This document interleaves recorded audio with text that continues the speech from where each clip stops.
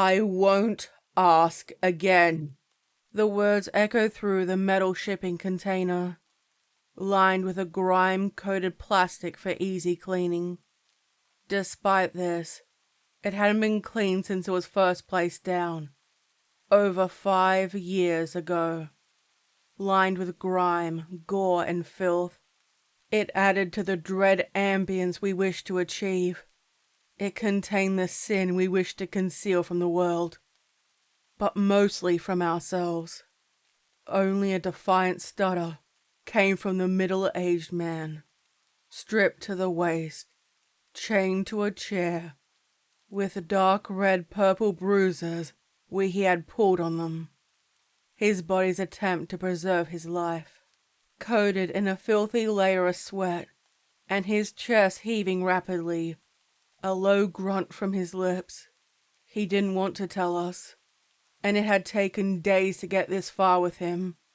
There were several burn marks on his body, some old white lines, and others fresh, pink or red, with a foul-odored puddle beneath him that none of us concerned ourselves too much about, coupled with the scent of fresh and dried blood, body odor, and burnt skin.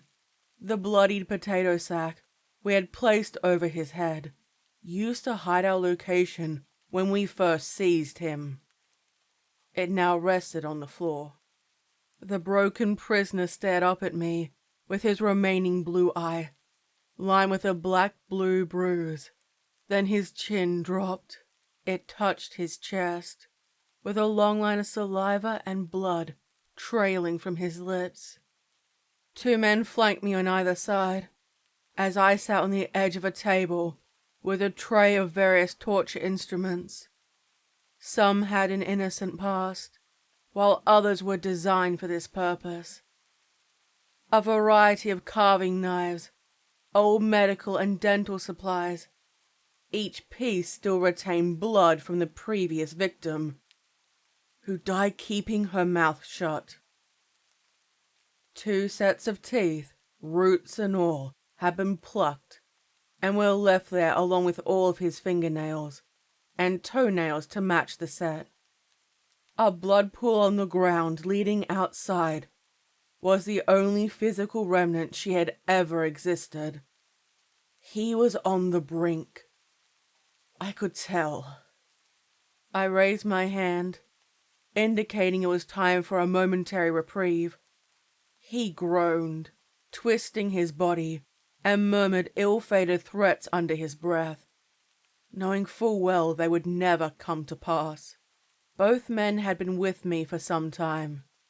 With his dark hair tied back, with flecks of grey and a beard, Jack stood with a knife in one hand, while the other, Adrian, shorter and slender, had a sizzling hot poker in his, still with the remnant of burnt skin clinging to it. It was placed on the prisoner's shoulder, allowing it to sizzle on living flesh. All that was achieved was a scream and a venomous promise to do us harm. In another life, one could assume we were related. All of us have similar facial features, yet no blood ties. The 3 of us wore jeans with boots and a plaid shirt, functional for our new occupation. I gave Jack a solemn sideward glance, then inclined my head. The knife wrapped around his pointer finger, pushing down, and with a loud cry and a crunch, the finger fell to the floor with a spurt of blood. 2 snarling Belgian Malinois dogs fought over the piece and gobbled it up. It snapped easily in their mouths. I watched, not blinking nor shying away at the sight. His animalistic screech had turned into mindless babble. Artemis! Apollo! Heal!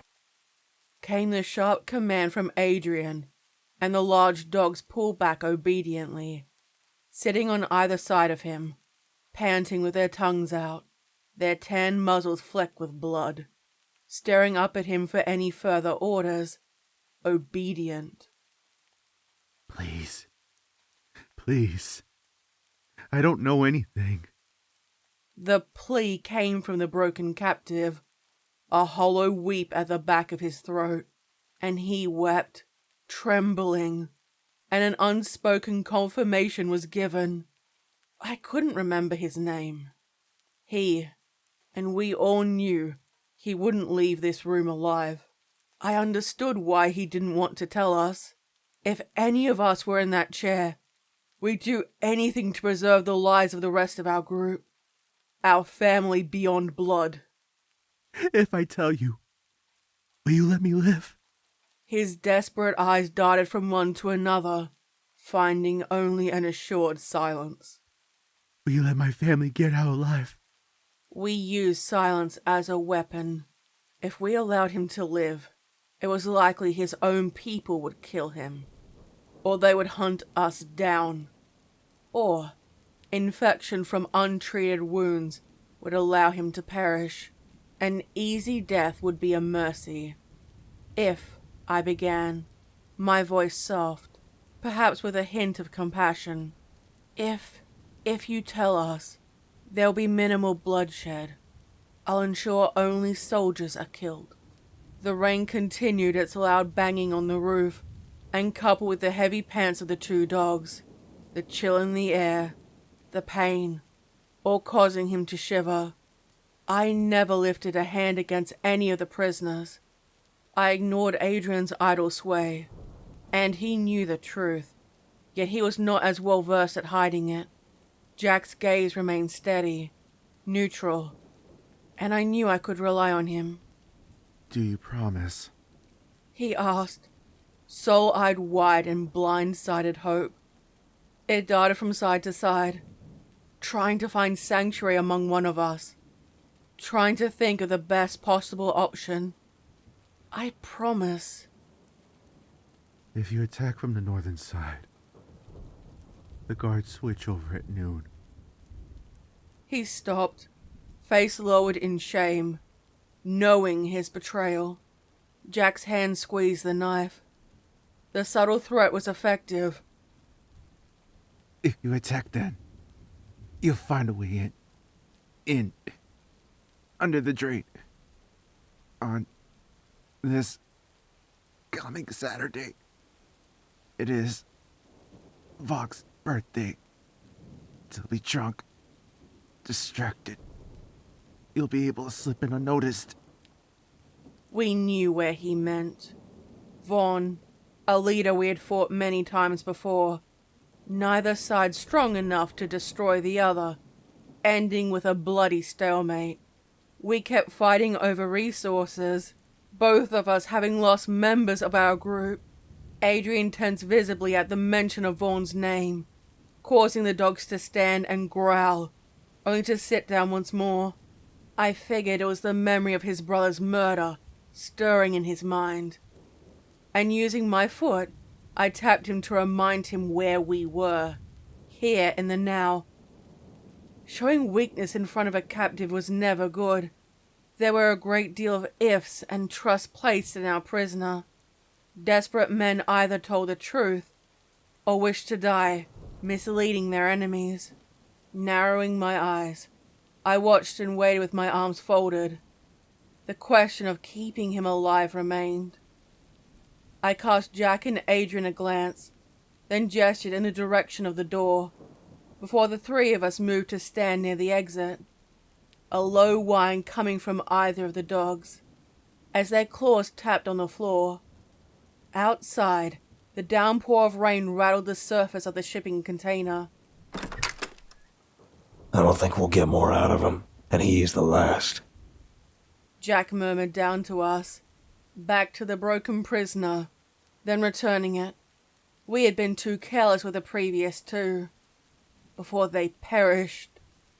We can do our own scouting, see if he's telling the truth.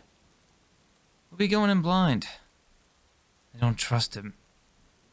Adrian added, a stray hair coming down his forehead, reaching down to ruffle the head of Artemis. We found him as a child, with his now dead brother with a pair of puppies. The corpses of his parents in a car. It took them years before they spoke to us. having preferred the company of their canine companions. The dogs' heavy breathing, with condensation rising from their mouths, with Apollo standing and sitting himself back down. I think we should kill him. The whisper was harsh, irritated. I was now faced with a dilemma. Kept alive, he would be a hostage. Yet there was always a chance, his limited knowledge of our base being used against us. Thus far, our home hadn't been discovered. Yet. And we hoped to keep it that way. Still, he was our last prisoner. Keep him alive. For now. We could use him, I whispered, then nodded in the direction of the door, and the younger one took the command. Adrian leashed both dogs, opened up the door with a loud creak, and the flood of moisture poured inside. The grey sky and heavy rain poured down. He left to take his favoured pair outside, into the elements to wash, dry, feed, and otherwise care for them. Jack and I watched him fondly. It had been several years since we first found him on the road, and took him and his brother in, raising him as one of our unofficial children, one of 7, the last to survive. We turned back to the captive, whose head hung limp and body strained on the chains. Jack exhaled stoically, approached him, and placed 2 fingers on his neck to check for a pulse. Silently, I hoped the prisoner was still alive. There was information we could have extracted from him. He shrugged. This one's dead. And called out, nonchalantly, reaching into his pocket for the key and unlocked the padlock. I couldn't remember his name anymore, either due to not wishing to, or a lack of care. Fuck. I doubt we'll get a chance to get another. Any idea what finally did him in? With an irritated sigh, I unwrapped the chains from around him, dropping them on the floor with a loud clanking sound, allowing the corpse to fall face first onto the concrete, leaving a fresh, bloody pile behind. Heart attack, I'm guessing. Won't know unless I cut him open. We'll dispose of him tomorrow, I said, stepping outside into the downpour. The sky was grey, the water coming down at an angle, and barely a shadow of the forested hills in the distance. In isolation, we found security in an abandoned farm we took over. There was room for chickens, pigs, and goats, but otherwise any vegetables had to be grown in the greenhouse. The old farmhouse served as a family home. Walking toward it and hearing the door close behind me, I knew Jack was one step behind. We went into the mudroom to remove the muddy and bloody clothing from our bodies, placing them in the large sink, and washing ourselves in what had been a dog wash bath, large enough for us both, and content in our mutual nudity, having fallen into each other's company not long after the world fell into decline. We washed ourselves. Once we freshened up, we put clean clothes on and rinsed out a majority of the mud out of our clothing before hanging them up, leaving them to dry, closing the front door, locking it with a click, and bolting it behind us before putting up the makeshift barricade, bookshelves, vanities, anything. All part of our usual routine. We need to double check to make sure. I don't like how the dogs were barking last night. Soon. We entered the well-worn, country-style kitchen, with a circular wooden table surrounded by 5 chairs in the center. A large pot with steam rising from it. After being out in the wet and cold, it was a gift to eat something warm. I peered inside. The questionable meat no longer stirred my stomach and caused my mouth to salivate. "Come on! We'll eat and get back to work," I called out to them. The 4 men who had become close to. "Ernie, any news?" He let out a grumble. the eye patch covering his left eye. A scar down the same side of his face kept the skin taut, unnaturally so.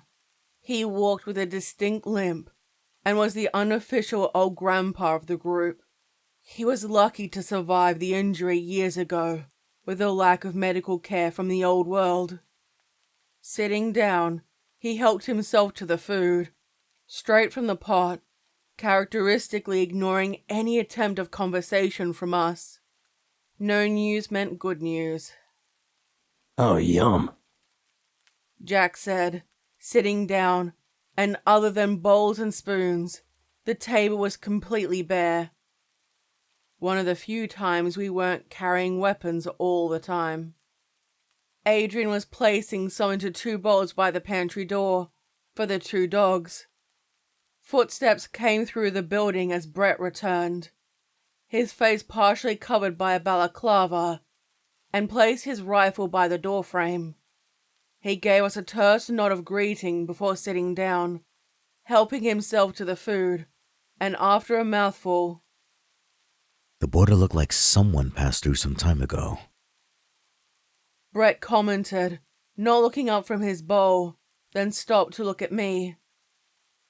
We really need to get the radios fixed. He wasn't wrong.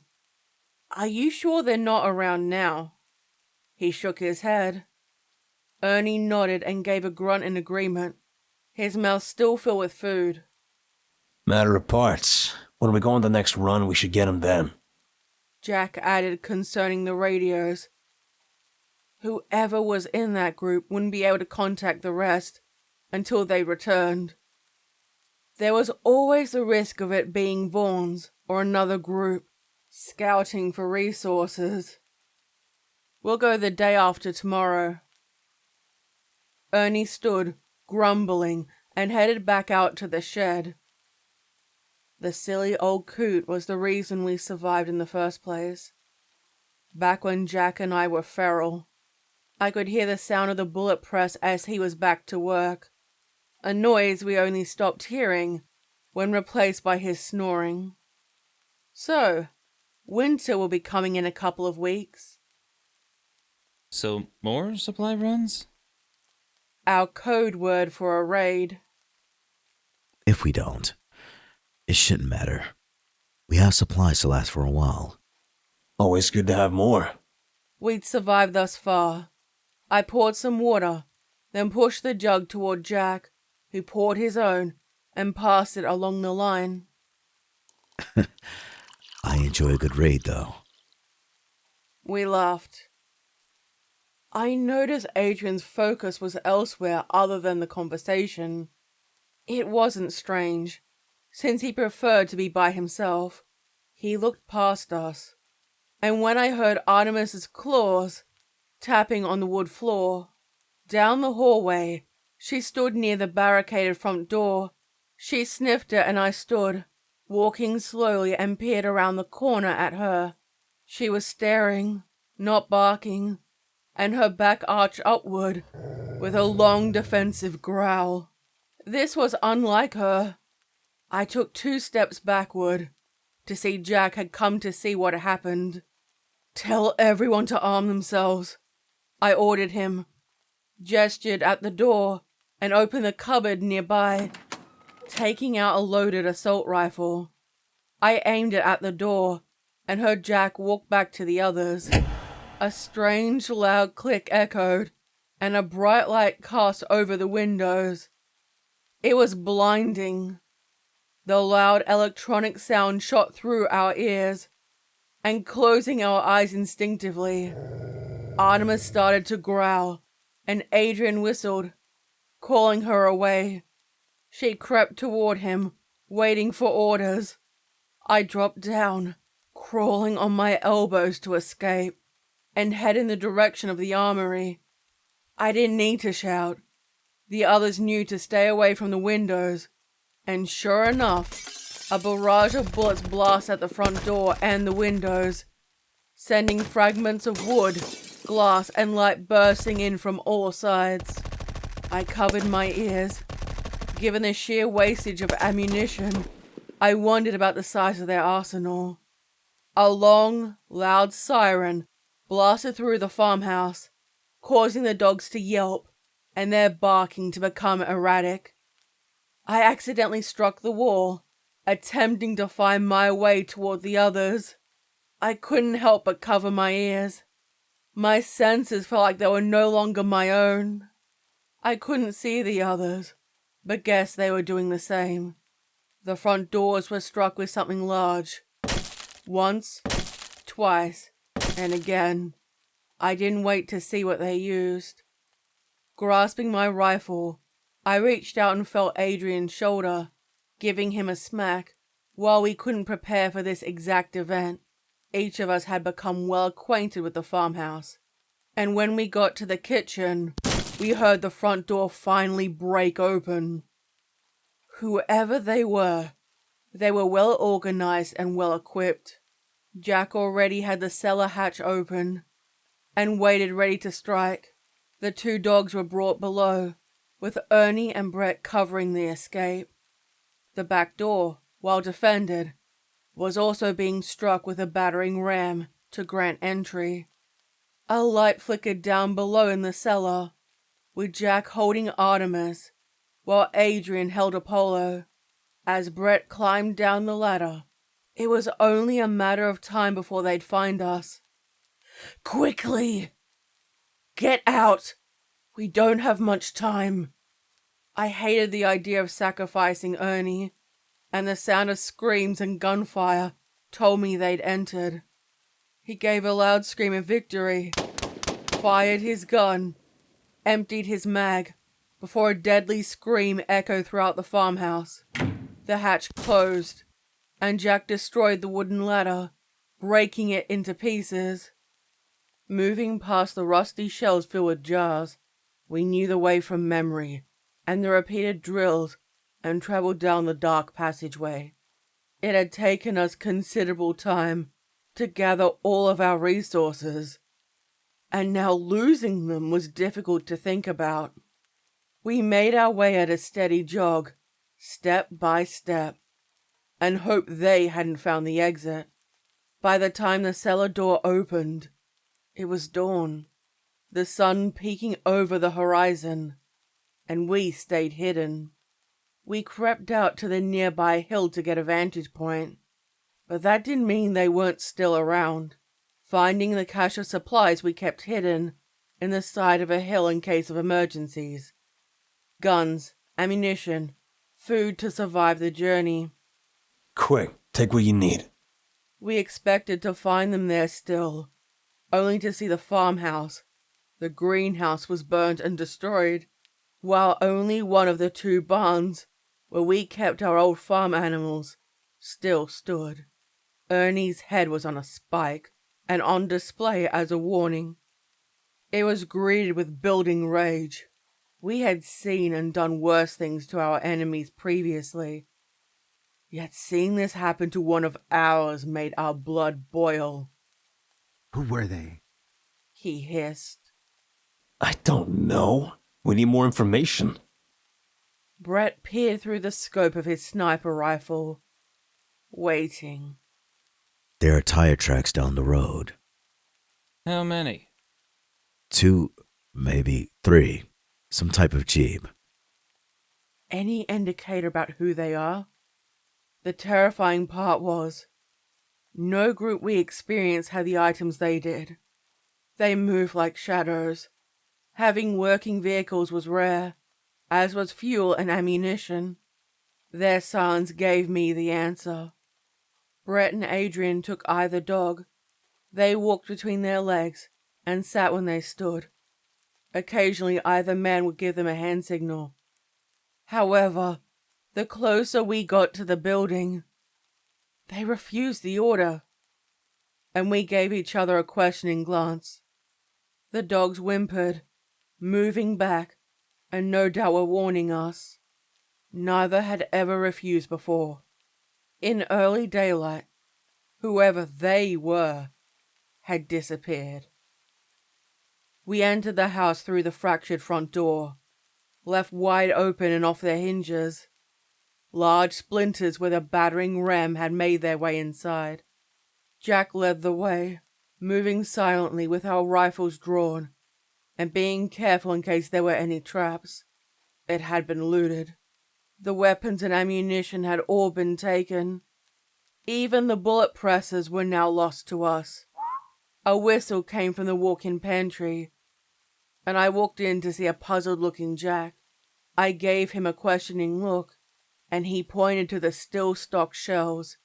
There were large containers of water on the lower levels, and shelves were filled with supplies, tin cans, boxes, and other goods. All were valuable. I opened the medical crate. It too was left untouched. No one would risk leaving all of these valuable items. We found the remains of Ernie. I don't know what could have done something like this. None of us shied away from death nor the dead. He was in pieces, dried blood on the floor, while fresh dribbled down from the ceiling. His severed feet and hands spread apart. Those missing eyes were placed in the center, and coupled with an open rib cage. There wasn't much left of him to worry about. Jack picked up one of the hands. 2 tips of the fingers were missing, and turned it to the side and showed me the edge. It was jagged and torn. He was about to toss it back down when something caught my eye.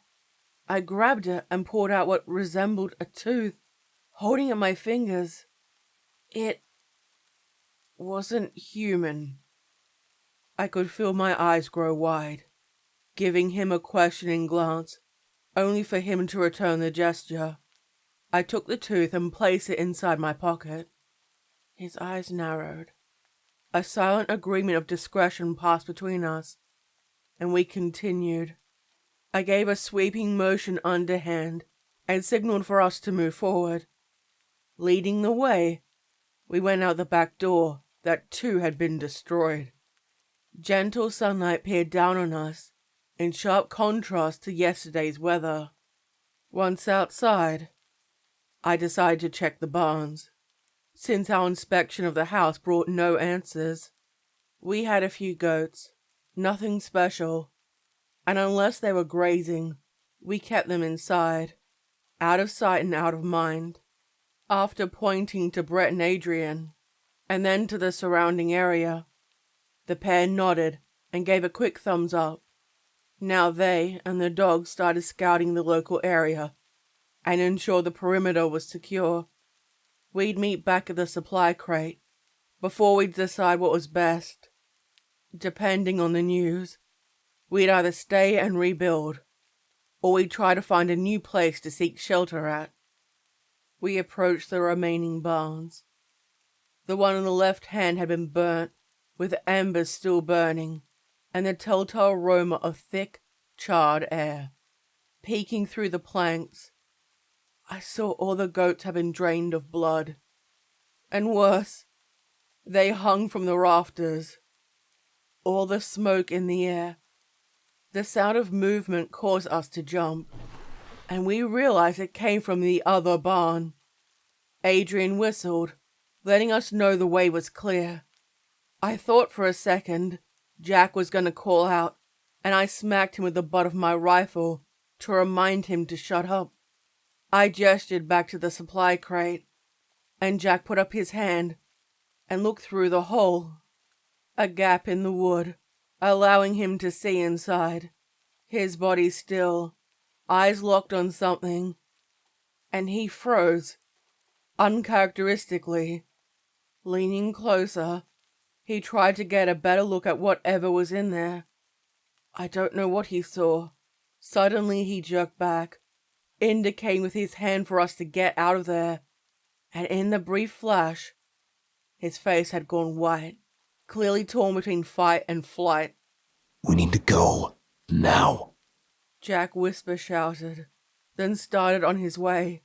I followed him, unsure what it was, but not wasting any time. There were 3 shots in the distance, each from Brett's sniper rifle, and 7 from Adrian's rifle. We heard howls and barking, We made haste, and unwilling to lose more of our ranks, we ran toward the sounds, weapons ready to fire. The open crate was covered in blood, and we came across Adrian, crouched over the body of one of the dogs, Artemis. She was on the ground, legs trembling and frozen in fear, a wound at her throat and chest, no doubt where she had been attacked. "What happened? Did you see them?" I demanded sharply.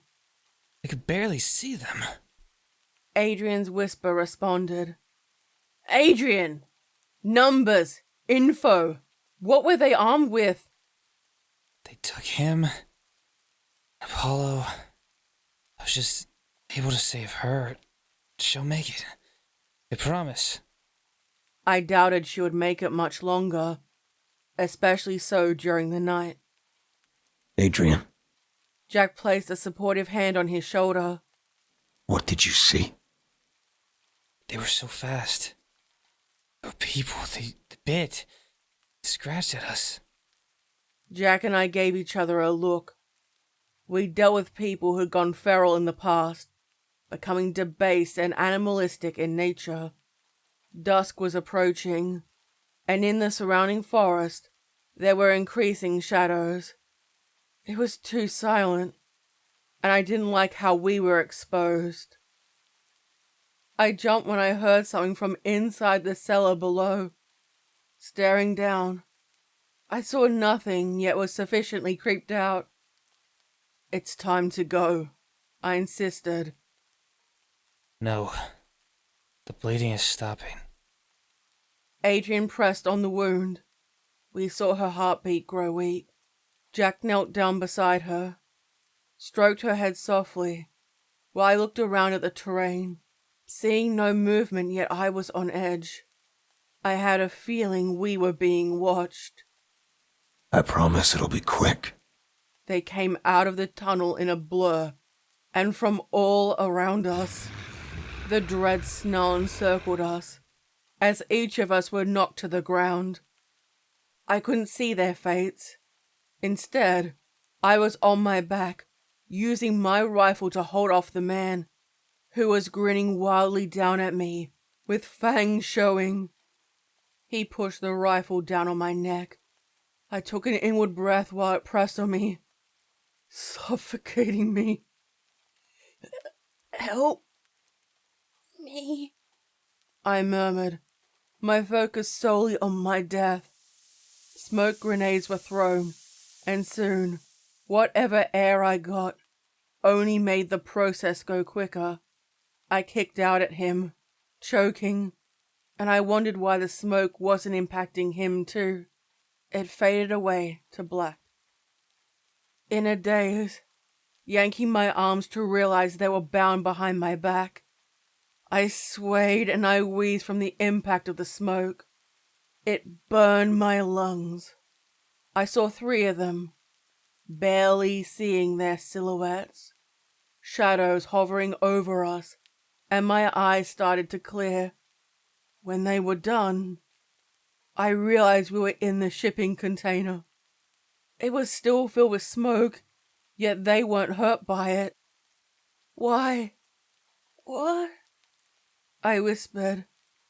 "We found you because of all the blood."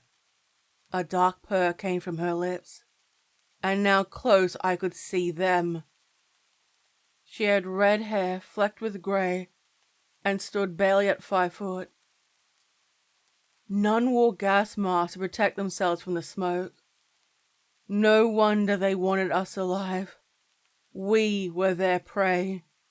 I looked around the shipping container, vomiting in my mouth, knowing my fate would be the same as many who came here. "Who are you?" I demanded.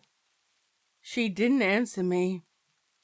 We were all bound, arms behind our backs, and only the 3 of us remained.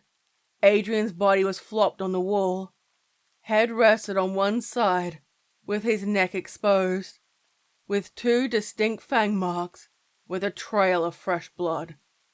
I heard Jack's shallow whimper, lingering, and behind her, I saw him, strapped to that same chair so many people had been in. His shirt was pulled open, and he had multiple bite marks all over his body. One on his neck, one on the inside of his arm, on his shoulder, and each were barely bleeding. What on earth? I knew he still lived by his breathing and erratic heartbeat. Now, I saw her eyes light up, and her fangs showed. do you want to join us or die?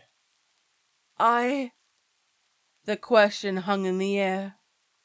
I peered outside to see their human cattle.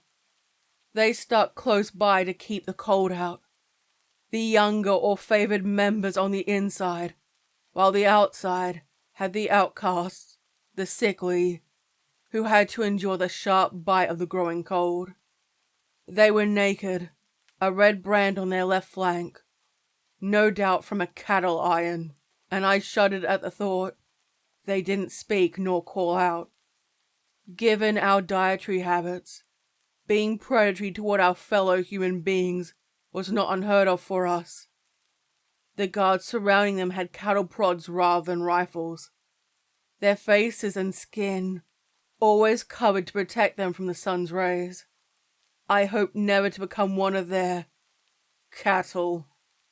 I'll be what you are. I relented, and her teeth sank into my neck. I screamed, squirming until I felt one bite after another. Nameless vampires joined in the feasting. The pain was indescribable. My heart ached and every vein pinched and pulled while I was drained of blood. I thought my heart was going to give out. The change was different. I woke up, ravenous, and realized Jack, Adrian, and I were locked inside that shipping container, in the dark. Except, I could now see where I was. The door opened as a burst of sunlight sent us back, covering our faces to prevent the rays from torching our skin. And another was added.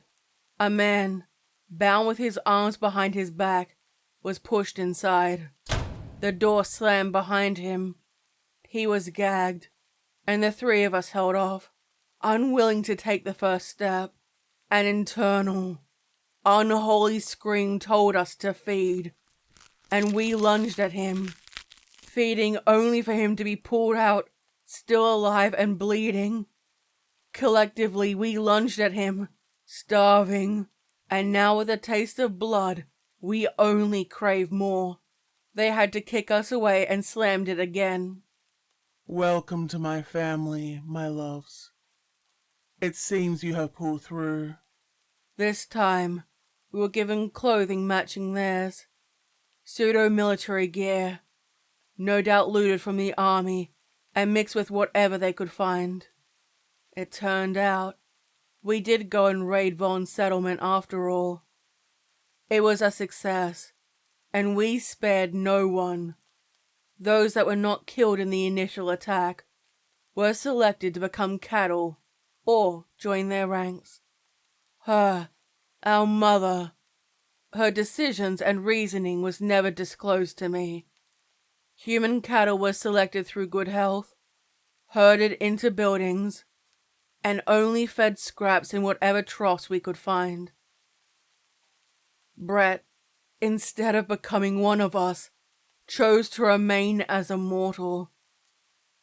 I thought they were going to kill him, yet instead, his tongue was ripped out, his pointer finger sliced off, and his hamstrings cut to limit his mobility. He was led toward and soon absorbed by the herd of humans. All that came from them were sad cries, and over time, they became more beast-like, shunning the cold whenever another was added to their ranks. They made animalistic grunting sounds, or squealed whenever we got too close. I had to acknowledge that he was no longer one of us. I remembered trying to speak to Brett right before the dawn, when the others hid underground, and a rare moment where we could be alone. Asking him if he wanted me to kill him, and to apologize. All he did was cower away from me, scared to look at me, waiting for me to attack. And I realized he was more animal than human. The broken shadow of a man as he defecated on the ground, stepping in it, and struggling to get back to the center. I wrinkled my nose in disgust, more so at myself. We stayed in the farmhouse, no longer our home, with our greater family. And finally, the local area had been cleared of humans, and thus our journey began. We got in one of the jeeps. The memories of what happened, the events that led to us turning now, nothing but a faded memory. Adrian didn't speak anymore, unable to remember his constant canine companions, yet the hole they left couldn't be filled. I stared out into the wilderness when we drove away, and saw the two dogs, Artemis and Apollo. Their eyes glowed, and they too had changed. We truly had become the ones God forgot.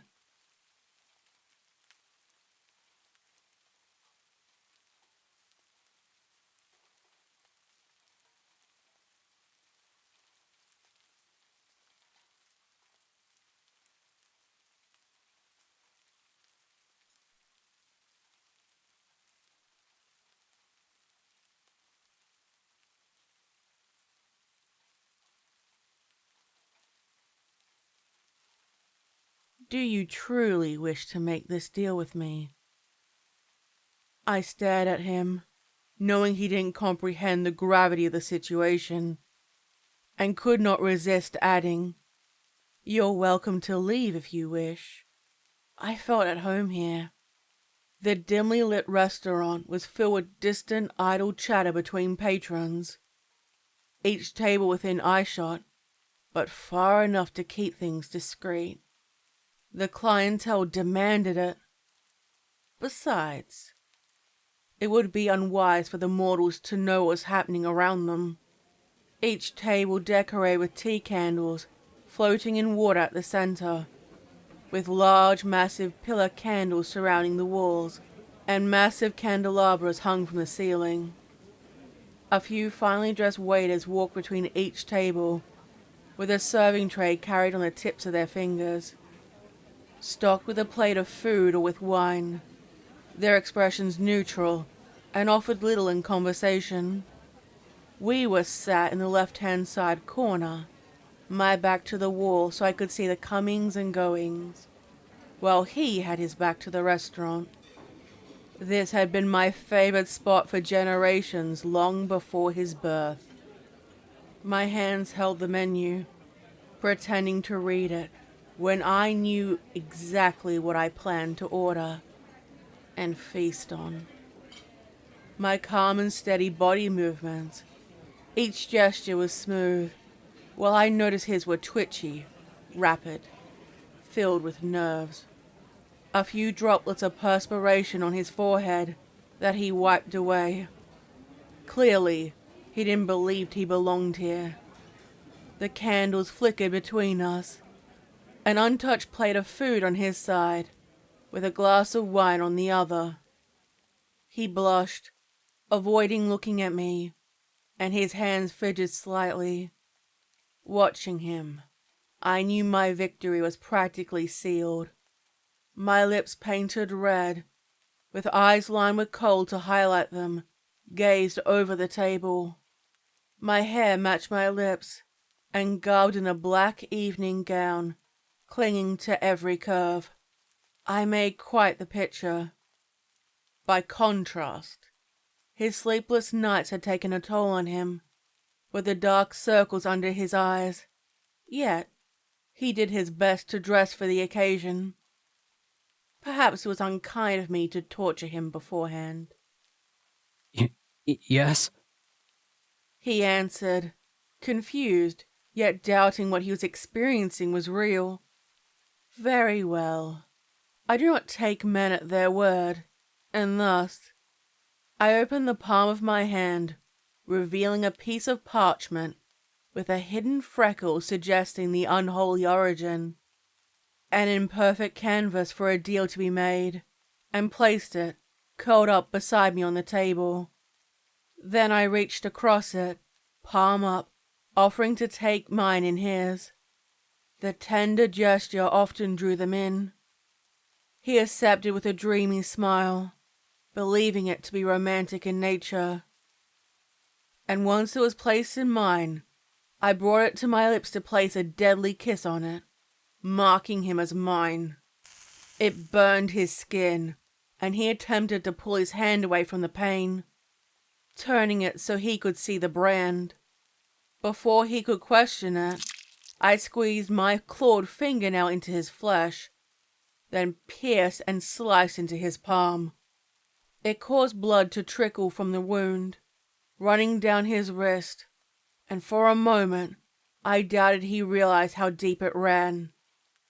What? What are you doing? The alarm voice came as he winced in shock.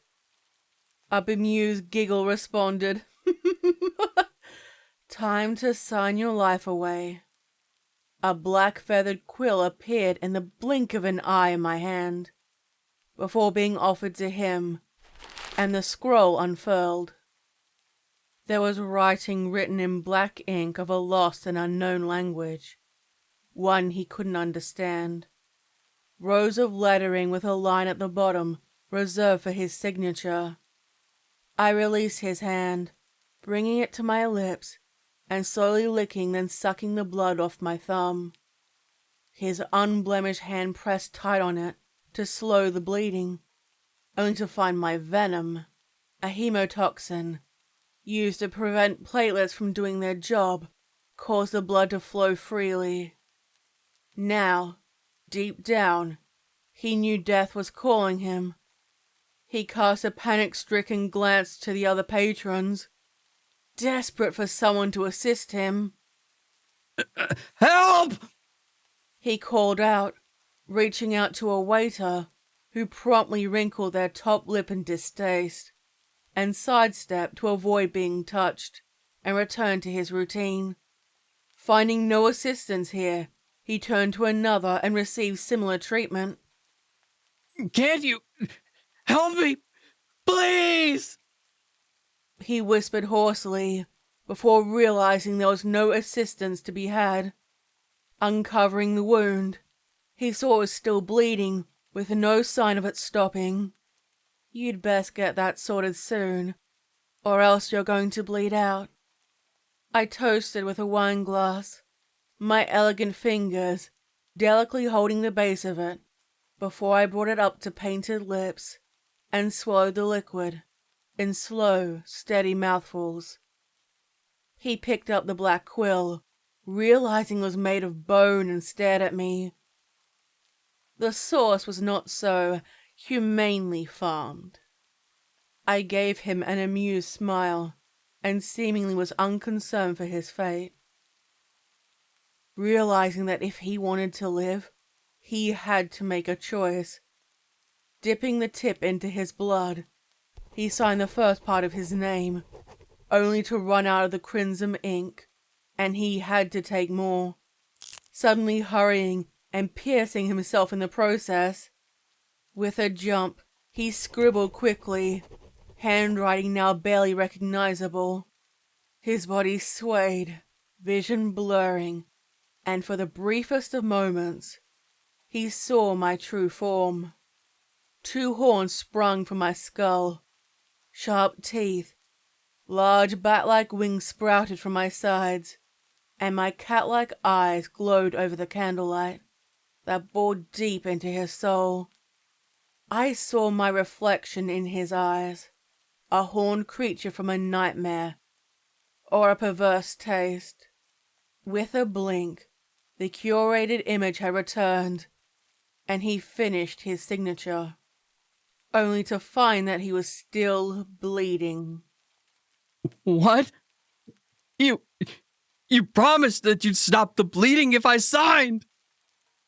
He exclaimed, tightly pressing his hand. And already it coated the previously white tablecloth. His white dress shirt clung to his stomach with blood, and the realization sank in that he was dying.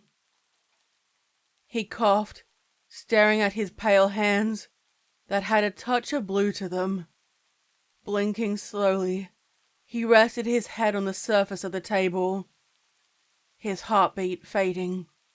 His eyes finally closed, and he drew his final breath. I finished the remnants of my wine and placed the glass on the table, when a lanky, silver-haired, well-dressed waiter stood by my side. I hope you're satisfied, madam. I will ensure he is brought to your room completely intact. His heavily wrinkled lips curled upwards in a pleasing smile. A quick, ravenous lick of his lips and watering of his mouth warned me of his possible intention. "You'd best not take a nibble like last time, Frederick," I cautioned dryly. Of course, madam. He bowed deeply, formally, and yet stood politely beside me in a not-so-subtle reminder. Alas, how could I forget a tip? Letting out a slow exhale, the only sign of a slight indication of irritation, and knew what he desired. I opened my handbag, reached inside, and took out a still-beating heart, then placed it in his white-gloved hand. Thank you, madam. He accepted it hungrily, placing it gently on the platter, and left carrying the body in tow. Frederick had kept his word. The corpse of, what was his name again? Checking the parchment to see what it was. Stephen Lancaster. No one I would have chosen for him. His corpse lay on the king-size bed, the sheets alabaster with a pink outline around him, drained of blood and without clothing. The faint aroma of an early death clung to him, a hint of disinfectant, and bare traces of blood. I could sense the other actions occurring in the other rooms, some intimate, some being feasted on, while others were enduring them both. Mentally I shut the imagery out, focusing on my own prey. It was time, and I couldn't waste more. I disrobed, allowing the ebony silk robe to fall to the ground, and stared at my reflection in the mirror. My hands trailed over my body, no longer recognizing the mortal form I use regularly. In human form, the illusion of fertile beauty, with my red hair loose around my shoulders. I wondered when my form would alter, and thus far, this one had proven to be a favorite. A circle of 7 black pillar candles around the bed were lit up with a single strike of a match. Without the training from my elders, I was unable to bring him back without aid, and thus required the ritual. Once they were all in place, closing my eyes to focus, summoning the powers of my kind, and allowed the illusion I had created to fall away. Stepping on the bed, I easily straddled his corpse and rested my hand on his face, studying his facial features. The dead always looked more youthful, the stress of life now gone. A short clipped beard, amber-colored eyes, a slightly crooked bottom jaw, and short black curls framing his face. Remembering the conversations they had, where he'd mentioned his many conquests, some true whilst others were pure fantasy. How eager he was to be lured by me, how willing he was to throw aside it all. Using the warmth of my body, I leaned down to press my breast against his chest. His flesh was still warm, and gazing at his face, My clawed fingertips pried open his dead eyes, staring intently into his, and began to will him back to life, imagining breath in his lungs and his heart beating. Having not been dead long, it should be easy. A soft, dread whispering from my lips, in a language from before humanity walked the earth, a time when gods roamed and fell. His left hand by his side twitched, the spark of life coursing through his veins, and the whispering grew louder, urging him onward. His right trembled, and his chest jerked upwards. His feet shook, and a deep, guttural moan came from the base of his throat.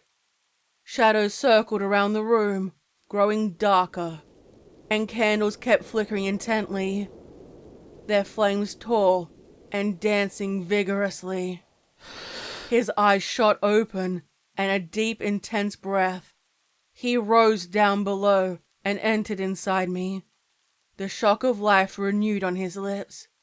My hands rested on his chest, and my hips moved in a slow, steady rhythm. His seed would bring him back to life. It was working, his body reacting, being brought back from death and a new form of life. With a long, gasping moan, he reached his peak with a sharp jolt of his hip before releasing his seed. I let out a smug smirk of victory. The pact was now complete. The candles all snuffed out at the same time, sending trails of smoke up into the air. He choked, before coughing deeply, veins showing in his bright red face as the agony of life returned to him. I lifted my body up. Stephen rolled to his side, coughing and vomiting up a thick, black, sticky gel in heavy clumps. What happened? What did you do to me? Stephen's rasping voice blurted out, staring up at me, and was greeted with a cool, methodical stare in response. I brought you back. Death does not negate the contract, I answered, my smirk revealing a fang. And besides, how better to begin your new life? I practically bared my teeth. Cancel it. His words fumbled. I died. I remember bleeding out. I can't be back here. Wincing, teeth taut together, his hands clutched his head to keep the memories at bay. Stephen lurched forward, head in his hands and groaning deeply, his teeth now chattering, trying to bring feeling back to his fingertips. The memories of his old life flooded back, and yet they no longer felt like they were his. His muscles ached. Suddenly a feeling of freezing uncertainty washed over him. The dead were rarely grateful to be brought back, especially when they were now under the yoke of eternal servitude. My hand took a chair, used for amorous, watchful purposes, and pulled it over with a gentle creaking sound. Sitting down on it, completely at ease in my nudity, my right leg crossed over my left and leaned on an elbow on the left-hand side. Stephen was still rasping, hanging off the foot of the bed, and wrapped his arms around himself, shivering. Poor dear, unable to understand the bargain he had made. Why am I here? He panicked, casting me a quick glance and darting his eyes around, still unable to look at me. A rising anger filled his veins, and brief images of him hurting me filled his mind. Not so discreetly. Stephen's focus rested on the door, and then sharply looked away. I knew he desired to escape. I've told you. What else do you need to know? I answered softly. A clawed finger moved to the direction of the door, It unlocked and creaked open, revealing a dimly lit hallway with faint sounds of someone crying softly in the distance. Or, perhaps, leave, if you wish. Yet understand, there are worse things out there than me. Unwilling to let this chance bypass him, he wrapped the sheet around his waist and ran outside, then down the hallway, only to hear my long, taunting laugh follow him. The door slammed and locked behind him. He rushed through what seemed like an endless hallway with countless doors.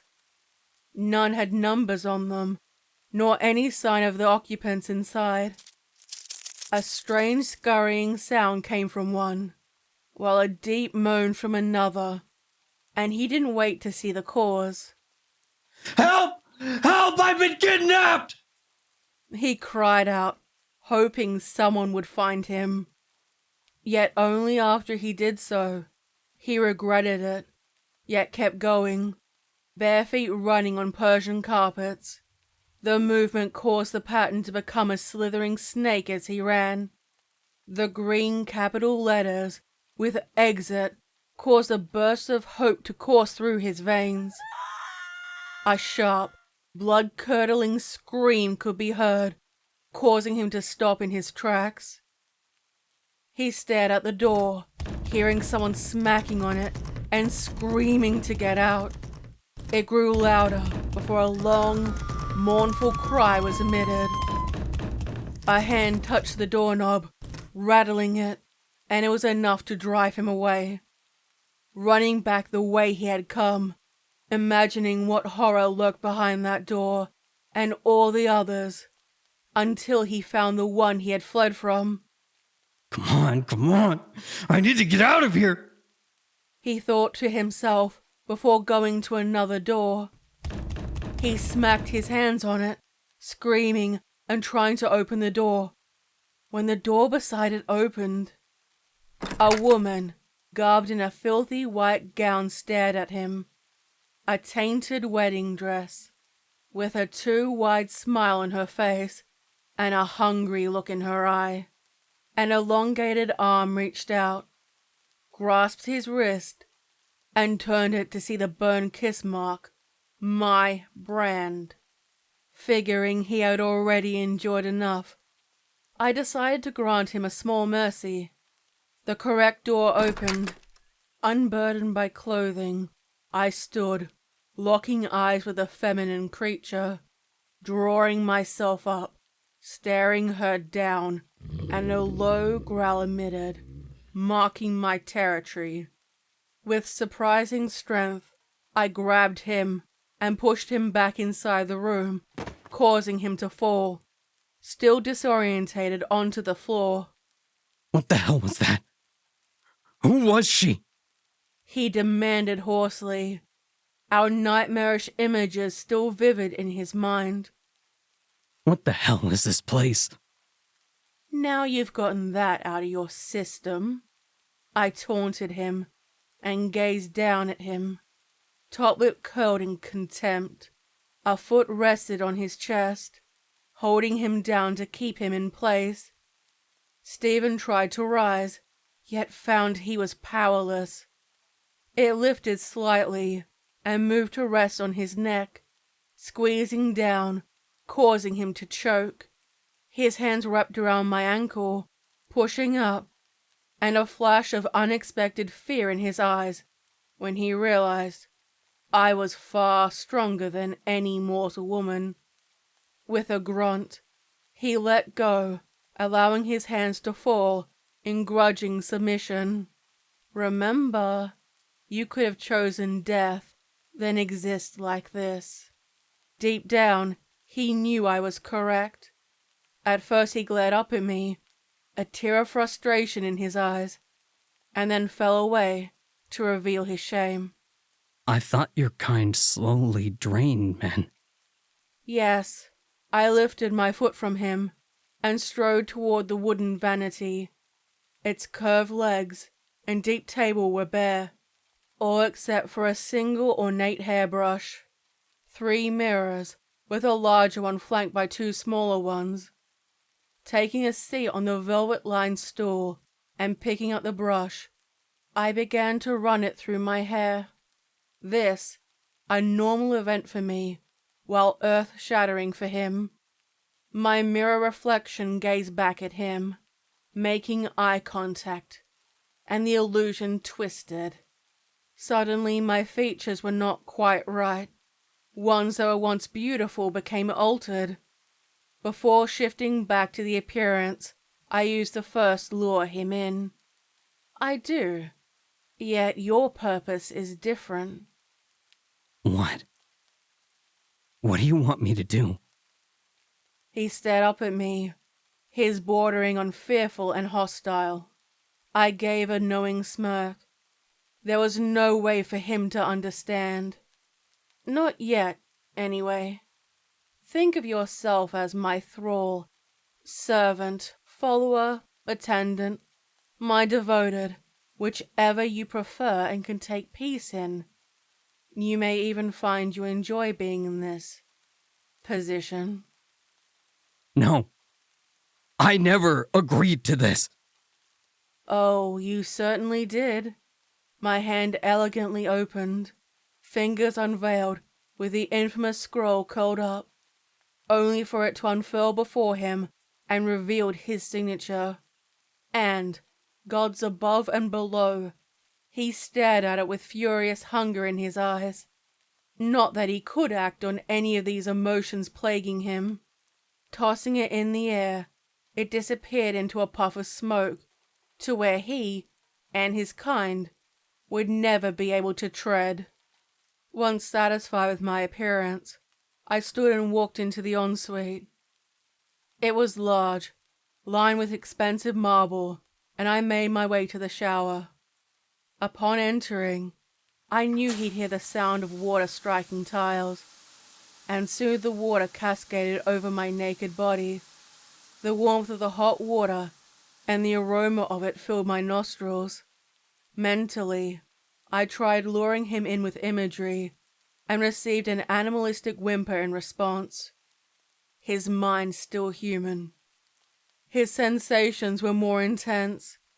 He sat head in his hands, the situation finally sinking in, and it was sooner than I expected. Death. He wanted to die. He strode to the curtain, drawing it backward to find there were bars to prevent falls. Not rare in hotels, and he pushed on them, struggling to escape. The bars refused to yield. "You may want to come in," I called out from the shower, smiling, knowing his desire to escape, yet after the incident earlier, I doubted he'd try that again. Closing his eyes, he rested his forehead on the window panel and exhaled. He entered the bathroom, and patiently, I'd been waiting for his arrival. Leaning on the wall, with water dribbling down every curve of my body, glowing eyes stared through the condensation and beckoned him closer. Stephen dropped the sheet to the floor, and taking my hand before I pulled him close, wrapped my legs around him. The feel of my skin against his mortal one, our lips connecting and caressing each other. He lost his shyness. Lips broke away to explore the contours of my body. The contact brought back more memories of what had occurred. He saw one man being drained, his eyes wide and his body withered, then lingered on the brink of death until he finally ceased to be. There were others, from countless cultures and time periods, leading all the way back to my dreadful birth. Over the course of several hours, we reached our climax multiple times in a mess of flesh meeting flesh. In smoke and water, surrounded by the elements, his body started to morph as humanity drained from his living, undead flesh. This time felt different. I could feel the change in him. After the cleansing, I left him to his thoughts, and dried myself in the next room, keeping a mental eye on what he was doing. He stared in the mirror, still looking yet no longer feeling like himself, and intently stared at his reflection, holding his eyelids open and noticing his pupils were larger, with little space between them and the iris. It too had expanded out into the sclera. Soon, there'll be no more difference to his eyes. His grey eyes would soon be no more. Turning his head from side to side, examining his features, barely recognizing them, and entered the walk-in closet to pick up the only clothing available to him, all in his size. Now dressed in a pair of black dress shoes, a white dress shirt, and black slacks, soon the pair walked down the hallway, and he, just a step behind me. And despite his attempts, he couldn't walk out of pace. Stephen could hear faint whispering from the rooms, and a swirl of voices surrounded him.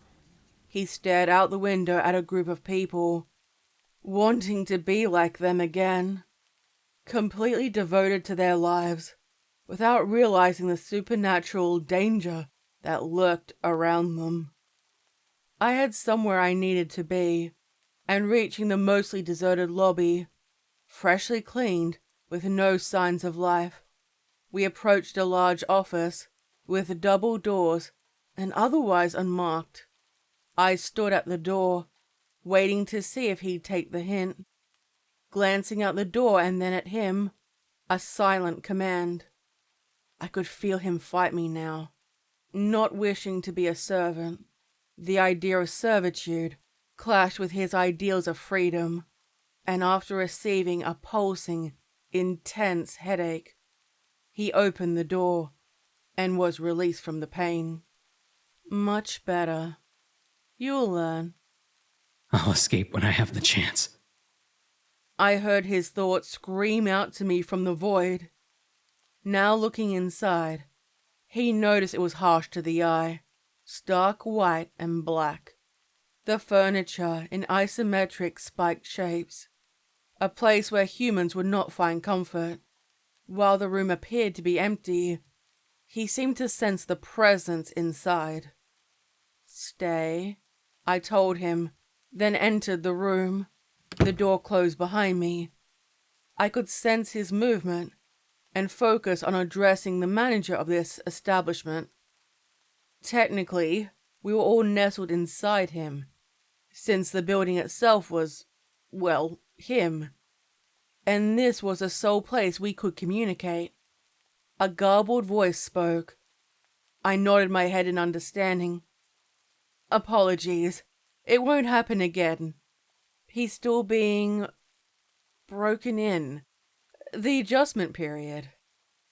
It became more hostile, and the threats increasingly demanding. The low growl warned me of both our fates should it continue. Expectant and irritating to listen to. I sensed where Stephen was, just in case he tried to slip away yet again. He stood patiently by the left-hand side of the door, his back resting against the wall, and gazed out into the hallway, oblivious to the meeting taking place. Then a woman, a ghoul, walking past, using shadows to deceive him, and took his hand in hers, pitting him against the wall and whispering in a low voice, her bottom jaw opening wide. As he widened his eyes, attempting to push her off, and his shades dropped and revealed his eyes to hers, she drew backward, releasing him, and left, walking down the hallway, muttering under her breath. I was surprised when I felt him. He wanted to reach out to me, hoping I would answer him, though I knew it was solely out of fear, perhaps to distract or to torment him. I sent him images of the various encounters we'd been doing over the past couple of months. Not that he realized how much time had passed. Torturing him, toying with him, and suddenly leaving him alone to his thoughts. He wasn't privy to the conversation taking place inside the room. He waited for an unknown amount of time. Again, memories that did not belong to him entered his mind. Some amorous, and most, if not all, ending in death. He saw a newspaper from the 1950s before it faded into nothingness. Now done, the manager's warning given. The door opened by itself, and I stepped through, agitated and unable to do anything about it. It then slammed, striking the wall. A feral look in my eye, and my lips a taut line. His brief, polite look offered questions he didn't want the answer to, and without a command required, he followed in line behind me. Always one step behind. This place had been my home away from home for the better part of 100 years. As we walked, he glanced inside one of the rooms to see a girl on her back, still breathing, and choking, with her ribs brutally cracked open, and an otherwise wholesome family scooping out her organs before feasting on their bloody handfuls. Their hands were naturally coated in blood and gore, spilling over the desk and their hands and clothing. Her breathing was becoming fainter now, and he most certainly could tell she still lived, even if humans could not. It is best you look. Take it all in. You're part of this world now. Why do you need me around? The demand snapped. I questioned, raising a brow of interest. Why do you need me here? Clearly you...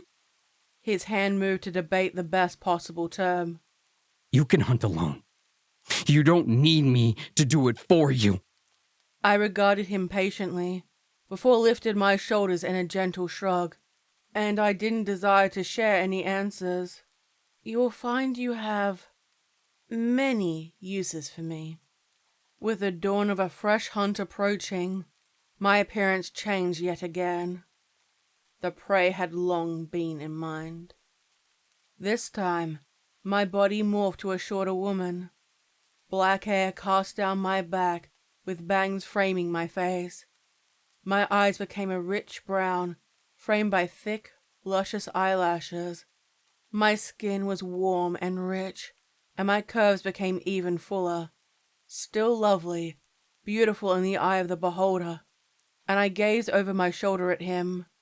My next victim, a businessman who gained his wealth through exploitative means, filming and then blackmailing girls who had flown over from another country.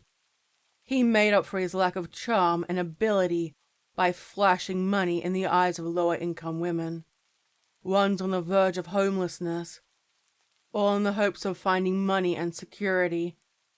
I waited across the way, at the same table we had been at, back when Stephen was mortal, and he felt mocked. I could tell by his frequent exhales and fidgeting. No longer could he keep count on the number. None of their faces were distinct anymore. You'll see, I told him. Show rather than tell. That happened to me. The realization set in that his experience was not the only one. Humans often center themselves and have trouble seeing beyond them. And yet, he retained this trait. How many has this happened to? I had lost count, their faces and stories lost to me. Not answering him, I rose to greet my latest victim with a friendly smile, leaving Stephen standing there and taking in his new world. I felt his heart rate spike, a jump, when he likely saw the shadows, both of the dual hunters and the hunted. I knew he wanted to warn him. Good evening. I apologize for keeping you waiting. I placed a tender kiss on my latest cheek, making a long stare at Stephen. Stephen placed his hand on the other man's shoulder, wishing to convey urgency. Humans. with their silly notions of preserving others. Excuse me, please, you need to get... He insisted, then was suddenly able to see what kind of man he was. A blink, and he was able to view his soul, the depths, and saw the struggles he had placed mortal women in, using them for money with promises of love and affection, only to leave them broken, blackmailed. Flashes of women with bruised faces, forever locked in debt that could never be paid until they are finally discarded. Perhaps I may have chosen ones that would pull on the old heartstrings, all for my own benefit. A brief, cautionary glance from me told him he was being foolish. Pardon, I mistook you for someone else.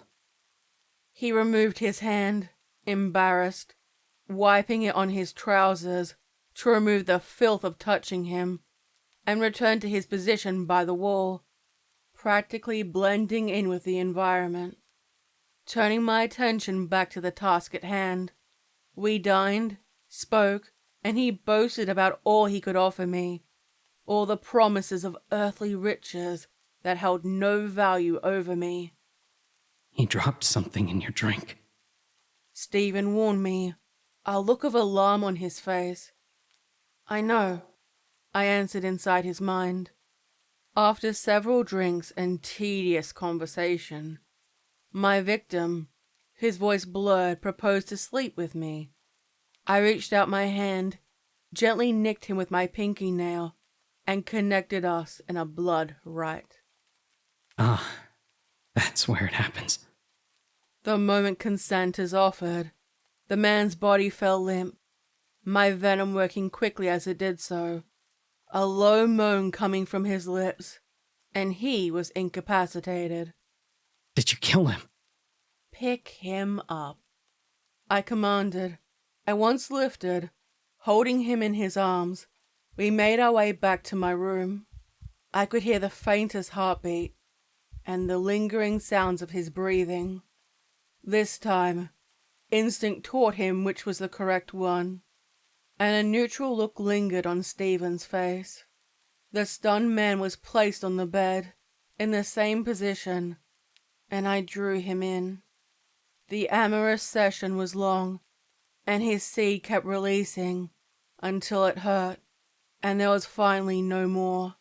With every roll of my hips, my flesh tightened around him, and without his seed, it now drained his life essence. His face sank in, leaving nothing but a withered husk, a skeleton that barely resembled the man he'd once been. Life leaving his body. The final breath, the most delicious part, and I drew it in.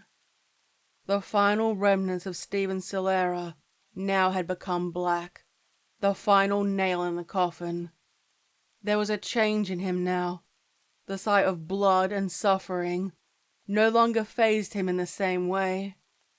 Watching him sit in the same seat I had taunted him previously, curious, expressionless, and I wondered whether he'd develop an appetite for it. Take him out into the alley. But what if the cops find him? You needn't worry. I gave him a dismissive wave of my hand, turning away. I watched through my eyes as he rolled the carcass up in a sheet, made his way unburdened and bothered along the hallway, the other supernatural creatures giving him a wide berth. The large wooden doors opened. It was cool with a breeze from nighttime. Not that he needed to concern himself about that anymore. Two of the butlers stood by the doorway, smoking, and otherwise ignored him, their faces grey, with sores of the dead lingering on them. One pointed his pinky finger, whilst holding a cigarette, to the alleyway to give him direction. He walked out, and threw the body into the alley, only for many arms to reach up, grasping and pulling on it, tearing the body apart, and the sound of feasting could be heard. He watched them removing evidence from the world and thought of all those missing people, the countless number who had become food for the many beings of the world. Under the flickering light of a street sign, he stood, then silently turned on his heel to walk back inside. He had no cause of alarm anymore. It is done. No protest. Nothing. We settled into what could be described as domestic life. He stripped the bed of bloodied sheets, silently removing the evidence, and threw them down the laundry chute. They echoed down, only to hear ravenous growling and tearing things up down below. He didn't even question it anymore. The greeting of the sun, my hands moved over my face, changing my appearance once again for my target. This time, it would be no villain, yet instead, a well-meaning man who would prove to be a challenge. "Are you ready for the next?"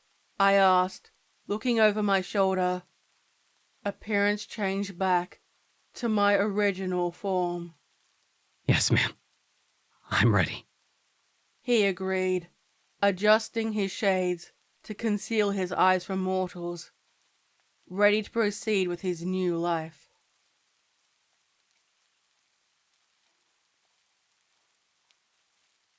The village was silent. The final grain of sand fell in the hourglass. The town mayor sending out the call for torches to be lit, and ordered the men to patrol the town from the safety of his manor house. He, his family and servants would be locked inside until it was over. Increasing visibility in the dismal town, and the steady footsteps of the night's watch, their muffled voices and forlorn words at an exhausting job.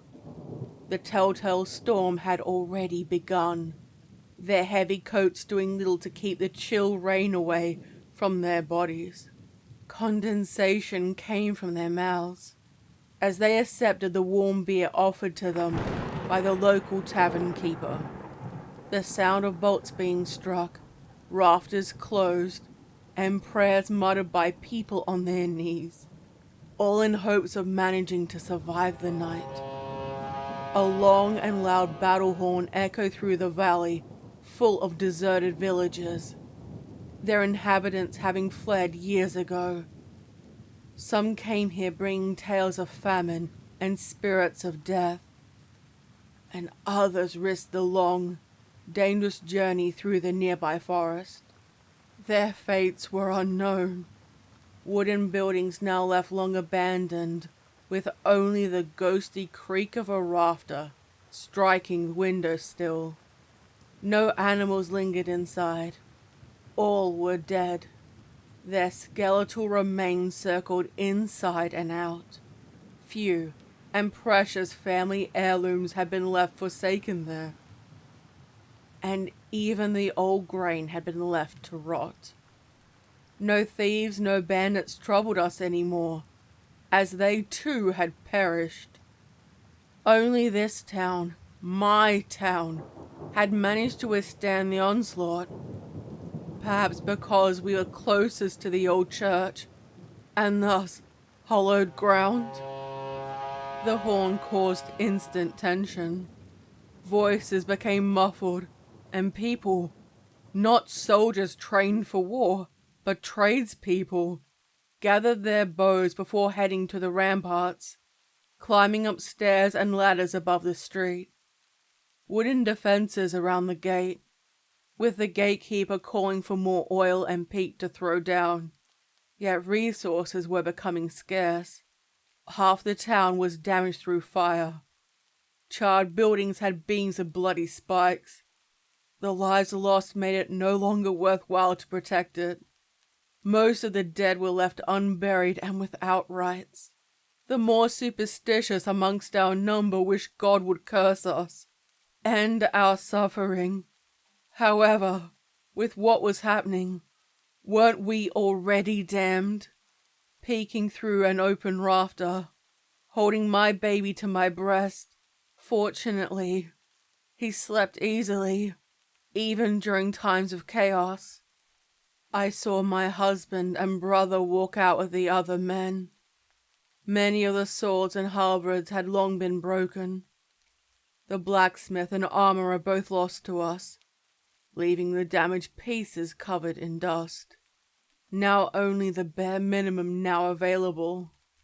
My father and eldest brother had already died, one during the first wave, and the latter a week ago. Their heads were lowered, down in assuming defeat, doing it solely out of duty, and the faint hope their loved ones would survive. They stood, shivering and waiting, while avoiding looking at all the reminders of death around them. The dead hung from the name tree, ancient and here before the town was built, older even than the ruins of the old church, with headstones with writing eroded off it, twisting, hung at the neck with their hands bound behind their backs, in varying stages of decay, were the deserters, executed for fleeing the battlefield, stealing food, or trying to hide during the battle. A solitary crow picked out an eyeball before cawing and flying away. Even the speakers of the dead were scared of the night. At first, it was rumored to be from one of the surviving villagers, but when a scout rode out, they confirmed there were no survivors, nothing but the dead. He lingered for a day before his body broke down and he perished. I closed my eyes. My heart shuddered in fear and kissed little William's forehead and began the tortuous wait. Instinctively, I reached for the cleaver handle by my side. I knew I might die, but I'd take the night with me, if I could. In the dark, the swirling mist circled. A rider appeared on the nearby mountaintop, and the great horse reared, striking the air with its hooves. No standard nor sign of who he was. A reaper? Or perhaps a demon from the underworld? Glowing amber eyes of man and beast as the rider came down and circled around the town. Only damaged traps remained, and no roar came from the near defeated foes. He carried a sack by the horse's flanks and reached inside, pulling out the decapitated head of one of the unfortunates before throwing it over the ramparts. A scream of recognition followed as they realized who it had been, a loved one of theirs.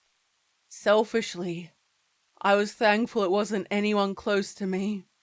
Soon 2 more heads were thrown over, adding to the others.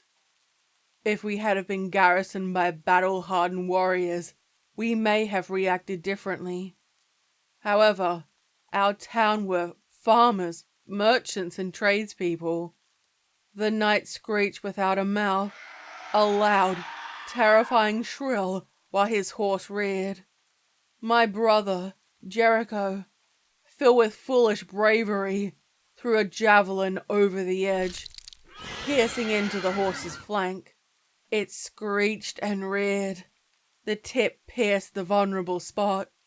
For the first time, the knight dismounted from his horse, landing on the ground with a thud. Jericho screamed at the others to throw something, to attack while we had him on the ground. We may not get another chance. Unfortunately, they didn't share in his bravado and screamed at him to get back to safety. The walking terror pulled the javelin from the demonic horse's flank. Intestines came out and flopped around, hanging loose on the side. Soon the broken javelin was thrown back over, just missing one of the men guarding the gate, and he mounted the great beast once more. Immune to the pain and damage caused, it snorted, tossed its head, showing signs of pure aggression. The knight's large greatsword raised in the direction of my brother, a threat and a challenge. My blood ran cold and my heart skipped a beat. This would be the last time I'd see him alive. Stirring in my arms, William started to cry, sobbing loudly in the overall silence. Perhaps an unnatural knowing of what would come. The knight rode away, down the dirt road, and a low, rumbling cry rang out. The shuffling started, as the mindless appeared through the mist, and began their walk in the direction of the town, some fresh and others old. There were those who remembered their old ways, while others walked straight into defenses, oblivious to their bodies being torn apart, pierced and pulled by the defensive spikes. They waved their hands, aiming to reach the living. Before, soldiers would have used sword and flame to keep them at bay, and no longer did they try to cut them down, only keep them out. Whispers of the dead. Killing them was hard. Their bodies partially able to move through physical defenses. Their eyes glowed, the same amber as the night, taking the form of men, women, and children. He, their master, brought them toward us.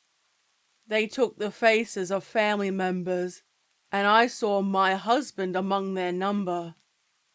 His gaze met mine, a cold one of the dead, and I knew I had to hold. Closing the rafter, clutching our baby in my arms, and ran down the creaking stairs. My mother sat by the dwindling hearth, still stirring the typical pot of stew, more like flavored water by now, and was dead to the world, her body living yet her mind withdrawn. "Do you want to come down with me?" I asked. She shook her head, opening the hatch to the cellar below, holding William in one arm and climbing down to the bottom. I'd be trapped when they came inside, but perhaps they would move on, finding the next place to plunder. Moving to one corner, sitting down and rocking him, I'd hear a knock on the hatch door and know it was safe for me to open it. Hours passed above my head, with blood-curdling screams. I heard muffled commands to hold the line and to stand firm. The hoofbeats told me that yet again, the Black Knight entered and launched his attack. Closing my eyes, muttering a prayer to God, any God to come and save me. Clutching dear William to my breast and nearly suffocating him. Closing my eyes, trying to keep the sound out. The cellar door slammed open, causing me to jump in delirium, and staring up at the stark daylight compared to the dark I resided in. I knew we survived the night. Exhausted, I climbed up, carrying William, and took one look at her forlorn face. It told me everything. She didn't meet my gaze. "Mother?" "Who died?" She kept walking away. "Tell me, who died?" I didn't wait for her. Instead, pushing past to see my father and brother. Both lay with their bodies cleaved into two. Different organs and body parts had been plundered. A lung and 3 ribs from my father, and the eyeballs, tongue, and kidneys from my brother. Why these parts were removed was a mystery, and the other men too had parts missing from their remains. Still clothed, only large pieces ripped as the night gained the necessary parts. Young William, now the only surviving male in my family, wept while I tried to calm him.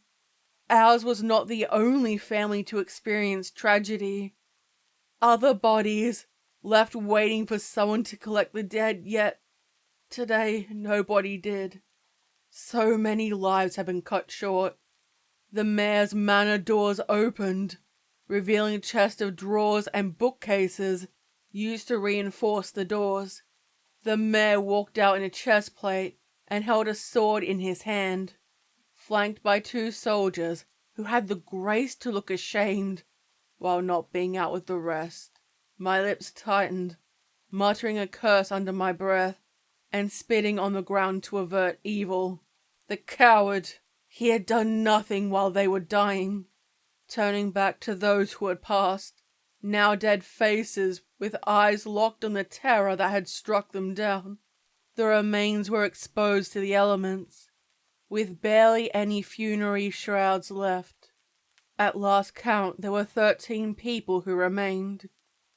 William and myself, my mother, the mayor, his wife, his 3 children, the 2 soldiers, a barmaid, a wounded guard, and lastly, the old crone who had been brought against her will into the safety of the town. I am no soldier, yet I know enough to understand we no longer had the necessary men to protect us. People barely spoke. An uneasy silence before a debate taken whether our efforts to bury the dead was worthwhile, given we too would soon be dead. They walked past each other in a daze, as silent knowing the end was approaching. The 2 soldiers, ignoring the mayor's commands, first buried their fallen brothers and helped us bury ours. Our priest had died with the first couple of waves, thus leaving one of the soldiers to grant them their last rites. I joined in standing amongst them. The mayor's wife, a woman I had only seen at a distance, stood awkwardly with her children, holding their hands. Only 2 did not attend. The mayor was absent, and my mother. The crone pointed and laughed at us, muttering about how we were all fools, and he would show us. Sitting happily on her porch, she was accused and acquitted of maleficent magic. I found my mother. Twisting and turning, her head hung low, with her tongue and eyes protruding from her mouth, while her arms hung loose and a kicked-over stool, preferring to leave this world through her own choice, choosing sin and temporary reprieve rather than the unknowing suffering of what was to come. I don't know how long I stood staring up at her, knowing I should have cut her down in case anyone saw her like this. Jacob, one of the soldiers, entered. A weariness claimed his otherwise content manner. A hand placed on my shoulder in silent support. Releasing me, he wrapped his arm around her body, cut her down with his saber, placing her down gently on the floor, while removing the rope from around her neck, giving my family the grace of not being tainted with such sin. He stood by my side and waited for me to say any final words. None came. If not for William, I would have happily joined her. The loss felt yet numb to the destruction of my world. I watched while she was placed inside the burial pit, dug wide, so any survivors could push the remains into it. Room for many bodies. I figured whoever survived would attempt to flee, cradling William in my arms. I wondered whether it would have been kinder to suffocate him, rather than to allow him to experience this suffering. There was no more bread, nor salted meat, or vegetables. I walked to the granary with a basket, sifting through the dirt for any potential crumb of grain. Finding barely any that remained, kneeling, I hid them inside my apron, and left, acting like I didn't find anything. The sky remained dark. Clouds littered the sky, with rotting fields surrounding us. The rain had caused it all to turn to mush. and what little food remained had been taken into the mayor's house. The crops were coated in black mold and past the time of harvest. We wouldn't survive the winter without help, and even though months passed, a message was sent to our Lord. There was no sign he would help us.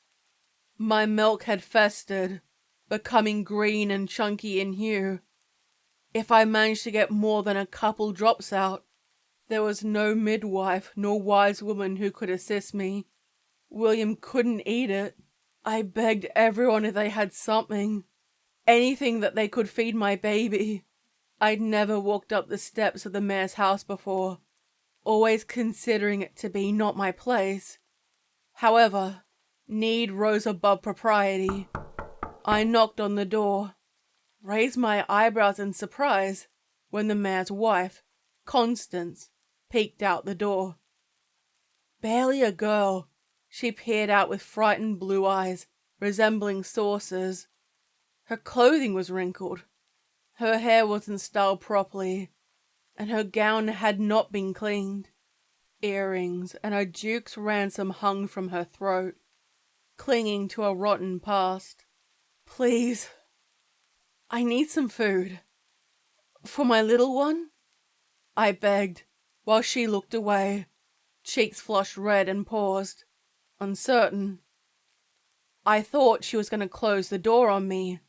Instead, "One moment," she answered, reached to give me some dry bread and half a cup of ale and water.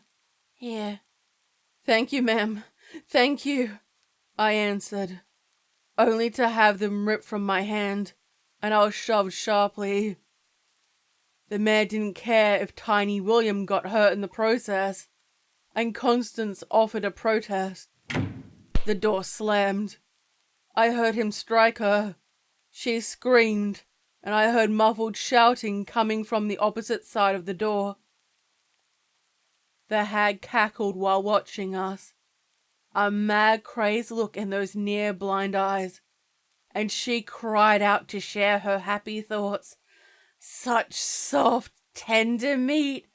Pretty lady getting what she deserved. May I hold the baby, missus?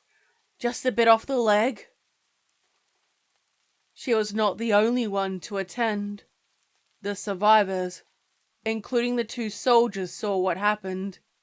Seeing a babe and mother mistreated, along with the food stores while they starved, it was more than enough.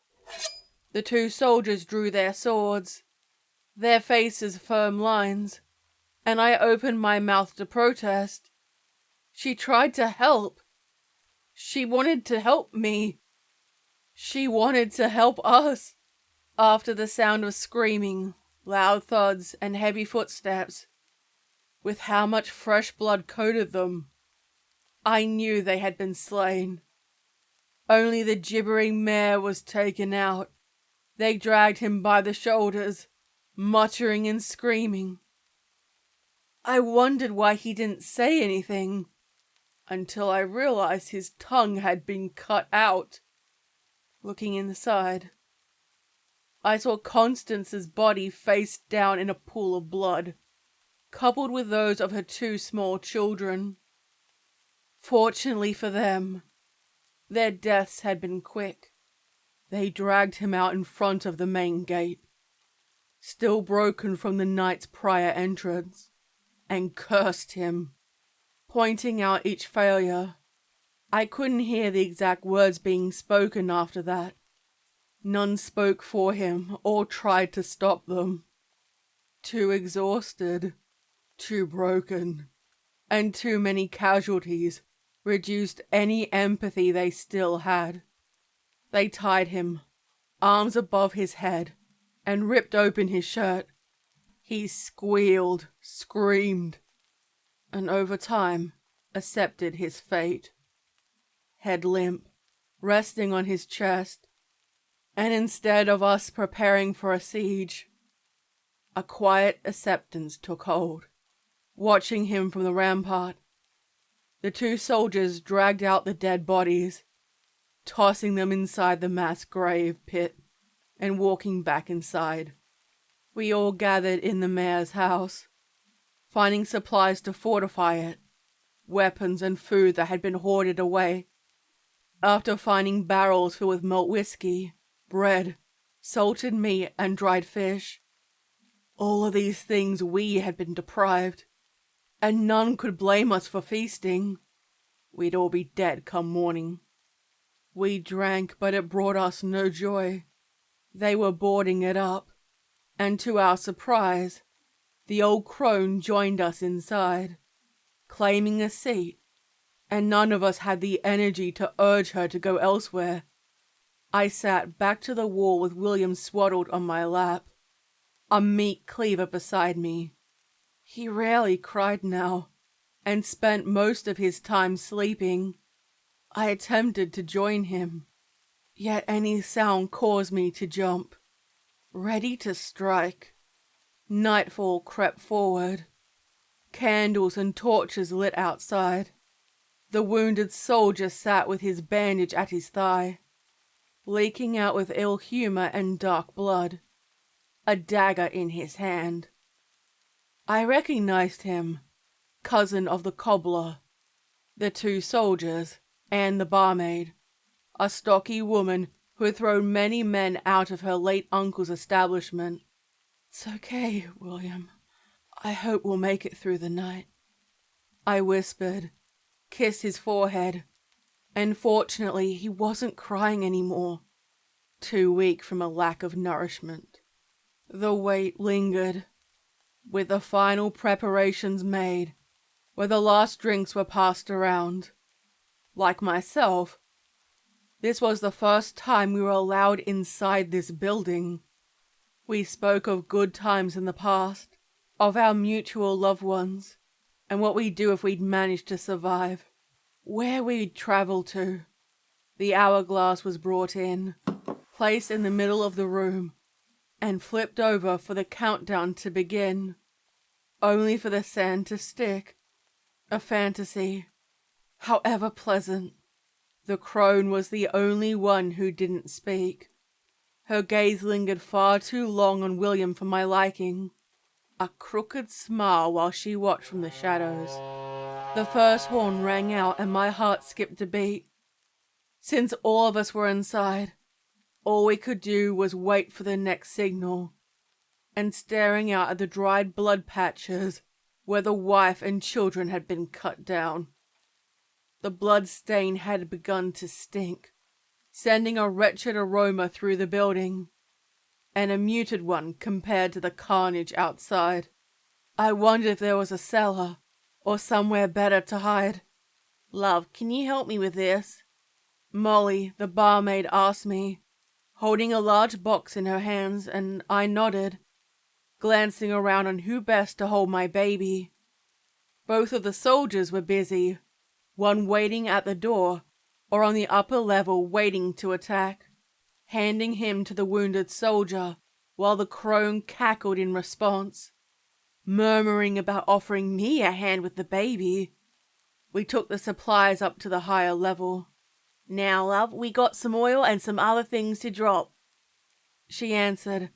I must have made a strange face. "I've been in a siege before, love. You'll be all right." She lied, yet I was grateful. The window of the master bedroom aimed in the direction of the town gate. Walking toward it, opening the rafter and gazing outside to get a clear view, I could see the mayor still, unable to run, arms bound with condensation from his breath. The moon shone down brightly, creating clear definition, and I wasn't sure if seeing the threat was worse or waiting in the dark. Thus far, there had been no sign of the Black Knight. Perhaps he would leave us be, I murmured to myself, in false hope. Climbing down the stairs, when the sound of something falling to the tile floor alerted me. I ran down in a flash, heading toward the sound, when I heard William's frightened cry, and found the wounded soldier, laying on his back with an axe lodged into his skull, eyes wide and mouth ajar. The crone had William above a boiling cauldron, no doubt having snatched him. I ran toward her, pulling her back, and without the knife in my hand. All I had was what God blessed me with. Pulling him out of her hands while she clawed at me, laughing. "Fresh meat, a nice treat for the night. It's all he wants." She cackled, now with William in my arms and falling on my back, her arms around my throat, slicing with her nails and rasping for air. Placing my son beside me, reaching out and grasping an iron poker and striking her on the side of the head, once, twice, 3 times. I lost control of myself. A devil got a hold of me, and I kept attacking until William's cries ceased and her head was mush, her skull in pieces, clinging on through chunks of flesh. Her brain coated the floor, and I stared at my hands, dreading what I had done, and screamed in horror. They looked at me. In normal circumstances, I would have been imprisoned or put to death. The next cry of the horn rang out. My heart skipped a beat, and we waited, trembling in fear. Picking William up, I wondered when he would arrive. We sat together, all except one soldier who acted as a lookout. 3 firm strikes on the wooden pillar told us the night was in the town. A loud demonic neigh echoed outside. I couldn't tell where it was, and it caused all of us to jump in fear. Molly and the soldier dragged the crone's body in front of the cauldron, a large spoon in her hand. She may not have been willing to help, but at least her body may distract him. The soldier came down, a finger on his lips to indicate silence, and we went up the stairs. Besides Molly, the 2 soldiers were called, Thomas and Jacob. Then finally, William and myself. Our number had already diminished. Hoofbeats walked on the wooden porch of the nearby area surrounding the manor. He was entering the deserted stables. 6 stalls now empty since the horses needed to be removed, having already died and been consumed. The night sounded like he was circling us, seeking a weakness to enter. He knocked, gauntlets striking the heavy doors. Once, twice, 3 times. With a cautionary look, Thomas warned us to be silent, and all I could hear was my heart rapidly pounding, waiting. A slam against the door, and a part of it was broken. A muffled gurgling sound, and curiosity overtook my caution. Peering over the edge, I saw the mare. Eyes cut out, fingers removed with only his palms, and shirt removed. He had been partially skinned alive, stumbling over the bodies of his late wife and children. A long wail came, and reaching out with his hands before jerking sharply upright, a punished soul, and walked inside to us, trying to speak. I couldn't see the night. The mare hurried over to the corpse of the crone, striking the limp remains repeatedly, and attempting to grab her at the collar of her dress, realizing she was already dead. No fight in her. He screamed in bloody frustration. When he turned to face the stairs, his eyes had been cut out, but memory still served him well, and his fumbling moved up the stairs. A long, mournful groan echoed through the house. He stopped, scratching the air, when one of the soldiers pierced his skin with a knife. His body fell with a thud, except he proved stronger than expected. Circling the floor, with blood and entrails leaving a strange triangle. A curse to us, no doubt. He pointed to the door.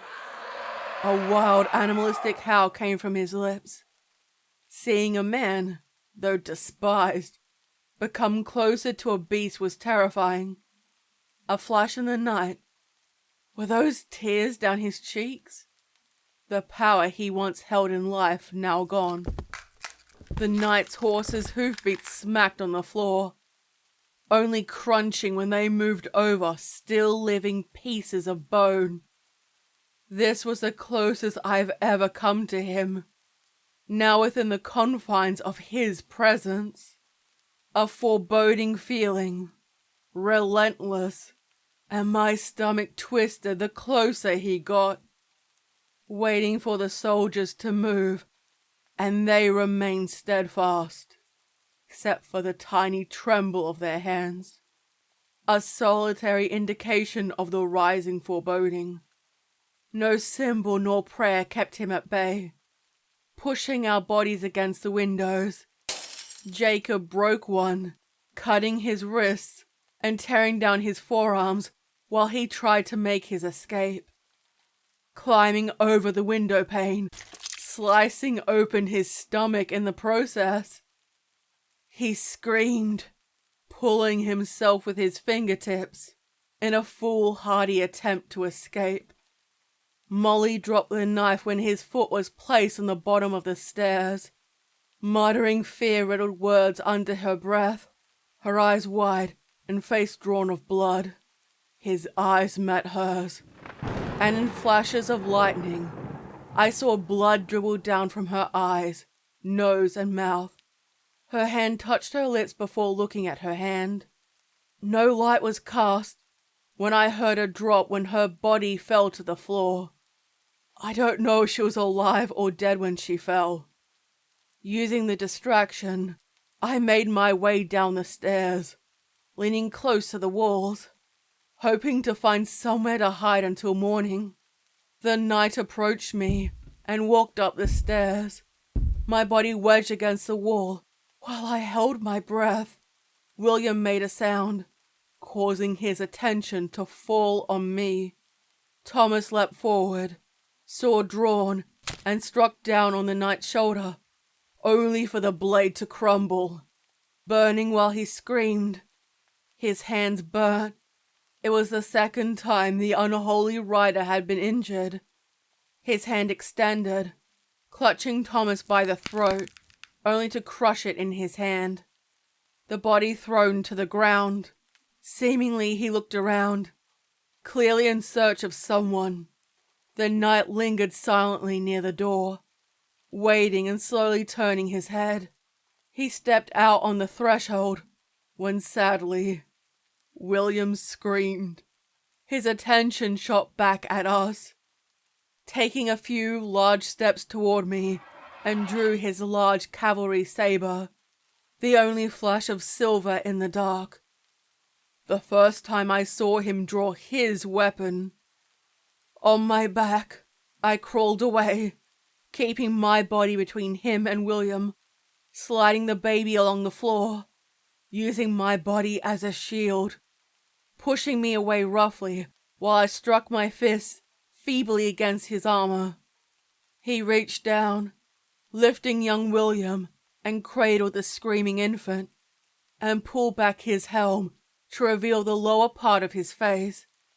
A gloved thumb was placed on his forehead, leaving a mark, and I'd hope he'd place William down.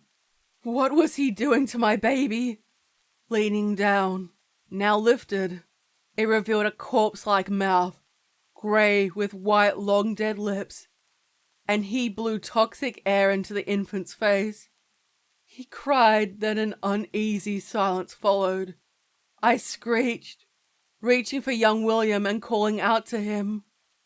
The knight strode outside, still with my baby in tow, clutched in the crook of his arm, and brought his foot down on the hourglass, breaking it. The knight mounted his horse and cantered out of the settlement. I kept calling out behind them, reaching out and dragging myself on the floor. That was the last time I ever saw my son. I waited in limbo for death to take me, fearing I'd be eaten alive by feral dogs or wolves would take advantage of all the meat. However, they all stayed away, despite hearing their barks and howls in the night. No birds of prey came to pick at the dead. The thick stench of death clung to the air, and I wish I died, just like the rest. I knew I should have dragged the dead to the death pit, but even if my limbs complied, my heart wasn't in it. The town now cursed. I was woken to the sight of a man's face. The young soldiers stared down at me, and once they discovered I was alive, they gave me water and asked what happened. It was a search party sent by our Lord, and I, the last survivor. I healed, eventually remarried and had other children. The Black Knight was never seen again, and tragically for me, neither was my son.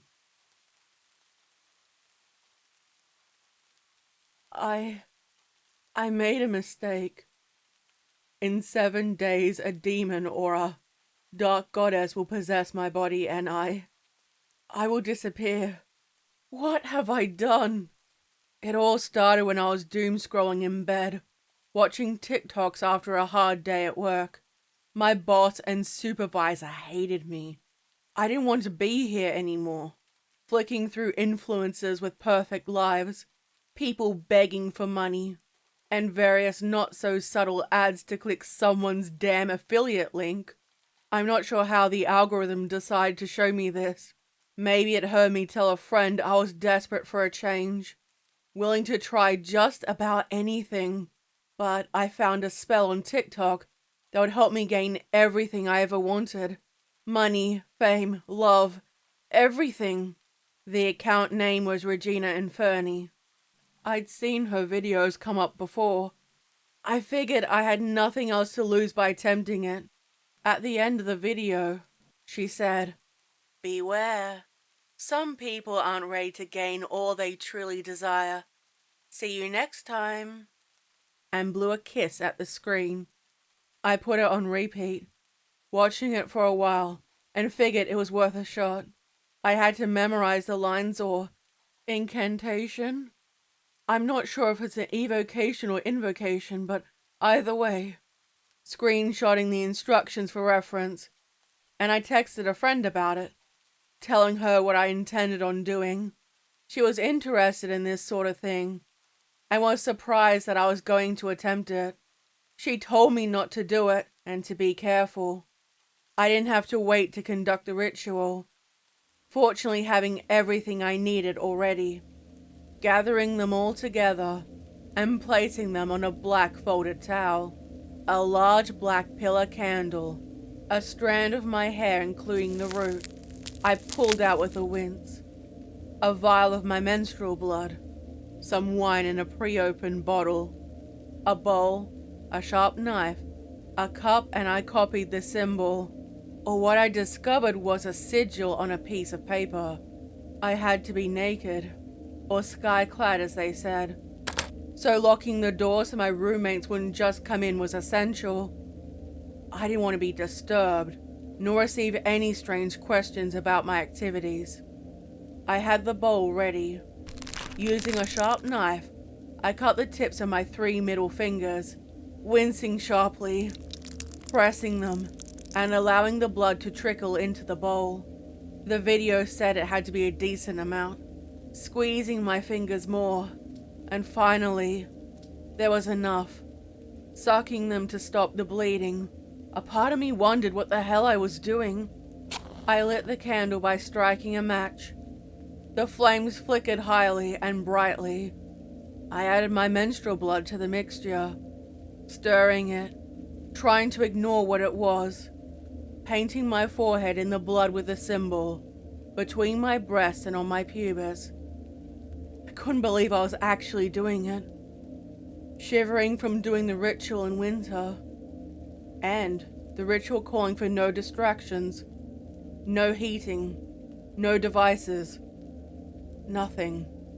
Pouring the wine into the chalice, stirring it clockwise with my finger 3 times.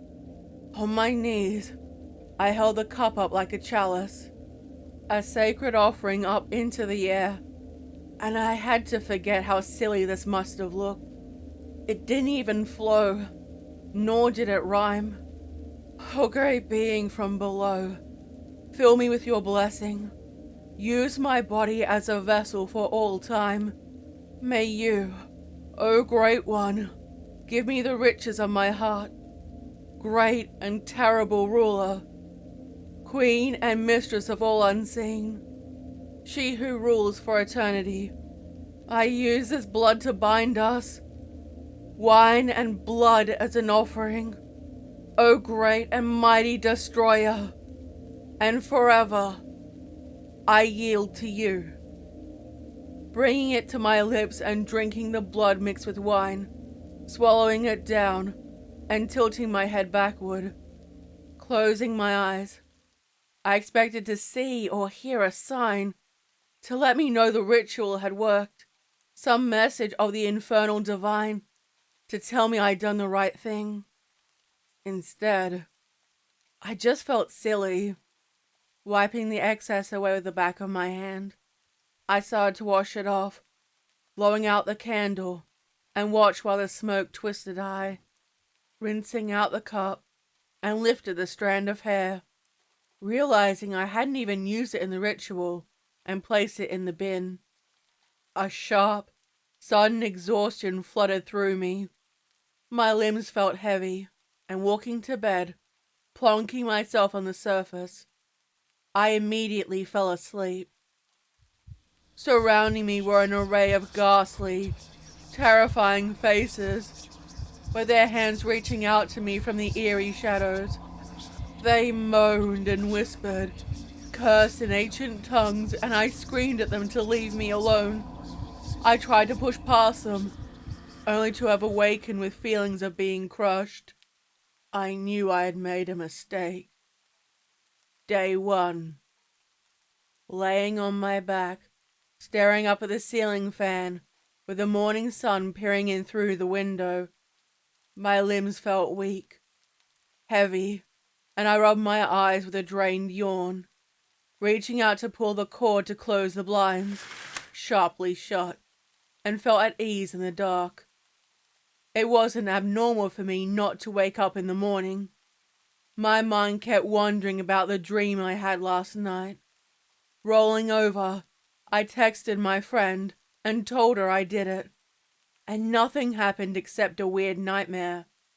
I had another message from the work group chat demanding I come in early and work late today.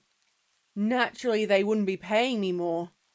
I was lucky to even have a job in this economy, but that didn't mean I had to like it. I hated being stuck in a dead-end job. Curious, I checked the person's profile I got the spell from. Regina Inferi, one of the more prominent witch talkers on the app. There were 2 new videos promoting a necklace of some kind. Rolling my eyes, I flicked away and doom-scrolled before getting up. I couldn't rot in bed all day. Walking into the bathroom, leaning on the sink and staring into my reflection, there were still traces of red and black outlines where the symbols had been on my forehead, chest, and pubis. I didn't realize I hadn't managed to clean it all off. Turning on the faucet and first using some water, it didn't work. Then I used makeup remover and started rubbing my hands together and washing my face, only to find that too didn't work.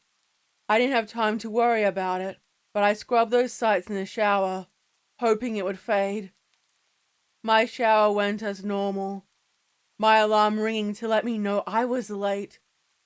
After drying my face and body, checking in the mirror, and yes, it was still there. Using concealer to hide the worst of it, and finishing the rest of my look. You didn't notice the marks unless you were looking intently. The only thing I saw that was remotely spooky was a feeling of being watched from the shadows or the corners of the room. I guess spending all my time watching this kind of content had taken its toll. closing the bathroom door to keep it out. I kept feeling like someone or something was standing there, waiting for me to come out.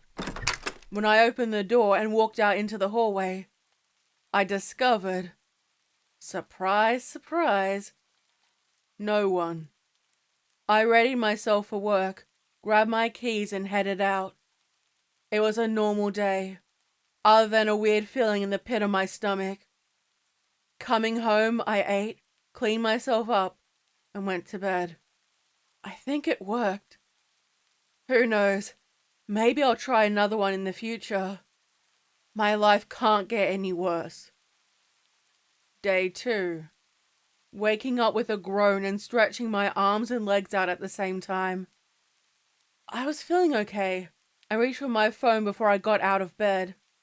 Curiosity plagued me, and I couldn't resist commenting on the video of the spell with a, "Hey, just wanting you to know that I tried this out. How long does it take to work?" And she, Regina that is, replied with 7 eyes emojis and nothing else. Weird. I'd figured she'd ask how it was going or what I thought about it. Scrolling through, I couldn't find if anyone else tried it. Some people said they were going to try it this evening. Or they had tried it 6 days ago. There were some concerning ones, such as, "Be careful when doing this. This isn't what you think it is. If you try this, girl, give me the tea." And, "I hope no one is stupid enough to try this." Staring at it, I debated responding and put my phone down again. No one else replied directly to my comment. Strange. There was one other comment of someone who had allegedly conducted the ritual. I clicked on the profile of one of the people who said they had done it. One of 2. They used to post nearly daily, but had stopped about 3 weeks ago. Most of their content had been feel-good, cozy core style, of her happy and looking vibrant. One video caught my eye. Clicking on it, I saw a young woman's face with teary mascara running down it, and only the light of her phone lit up the room. She said, "Guys, I did it. I did Regina Inferni's spell. Something went wrong." She kept looking into the corners and focused on something. "She's here. Look, look. Can you guys see her?" She pointed the camera in the direction of the empty space by the doorway. Wrinkling my nose, I expected a jump scare to terrify me, but nothing came. It was hard to see from how much her hand trembled. There were comments saying there was nothing there, and she was a liar. It was a hoax, or she was doing it for attention. As for the other profile, it had been deleted. I had a nagging feeling I had forgotten something. You know that lingering feeling that wouldn't ease up and would just not fade? Out of the corner of my eye, I thought I saw something. I ignored it. Other than that, I continued on with my regular day with no further interruptions. Other than another absolutely dreadful day at work, that is. Being yelled at, not being given adequate time nor materials to actually do it properly, rude and demanding customers, and the threat of employment termination hanging over my head at all times. Day 3. My sleep was interrupted, disturbed, and I tossed and turned all night. I dreamt of a cloaked figure with a skeletal hand extended out to me. I don't know if they wanted to take me or give something to them. I didn't feel threatened by it, but most definitely unsettled. The creator, Regina Inferni, had made another video about the fame she achieved through her spell work. And since curiosity got the best of me, I DM'd her. "Hey, I did your spell. Weird things are happening. Can you help me?" All she answered was with a, When? And I told her, a couple of days ago. This is the third day. She sent back 3 devil emojis and said, have fun. In shock, I commented on her video, telling her she should tell people about the risks. She responded, making a TikTok of it. And she was laying down with her altar in the background, telling her audience they need to research and be responsible for any spell they cast. Which wasn't wrong. She held up my comment as an example, resting it on her palm and giving a sarcastic smile.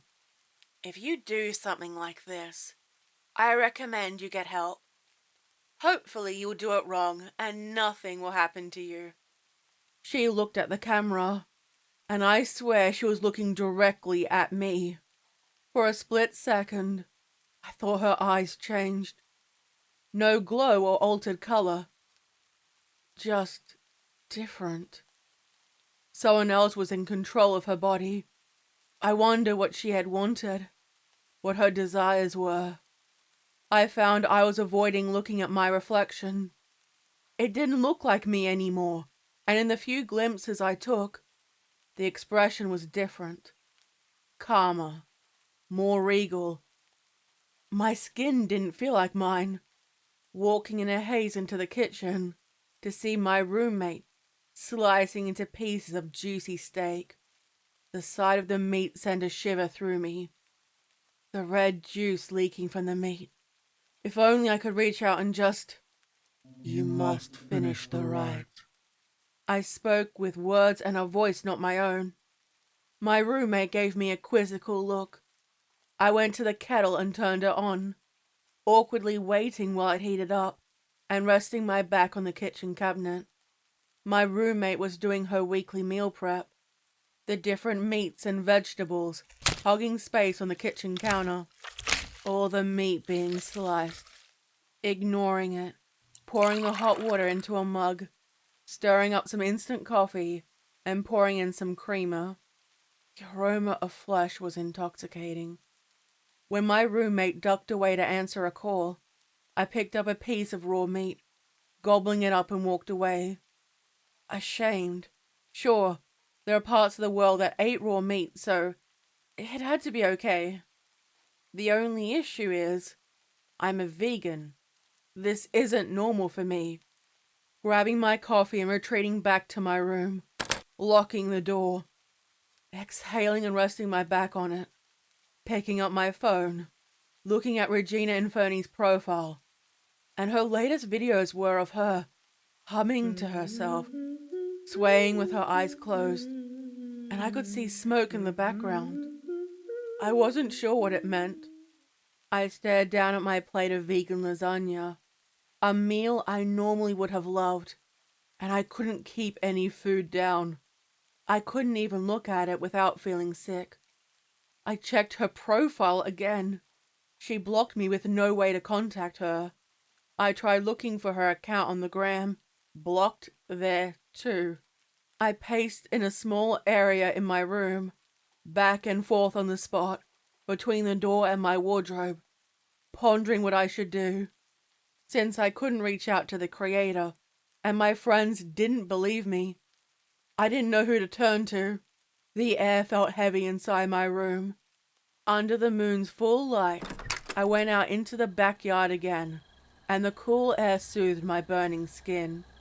Staring up at the sky, the relief flooded me first, and then a sense of euphoria filled me. Without control of my body, I started dancing under the moonlight, without caring about the angry outbursts from my neighbors, while I started singing in a language unknown to me. I knew the words. I knew her words, and they had become mine. Day 4. My body is sore. I figured from my wild dancing last night. I can't explain it. My skin has broken out into hives, itchy red bumps I couldn't stop scratching, and I noticed more hair in my hairbrush than usual today. I can't stop shivering. I feel drained. Maybe the stress of the situation has given me a 24-hour virus.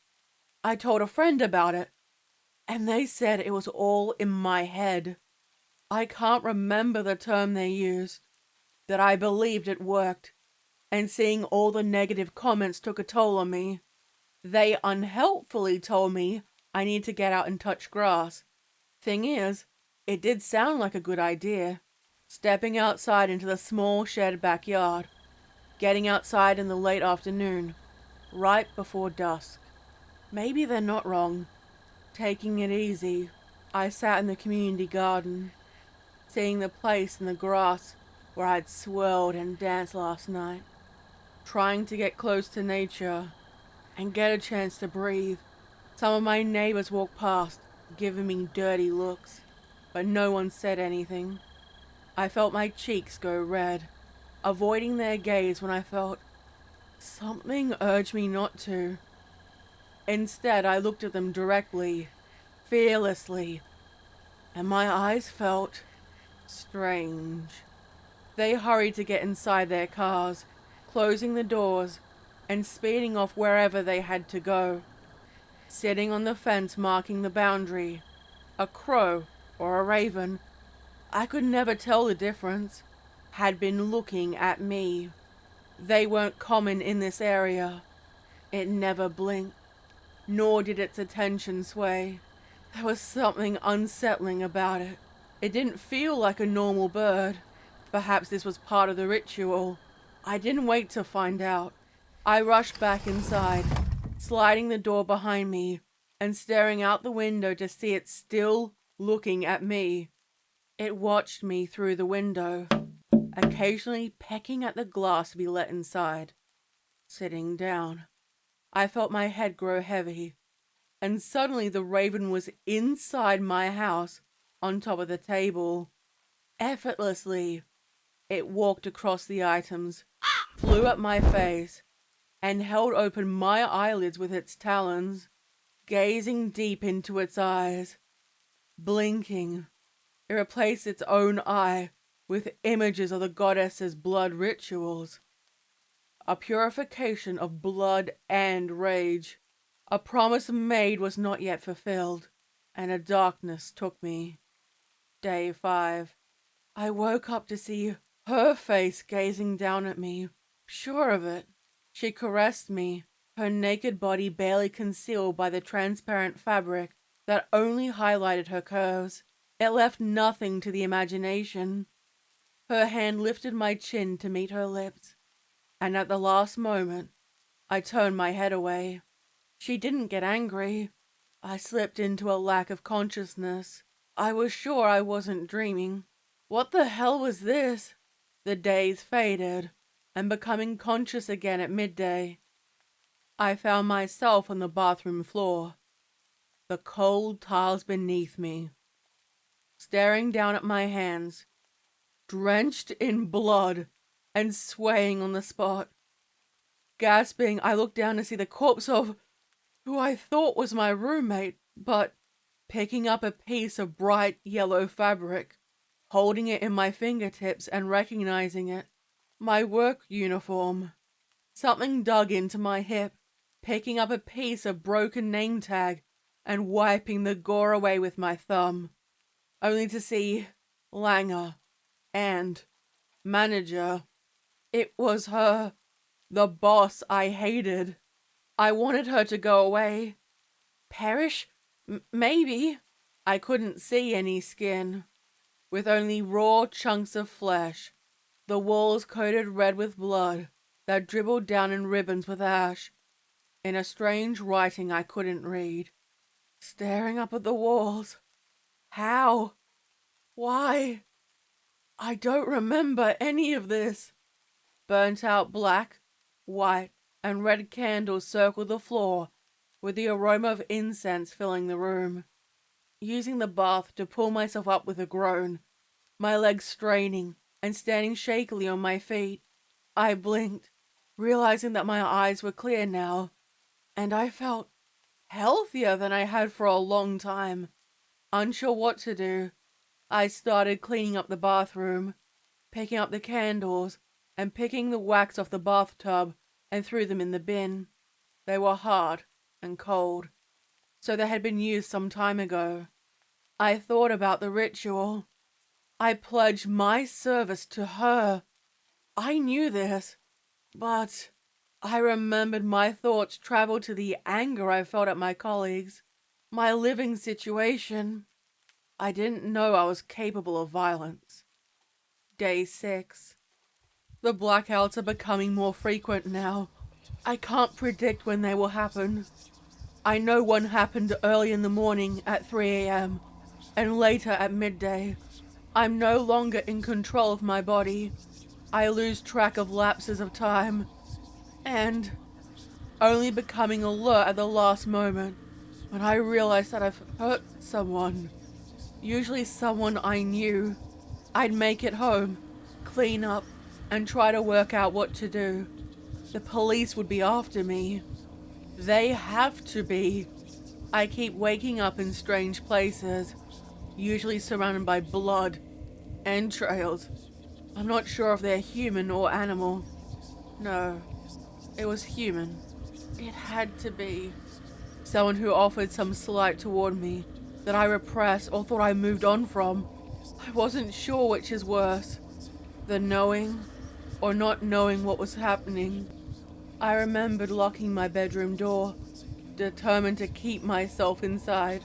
I couldn't continue hurting people, and every time I fought it, I was met with an intense headache, feeling daggers prying into my skull, gritting my teeth together, begging for it to stop while I fell on my knees.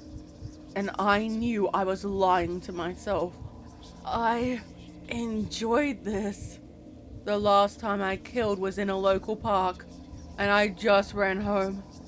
Naked, and onlookers were screaming, asking me if I was okay. I begged them to stay away, screaming and managing to find the key hidden under the welcome mat. Unlocking the door, running inside, and slamming the door behind me. I didn't want to hurt anyone else. Deep down, a part of me wanted to. I loved the sight of fear in their eyes, their pleading, their surprise that I, of all people, would strike them down. I knew something was wrong when more head fog would come. I saw her, pointing her out to my sister during a FaceTime call, asking her if she saw the dark goddess standing there, crowned with pointed regalia, with horns from her skull. This time the figure had flesh, a rich womanly body with an enchanting and equally terrifying face. My sister told me she was going to call someone because there was no one there. But there was. She was there, the dark goddess's hand extended, both in offering and demand. And I knew what I had to do. Her hand in mine, her body soon pressed against me, her hands on either side of my face, and kissed my lips. Tender, gentle, she entered me a final time, and the change was immediate. Day 7.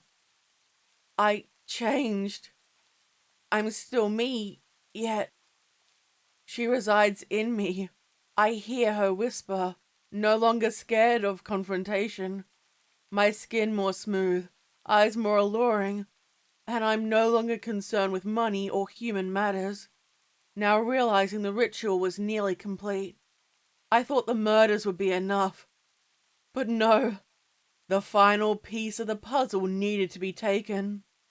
Looking into the mirror, seeing her reflection in place of mine, perfection personified, cloaked with darkness, and wearing a crown of sharp, deadly prongs, flanked on either side by her twisted horns. Each time her appearance altered ever so slightly. Her eyes were gentle, encouraging. I knew I couldn't disappoint her. This would be the final piece of the puzzle. She, my queen, was different for each person. a mother to some, a lover, a cold-blooded killer, a teacher, and for me, an avenger. I could hear my sister calling out to me, pounding her fist on the door and pleading with me to open it to let her in. Strange. She must have come from interstate to see me. But there was no need. My goddess wanted to help me, for us to become one. My sister's voice faded into the background, with the real world passing away. Instead, I was muffled with the warmth of her, my queen's embrace, a promise I could never deny her. Why would I want to? I reached out to the knife, staring into the mirror, and she inclined her head. Has to be. Bloody. It has to be. Closing my eyes, exhaling to gain my courage, and first slides down from my elbow to my wrist, feeling the knife through sensitive skin, and the spray of blood coating the tiles on the floor, walls, and sink. Swiftly changing hands, I did the same to the other wrist, and with a trembling hand, barely able to hold it steady, I sliced it across my throat. The blood burst and I gargled, staring devotingly into the mirror, grasping the cup, scooping up the blood and saluting her, before swallowing it down while I choked, my chest rattling with the final gasp as my body died. Your petition is accepted, dear one. Your suffering is no more. We are one. My family have never considered Halloween to be a serious holiday. They were atheists and didn't believe in ghosts, any superstitions, supernatural entities, or any real reason why people would wish to participate. My dad called it yet another corrupted consumer event that had been imported from the US, and completely ignored how it originated in Ireland. My mother believed it would encourage people to be violent, that it normalized and glamorized it. Therefore, I wasn't allowed to celebrate it at home. When I was young, it never bothered me too much. But when I was in high school, I really wanted to go trick-or-treating or go to Halloween parties with my friends. Every time, my parents said no. I was stuck inside and had to watch while other people enjoyed the spooky season. Each year it grew in popularity, while I was stuck inside. I promised myself, once I was 18 and moved out, I would have a big Halloween party and do everything I missed out on. October the 31st, the day had arrived, and I was practically bursting with excitement. I debated which childhood character I wish I had worn back then. There were so many. But I finally settled on Wednesday from the Addams Family. My costume consisted of a short black dress, with white and black striped stockings, with twin plaits on either side of my head. My friends will be wearing their costumes, bringing old school Halloween treats, and not forgetting some alcoholic drinks and some edibles to make it extra fun. And, most exciting of all, I get to carve a pumpkin for the first time. It isn't as common in Australia. People brought a mixture of sizes, shapes, and colors. But I wanted the largest, the classical style, the ones you see on TV and in movies.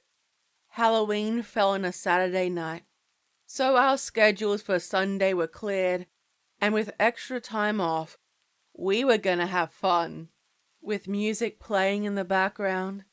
And so my tiny studio in suburbia was filled with friends I knew, some I had only just met, and some people I wouldn't talk to under normal circumstances. Considering my landlord and my next-door neighbors were gone for the weekend, I was pretty sure I could be loud without worrying about noise complaints. Seated on the wooden floor, surrounded by semi-empty bottles with a knife in hand, using it to mark a faint outline of where I wanted the eyes to go and the too wide smiling mouth. Then I started the process of carving out the orange flesh, dumping out the insides into a bowl nearby, and gradually people left for wilder parties. I said goodbye while continuing my task, slicing and scooping, until a majority of the pumpkin was defleshed in the bowl beside me, cutting into the surface, pricking my finger with a knife, and feeling the blood pool up, wincing, sucking my finger to stop the bleeding, and then getting straight back to work. Next I carved out the eyes, then the mouth, making room for each jagged tooth and holding it on either side. Lighting up a black pillar candle, placing it inside, and the flames danced around, giving it a spooky appearance. Placing it on the coffee table, staring at it, the fire gave the impression it was communicating with me. But that didn't make sense. Ignoring it, I stood and walked to get something to eat from the kitchen, pushing aside the used plastic plates and dumping the old food scraps into a garbage bag, pouring out the old drinks down the sink, and making a lazy, half-assed attempt to prevent extra cleaning tomorrow morning. There was a ring at the doorbell. Thinking one of my friends must have accidentally left something, I walked toward the door and opened it, only to find there was no one standing there. Leaning outside, looking around and holding the door open, peering up and down the empty street, and figured the local kids must have been playing knock and run. A sharp, cool breeze shot past my arm, rubbing it to soothe it, and wondered what exactly had caused this. Worse, I thought I saw wet footsteps along the floor. They started out as shoes, then human feet, and finally, small hooves. Whew, the edibles must have had something in them. Maybe they were laced with something. Following the footprints, careful not to step on them, and realizing they had gone inside the jack-o'-lantern. Kneeling down and peering inside, I saw the black shadow of a tiny figure of a man, with a tiny top hat, waistcoat, and carrying a staff, peering down at him, my nose close to the eye. What the hell? The figure, without eyes, noticed me and jumped, waved his staff at me, and taking flame from the candle, shoving it in his tiny mouth, and sprayed it into my eyes. Jumping back and rubbing my face with the back of my hand, blinking rapidly and trying to get the fire out.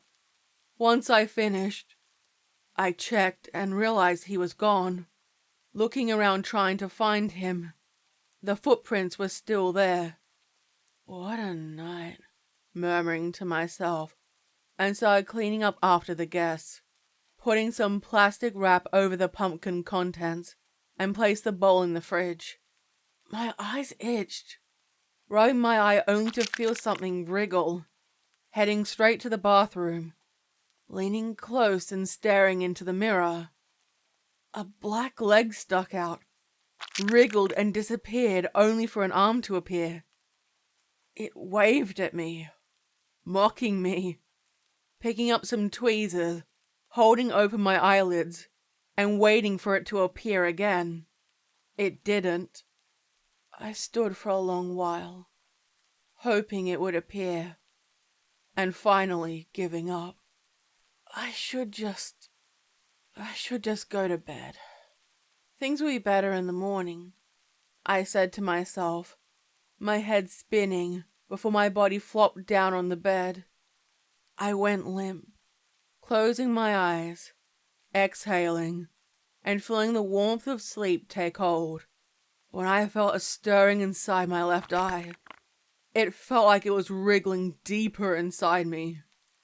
Thinking perhaps it was a fly again, I smacked my face and tried to pull it out. only to feel a bite, jumping back and holding my fingertip to see a prick of blood. Fumbling, I felt my feet placed on the floor, and my steps were unstable and I bumped into the doorframe. I wasn't in control of my own body. I tried to pull my body back, fumbling down the hallway until I reached the lounge room. The ominous flame eyes of the jack-o'-lantern still lit inside the dark room. I saw a shadow in front of my eyes, pulling my body like a puppet, and opened up a drawer, taking out a thick needle and some black thread. The lit candle had melted down, leaving a pool of soft, warm wax. Grabbing it with my hand, screaming and pulling at it before shoving it into my mouth, ignoring the fire from the candle, consuming it, ignoring the heat. Grabbing the knife, I carved out the bottom of the pumpkin. Once done, lifting it up, squeezing my head inside, and seeing through the open parts of the eyes and mouth. They were too close. I smacked the side, trying to regain control over my body, scratching down the pumpkin's hard skin. I felt a strained feeling and knew my fingernails were being pulled up. And the scraping feeling. Using all my strength, I ran into the wall, hoping to crack the hard shell, and still, it clung to my head. Exhausted, I slid down the wall, breathless, and praying for it all to end. In a surprisingly graceful gesture, my hand reached out, and I picked up the knife, still coated in the flesh of the pumpkin, trailing the tip tenderly around my neck before I sliced into the skin, feeling a trickle of blood and powerless to stop my fingers, piercing through the skin with the needle and thread, securing the pumpkin to my neck, stitching it on, when I heard a demented giggle inside my mind. Hey, stop. Whenever I blinked, I'd see the figure, with his top hand and staff moving. My finger continued with their terrifying task, securing the pumpkin to my head, and with the final stitch, I heard the whispering inside my head, shaking it and smacking the side of the pumpkin. Hey, no, what are you doing? The whispering continued until another wicked giggle was emitted. I felt where the stitches should have been, only to find the pumpkin and my neck were now one, no seams connecting it. I tried to pull it off, to free myself, and I desperately grabbed the knife again. Shaking, I would either get it off or I would die trying. I stabbed at my neck, hitting my collarbone instead, piercing it, then stabbing into the pumpkin.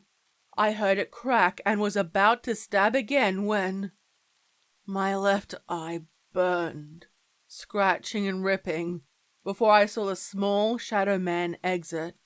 It was blank, a blurred shade of red, before I could see nothing at all.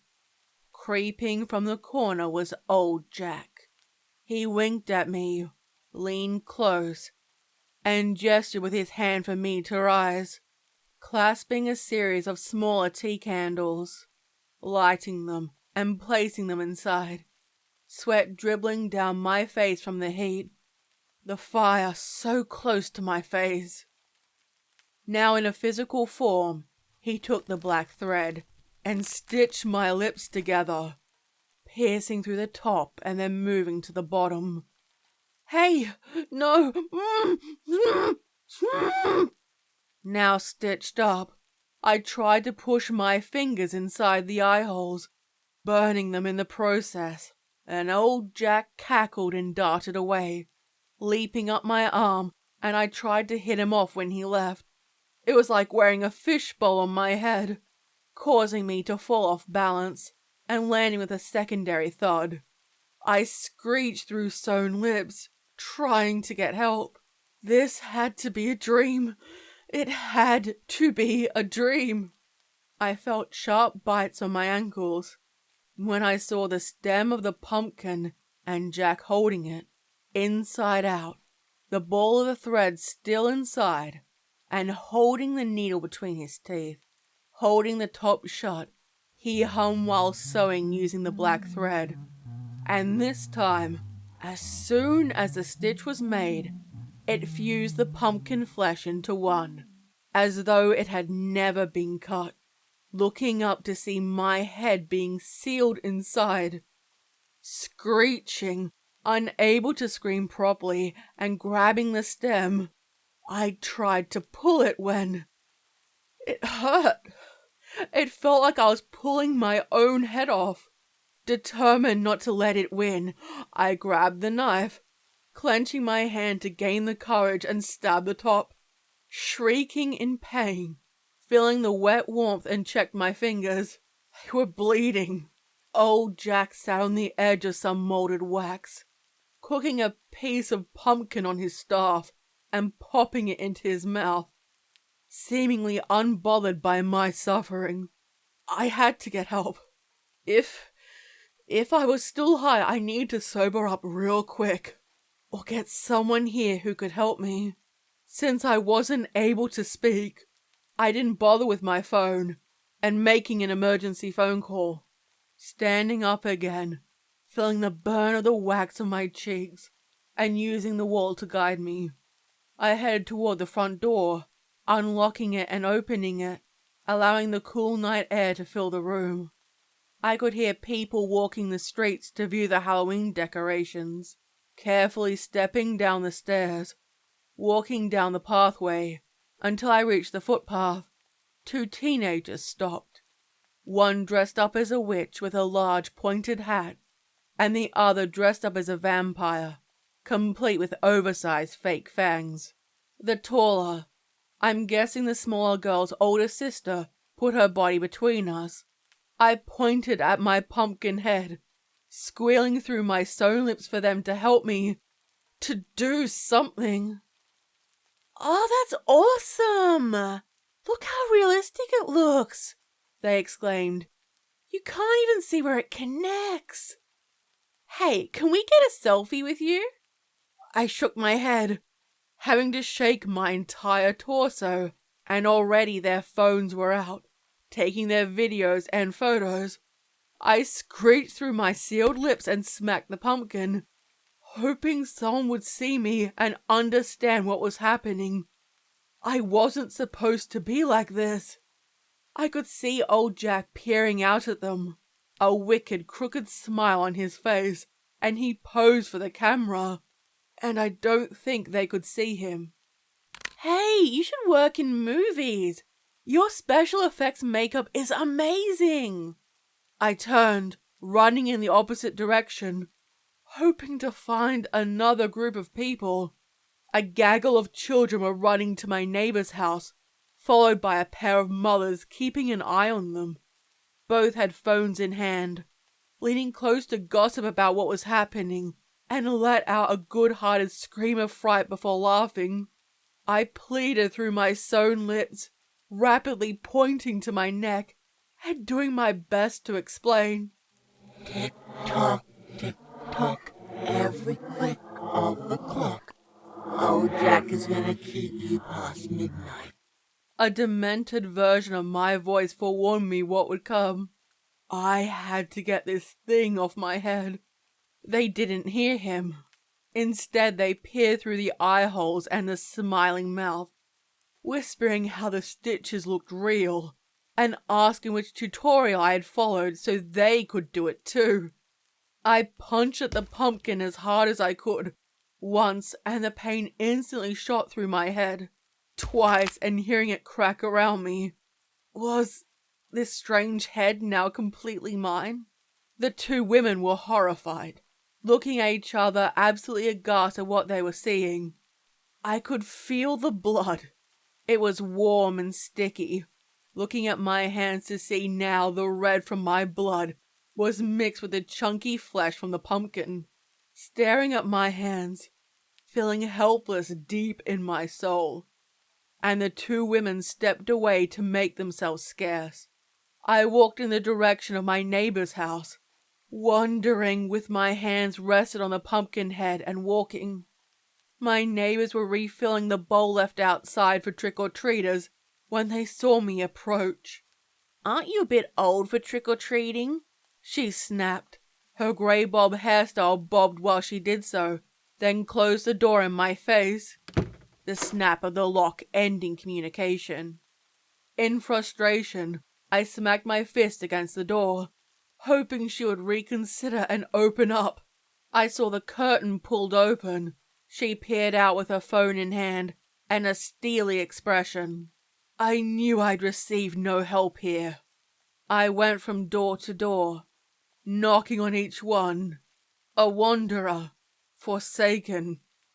Each house I went to closed their doors to me, telling me to leave. And soon only one of the tea lights remained, my only source of light within the dark street.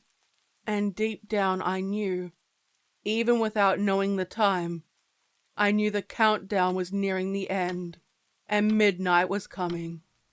I'd no longer be in command over my own body. The trick-or-treaters became scarce, heading home and abandoning the streets to the night. Maybe if I had have moved to the city, there would have been a decent nightlife. But would I have even received help? The pumpkin was heavy. The weaker I grew, the stronger old Jack became, stealing my life force for his own gain. I wondered how he managed to come into my life. Was it when I opened the door? Was it the welcome mat? Was it making the jack-o'-lantern? Was it something I did many years ago without realizing the significance? The shadow long gone, and a determined shadow outline remained. Whenever I blinked, he would appear in a new section. And making my way home, I hoped I'd be able to let people know what happened to me. I lost my sense of direction, wandering aimlessly through the neighborhood, through empty streets, and finding no salvation. I fell on my knees, scraping them on the concrete, and causing the stockings to rip, leaving a bloody patch on my knees. Making my way back home, longing for normalcy and safety. The outside light was still on. Making my way up the steps, feeling around until I felt the door handle and turning it, only to find that it didn't budge, realizing it had locked automatically when it was closed, leaving me locked out on the street until someone managed to find me.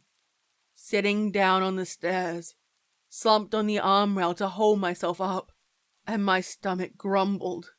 Absent-mindedly, I reached up and pulled off a piece of the pumpkin, damaged from my strikes and knife wounds, twisting the bite-sized piece and ignoring the pain, and fed it through the artificial mouth hole. Thankfully, I couldn't taste it, but my stomach felt full from my flesh. I knew it wasn't normal, that I should be terrified, but it didn't frighten me. Not anymore. Reaching up, my fingers penetrated inside the mouth gap, moving over the teeth, and without control over it. No, without control over my own body. The teeth clamped down on them, breaking up to the first knuckle. With a jump, and soon my teeth sank into the second, before doing the third, leaving nothing but bloodied stumps at the base. I blinked one last time, and old Jack was nowhere to be found. My eyes moved from side to side, until I realized he was perched just above my eyebrows. My eyelids were being sewn shut. First, my left eye's vision was lost, and he waited, letting me gaze out with my right eye for a final time. 3 spread out stitches, and soon My vision was completely concealed. My body was limp. A feeling of heaviness in my heart, and I waited. I didn't want to live like this. Running my hand over the concrete step, knowing that I'd probably die in the process, and gripping my hands, stealing my nerve. All I wanted to do was escape the living hell I was trapped inside of. Resolved to my fate, I struck my head on the top stair once, twice, 3 times, and drove myself into madness. Both the pumpkin and my skull cracked. My arms and legs twitched, and I could taste the blood pooling in my mouth, with no way to escape. The force had caused the black thread to open and allowed me to see. Blinking, it was foggy, and a red haze misted over my eyes, the life leaving me, and feeling my humanity return. Sitting on the step below with his staff rested along his lap, turning to me, he dipped his top hat in my direction and wandered down the street while whistling a tune to himself while it all went black. And that was the first and only time I celebrated Halloween.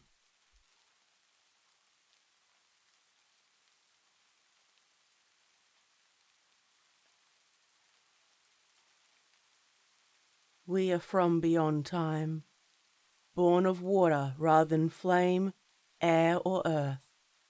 A whisper in time, rarely seen, and yet most cultures have stories of us. Sometimes we are depicted as friendly in their tales. Other times we're dangerous. Blessed by an old magic humankind can barely comprehend. My kind swam in waters before humans ever walked the earth, and our flesh, once touched by the divine, only to be thrust in the oceans under God's disapproving glare. We made the ocean our domain, and a curse soon turned into a blessing. Our whispers would influence the creatures from myth and the mundane world who shared the waters with us, and soon we became their protectors. My kind guided sailors, crossing dangerous oceans to victory or destruction, depending on whether we granted them favor or if they displeased us. We'd lure them close to the water and drag them down into the depths. Or we'd send them off course into the ocean to get lost at sea, or crashing their ships into the rocky shorelines, spilling valuables and losing lives. Their bodies would never be recovered, forever the property of the gods of the waters, turning to stone to become part of the coral, and becoming part of the chorus of the dead. A truce was made to prevent suffering on either side, sealed in blood and oath. Theirs, the humans, domain was land, and ours were the waterways, oceans, and rivers. For some we became guides. They would leave offerings to us by the ocean, in hopes of favor for successful voyages. We were hidden from view, thought as myth or a conspiracy to a majority of humans. Our blood and flesh have properties that are beneficial to mankind. If consumed, humans will become healthier, have stronger libidos, become more beautiful, and develop a much longer lifespan.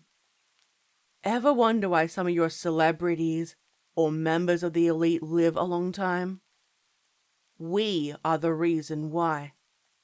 It was the action of one to change the fate of many.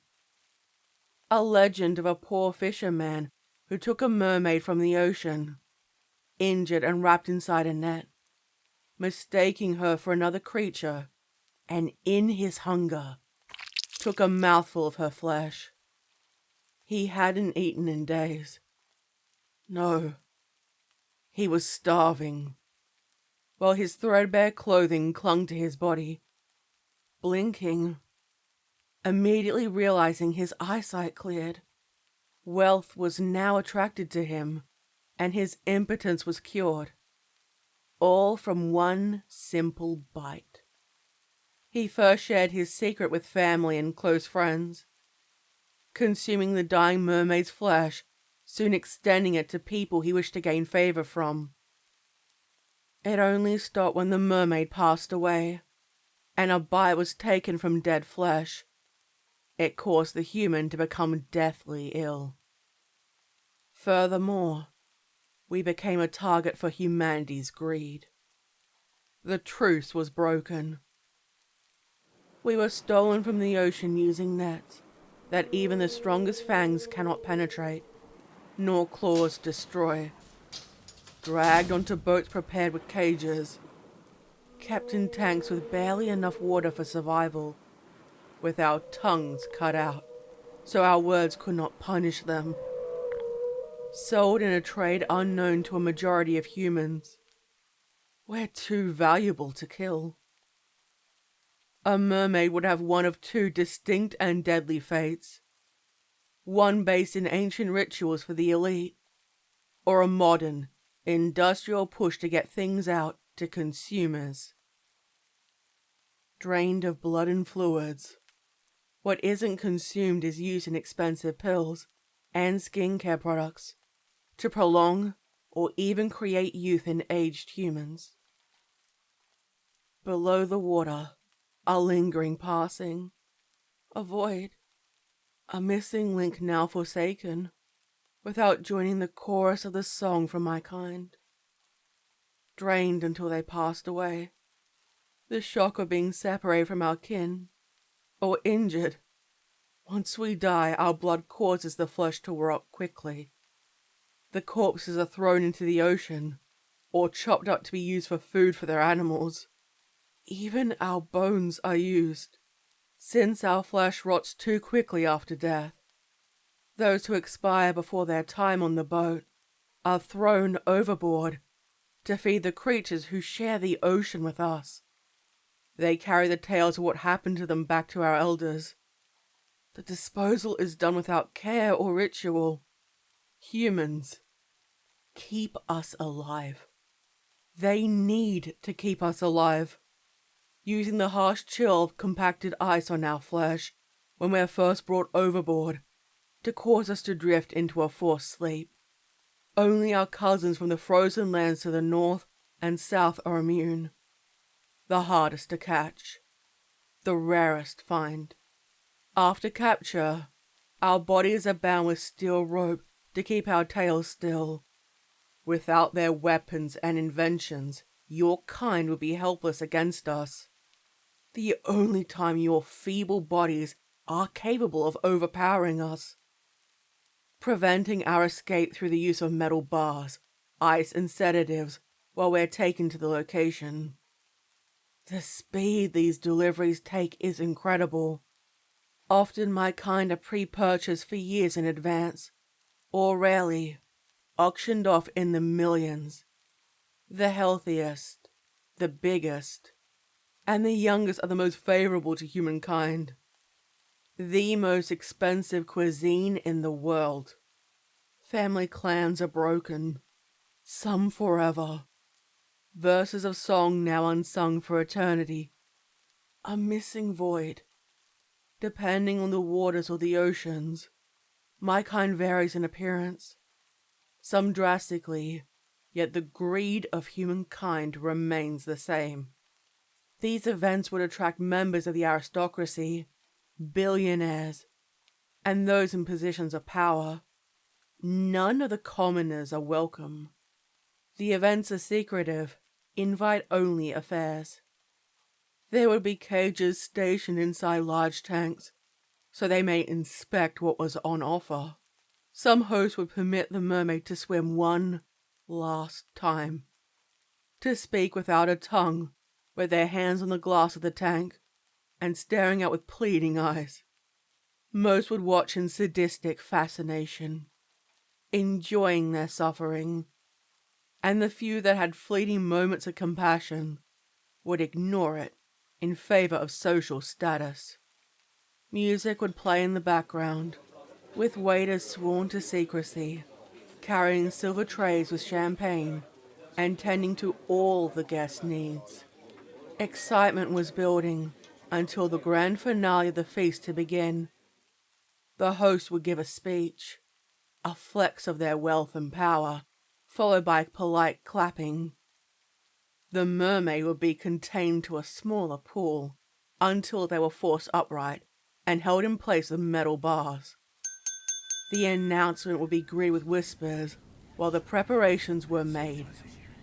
They would gather around, saliva building in their mouths, and anticipation for the feast would begin, while a well-dressed butcher, a specialist, who trained for well over 40 years would stride toward the guests, giving a dignified bow to a round of applause, before unfolding an expensive lambskin cover to reveal a set of specialized knives for the task. A long, slender blade begins to slice from the hip down to the fins at the end of the tail, where a slither of bone would be seen. The mermaid's eyes would dart from side to side, gills flaring, chest rising and falling with growing dread, and a bolt would be driven into their neck, causing them to physically become motionless for the comfort of the crowd while inside. Deep within their souls, they were screaming for help that could not arrive. They'd hear the collective call of their kin. Some would prefer the pure form, considered the proper method of dealing with our kind. The mermaid would be fully awake throughout the process. Still alive, it would scream, trapped and forsaken. They'd screech and struggle against the metal bars to keep them held in place, breaking bones in their hands in desperation to escape. Their cries heard out into the ocean to all the mermaid clans around the world. It would fall on deaf ears. The guests would be notified that their meal would begin. Using the large piece of flesh from the tail, it would be sliced into fillets and dressed with caviar with sea salt before being eaten raw by the guests. The first course of an impressive meal. It wouldn't stop. The left side would be sliced into one large piece, this time diced finely and mixed with the mermaid's blood. The delicate plates would be passed around. They'd be eaten to delighted conversation, and fresh ice would be thrown on the mermaid, temporarily easing its suffering, all to prolong its life and prevent it from bleeding out. The race was now on to continue the task before it bled out or went into shock. Next, flesh will be taken from the arms, a knife slicing along the bone to pull off. Served slightly differently, sauteed with fresh butter and served in bite-sized pieces. The exposed femur bones would be chipped into with a tiny mallet to break it open. The rich bone marrow will be scooped out and offered to guests. Soft, fatty, and delicious. They will grow more excited with every course that would follow. Each body part used to grant benefits to certain parts of the human body. Next, the breast would slowly be sliced from her torso, exposing the rib cage, and traditionally offered to the host's wife or the female guest of honor. Then the abdomen will be sliced open, the skin pulled apart to show the organs, while the guests would marvel at the sight. Each organ was feasted on, each served in new ways, and leaving only the lungs and the heart. The gills would swell trying to compensate. The heart would have pieces shaved off at a draw, careful not to injure it too greatly. The pieces curled and given to the guests. The scale and bones on top of their heads in place of hair would be pulled back, using heavy gloves to avoid the poisonous spikes. The skull is gently cracked and peeled open, breaking it to reveal the brain, and a hushed murmur of exhilaration filled the gathered audience. They'd be offered a piece of the brain stirred with a spoon, mixed with butter, and a piece of bread dunked inside it. Then the glorious finale would be reached, the eyeballs still twitching and moving, only to be pulled out with a spoon. The left one first, rich and fatty. They are usually eaten by the host or the guests of the party. All the remaining pieces of flesh are too foul-tasting or poisonous to consume.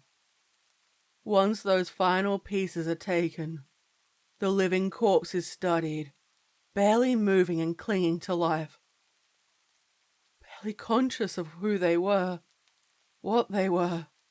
Their edema fluid is drained, mixed with white wine, and poured into shot glasses before being shared with the entire party.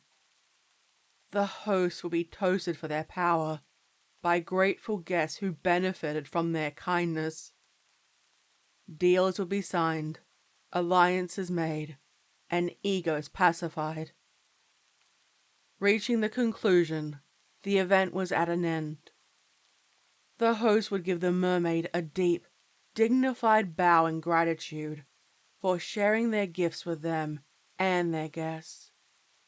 Some would fall to their knees before the trembling, still living corpse. The mermaid was beyond speech now. A blessing. The host's spouse would be dressed completely in red, while wearing a mask with no facial features.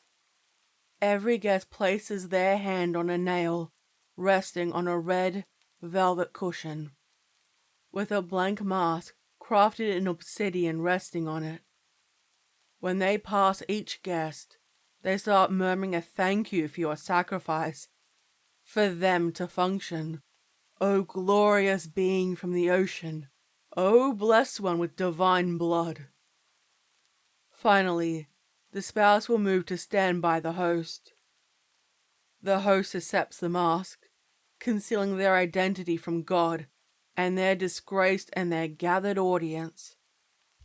Then they walk up the stairs near the tank. The mallet is held up while the guests bow their heads and chant their thanks. A single nail, traditionally driven into the top of the brainstem, known as the mercy nail. The final killing blow. A loud crack, and the pain was over. For the time being, their suffering was at an end. My kind hear a whisper, a cry for help, with no satisfaction. There is still no rest for their victim. More indignities were to follow. Even in death they do not know peace. The corpse is dried out and preserved using salt or alcohol, or they will keep them in fluid to slow the decay. A sign of prestige if someone happens to own one, even more so if they could afford multiple. They would be sealed, re-stitched and taxidermied to look how they did when they were alive, then posed with their fangs, spikes, and clawed web hands bared. Their bodies stuffed and painted to make them look lifelike. In the early days, whole bodies preserved now slumber inside a museum. A sign of humanity's power over nature. If a family had one body from all the mermaid clans, it was considered prestigious. A prize. Blue-blooded, long-established families would have several on display, hidden deep in their estates, protected through trusts, to ensure their assets stay within the family. Paintings, photographs, and plaques are made with the date each mermaid was feasted on. While new monies seek out one to elevate themselves in their eyes of their peers through bribery, theft, and intrigue. Ever see a new or old family's fortunes suddenly disappear? Surrounded by scandals? They were no longer invited to these ceremonies, or had lost the mermaid's preserved bodies. Denied the fortune and health benefits, with the whispering curse of the mermaid following them wherever they went. It would reap its revenge. For each mermaid seized and stolen from the ocean, the punishment would reap all. Once a human starts consuming a mermaid's flesh, they must continue. A sin without end. Over the course of human history, thousands, perhaps millions have been taken, kept in secret vaults, butchered and drained. Peace talks are now at an end, and my kind have grown angry. Each indignity has become too much to bear. Too long have we suffered the loss of our loved ones. Some of the mermaids, youth who wish to grow up safe inside the oceans, have begun using humans in a similar fashion, dragging them down below the depths and locking them inside isolated air pockets where they would live in fear. Their bodies torn, twisted until nothing but fragmented remains, while their limbs rotted from being in the water for too long. They'd be kept far beyond where human technology could manage to scan them, so they'd never be located. I believe their families and the world above believe them to be dead, simply lost to sea, or their bodies would never be claimed. The whispers of their holy men left unspoken. Their souls damned, and forever they'd be our playthings. We gave a warning, a final chance of redemption. The footwear from those we have taken captives, with pieces of bone and remnants of rotting flesh inside them. They were found along the coastline for members of the general public to see, to finally understand they had gone too far. We left messages on the coral reefs and started to make ourselves known. They'd see us on the shoreline and seize them, taking them below the depths as our tribute. Yet it only seemed to increase fascination with our kind. Your species have forgotten how to show respect, and no longer remember why your ancestors fled the oceans for the safety of the land. Why sacrifices were made with the blood of humans sprayed into the waves in hopes of our mercy while crossing the seas. Since the peace talks have been ignored, now it is an open declaration of war. Now we will take humans as an offering. For each of ours is taken, we will take one of yours. And for every year these crimes go unpunished, the numbers will only increase. All until our oceans are safe, and your kind should thank the gods that our time on land is limited. In particular, blue bloods who have taken others of my kind should be careful. Why do you think technology to fly became so prominent? Have you noticed more people have been taken by the oceans? Drownings, disappearances, accidents. Ghost ships where everything is in order, but the crew are all missing, with no explanation as to why. People called into the water before swimming out into the depths willingly, losing their lives in the process. I want you to know that it was us. And this is why the mermaids seek revenge. Stay out of our oceans. Your ancestors feared and escaped the ocean long ago. And now, we're determined to make you remember.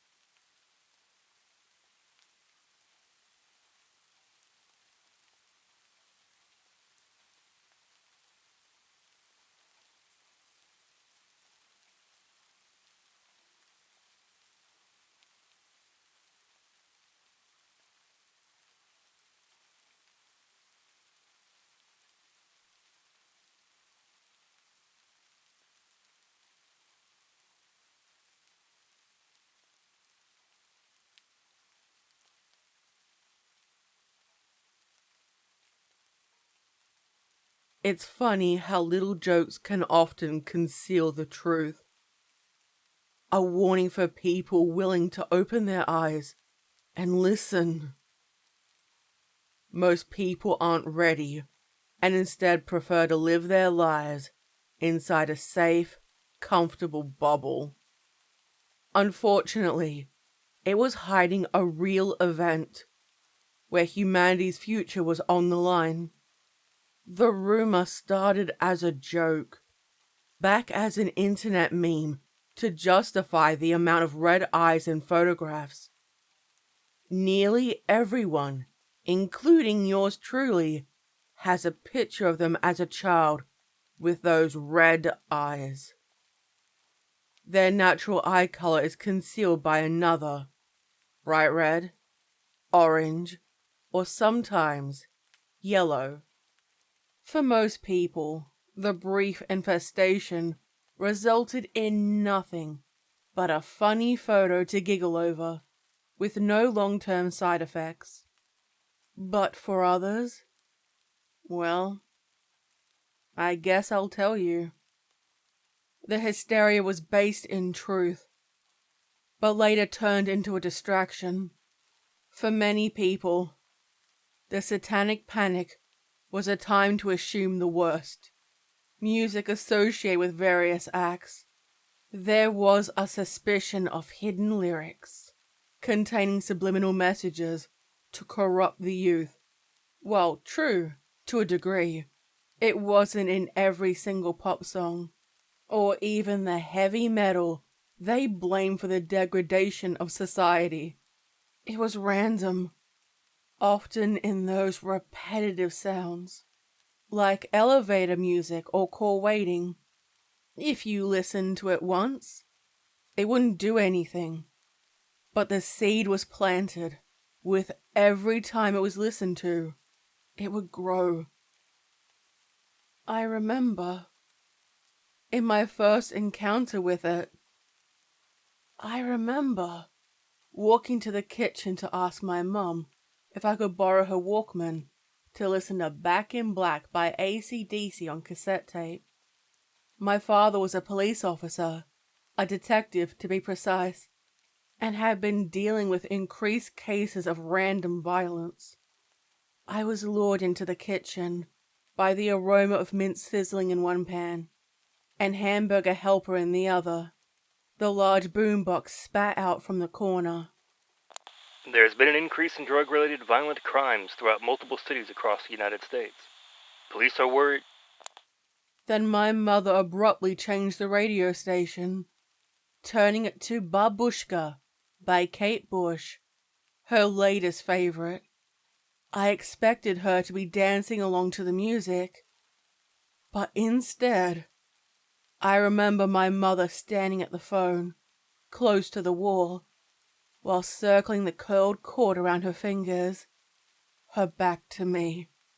I couldn't hear him, but I could certainly hear her. Honey, no, that can't be real. She leaned close. Her hand covered the phone. There was a pause.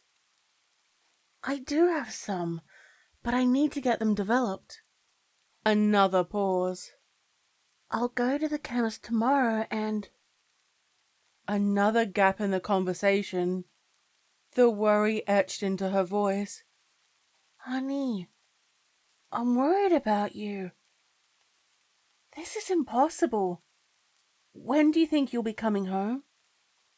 Clearly, she still hadn't noticed me. The mince was beginning to burn. She cursed and lit a cigarette, holding it in her mouth. She held the phone between her ear and shoulder while giving it a stir. She let out an audible sigh. Alright, I'll do it. Gotta go. Love you. Bye. Tapped her forehead against the wall and murmured, Fucking hell. He's losing his mind. and startled when she saw me. My parents never swore at this age, at least not when I was around. She forced herself to smile, and I had an uneasy feeling. "Ah, hey, sweetie. Are you hungry?" she asked with strange cheeriness. That was the first incident. We didn't talk about it afterward. When he came home, they greeted each other lovingly, like usual. But there was tension in the air. She kept her word and went to the chemist to get the photographs developed. 3 days later, they were of the following: my 11th birthday party, their wedding anniversary, and some random party of theirs. The first 2 were recent, while the party was done years ago.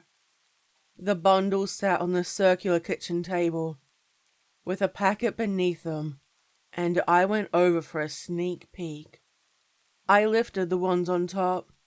It was me in front of my ice cream birthday cake, with my parents on either side. Her makeup was colorful, her perm was big, and my father had a thick mustache, all his hair, and a mullet. We all wore smiles, looking happy, and had red eyes. I placed it back down, and when my dad burst in through the front door, he ruffled my hair in greeting, ignoring my protest when he went past, making a direct line to the photos, picking each of them up, flicking them dismissively on the floor, and muttering curse words under his breath. He lifted his duffel bag on the table, took out a small brown bottle, a flask, and a folder with a coffee-rimmed stain on it. He popped the cork, held it to me, and there was a strong aroma of alcohol. I remember turning my head while he tried to encourage me to take it, telling me it would cure me, and I needed to do this. It got louder between us, and Mum ran in, tersely pushing him away and asking him what the hell he was doing. He told her she'd need to take it too, and that we had been infected for months, if not years. You need to take it. He took a deep breath, arched his back, and ran his hand through his hair. I think he realized how crazy he sounded.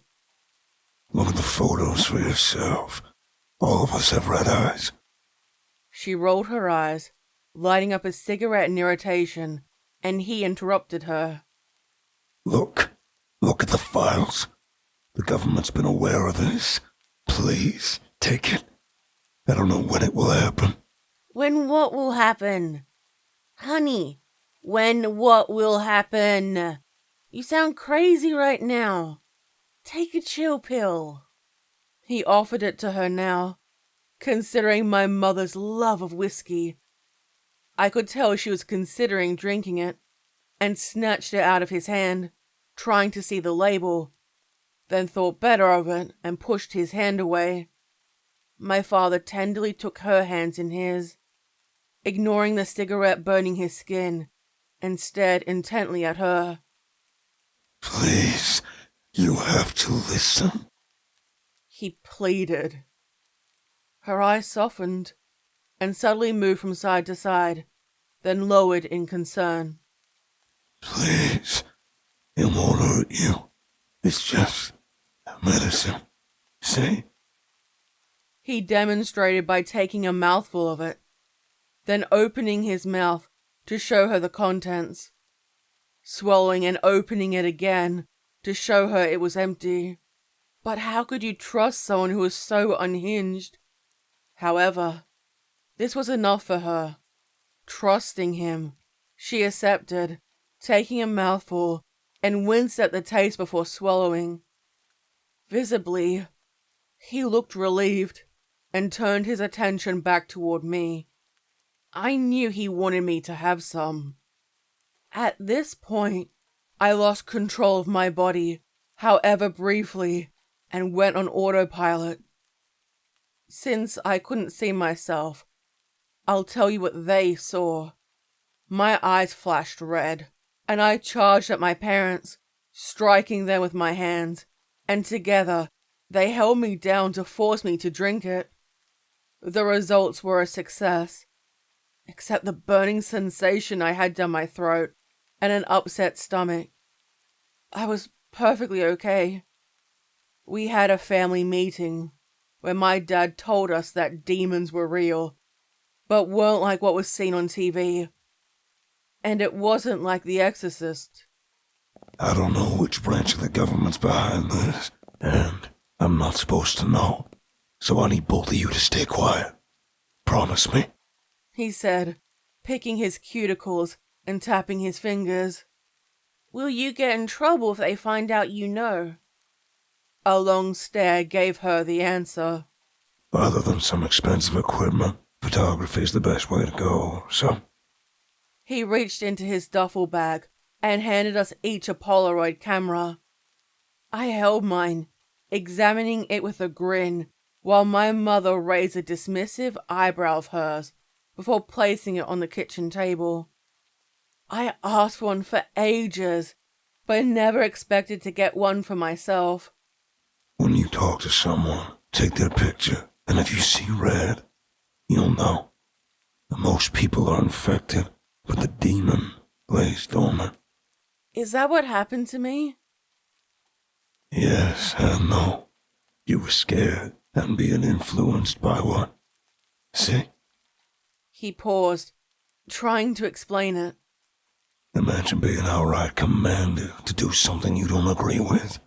You'd fight it, right? I nodded.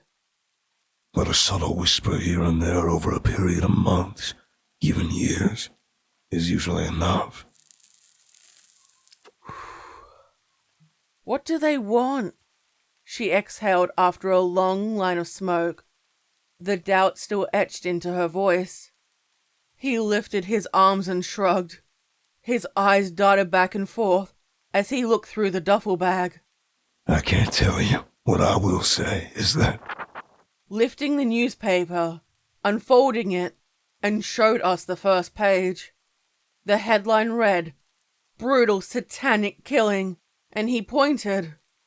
That is a suspected case. And over here...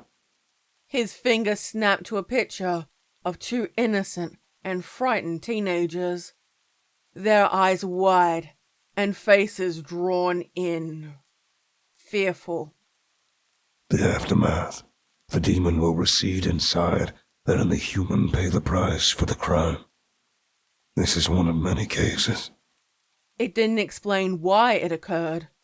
There are other cases. Look.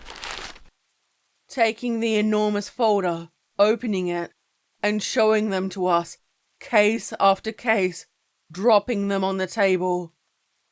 The faces and mutilated corpses of people stared back at us. My mother reached over, taking the folder, and flipped through the remaining ones, then took a long drag of her cigarette. She exhaled and gazed wide-eyed and murmured something under her breath that I couldn't understand. I guess we're gonna have to call the school. She can't go if every damn person is harboring a demon. My mother leaned back, reaching for the phone, taking the receiver in her hand and pressing the buttons, only to have my dad take the phone and put it back on the hook. We have to be careful. They might know what we did, and they will try to reinfect us. We need to be there for each other, as a family. He said, reaching out for us to take his hands, and both of us accepted. I didn't think my family were particularly close, yet the onset of tragedy had that impact on people. That night was uneventful, and every day since was akin to a regular old day. The only difference was, we'd have a mouthful of the concoction before we left for the day. The months moved by, and I was walking home from school after catching the school bus, and waved goodbye to my classmates. I felt an uncomfortable feeling, like being watched, and as though a predator had me in their sight. I glanced over my shoulder to see two people following me, twins that lived up the road. They were 7 paces away, not making any noise, and I quickly turned to take out a Polaroid picture of them, shaking the photo in my hand, and as I walked, I saw the red eyes. I exhaled, my pace quickened, and I tried not to run, or at least make it look obvious. I heard them following me, and ran to my house, only to hear their pace quicken behind me. I ran to the front door, smacking it with my fists, until my mum opened the door, still with her nightgown on, with her curlers in her hair, a characteristic cigarette hanging from her mouth. "What the fuck's going on? Don't bang on the door!" she demanded, giving me a smack whilst pushing me inside. Then she noticed the kids, a hand resting on her hip and using her body to block the doorway, the cigarette held between the fingers she used to point at them. "Got a problem?" she snapped, and her body jerked as she took a step back before slamming the door, locking it behind her. Her body pressed on it, breathing heavily, and we stared at each other. No words needed to explain what transpired between us. A mutual understanding. My mother peeked out the curtains, put her body between us, glaring out at them with an irritated puff of her cigarette. Her body blocked my view, but I saw them walking away, their steps like usual, and they started chatting again. "We're gonna need to tell your father about this." The worry clear in her voice. The last time she said that, I was in trouble. We finished our chores, me with my homework at the kitchen table, while she was cooking sloppy joes. My father came home. His face was sunken in, and I noticed he'd been losing weight. The disturbed sleep was taking a toll on his mental health. He sighed wearily when he saw our faces. His jaw tensed and pulled out the wooden chair at the kitchen table. What happened? "She was followed home today by kids. Infected with you know what." I could hear the tension in her voice, and she turned back to face the kitchen sink, staring out as the neighbors' children played outside. My dad stood, walked over, and held her close from behind. For a moment the pair held each other, and I stood watching, leaning on the wood panel on the wall, and I didn't know what else to add. All except, what do I do if it happens again? Silence. My father's head dropped to rest on my mother's neck for support. I've had He paused, considering his next words carefully. incidents, too, from colleagues and people on the street. My mum glared up at him in clear worry over it, and he gave her a complacent smile of reassurance. One I doubted worked. I think it is best for us, too. He ran his hands through his beard, inhaling, and closed his eyes. Go elsewhere, at least for the time being. Just get out of Dodge for a while. Something about his tone suggested it would be for longer, and he didn't want to admit it. My mother's lips became a thin line, the wrinkles on her forehead more pronounced, and I knew she didn't want to give our comfortable life up. We need to be discreet about it. Pack your backpack, as though you were just going out for the day. He said to me, then turned his attention back to her. Take only the essentials. Since it's Friday, we're not expected to go out, but I'm on call. She lit up again. Her hand rested on the kitchen cabinet. A nagging question brought to the surface. "Who else is free of it?" I asked, and my mum rushed to sit down across from him. "Yes. Anyone we can go to for help? Someone we can talk to?"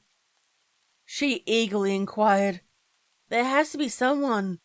The one who gave you that." She gestured to the bottle he gave us. "There has to be a name.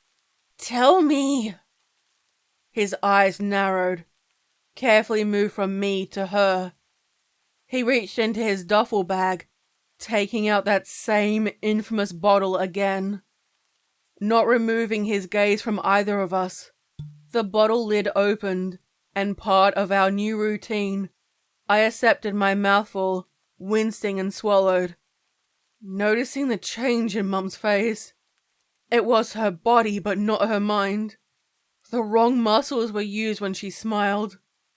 The expression locked on her face, and I took an instinctive backward step. Tell me who else knows. The voice was certainly not hers, threatening him. He stood up, went toward her, and she drew her hand back with a clenched fist. He blocked her, taking the arm and twisting it behind her back. They were together on the floor, each trying to get an upper hand, while I glanced around at the various items. I could have used a frying pan, but that would have caused too much damage. He held her arms behind her back with one arm, while using the other to prevent her from biting his thigh. Despite it, I could tell he was trying not to hurt her. I was shocked and terrified. Never had he hurt her, let alone treated her this way, and I didn't expect him to be capable of this. She wailed and screamed frantically, convincingly, and if I didn't know, I would have suspected my father was attempting to kill her. She flailed around, her manicured nails scratched down his face, and finally, the liquid entered her mouth, and she swallowed, screeching, kicking, and her body went limp on the ground. Her lips had the same burn marks mine did. Honey, I'm sorry. I'm so sorry. It had to be done.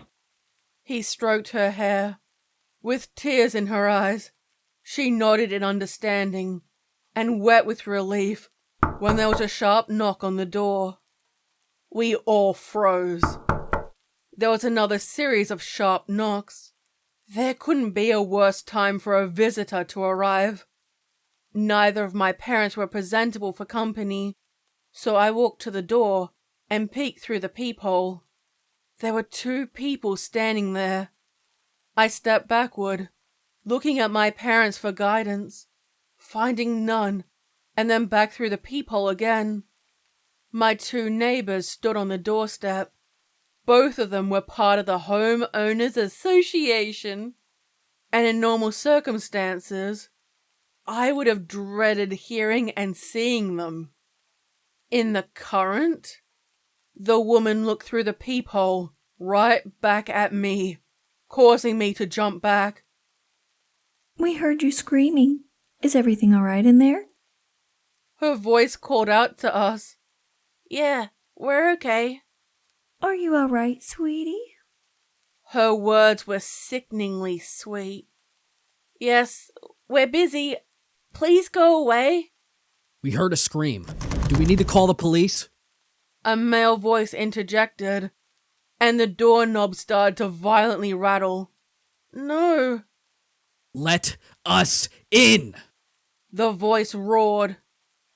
We're here to help you. Let us in. We'll take good care of you. She leered through the window of the front door. Heather, step away from the door. My father ordered. He was standing with a shotgun aimed in the direction of the door. My back pressed up against the wall. I backed away when I heard Call Me by Blondie playing on the boombox. My mother, still with her lips burnt, came up with my father's pistol. She waved me over to stand beside her and used her body to shield me.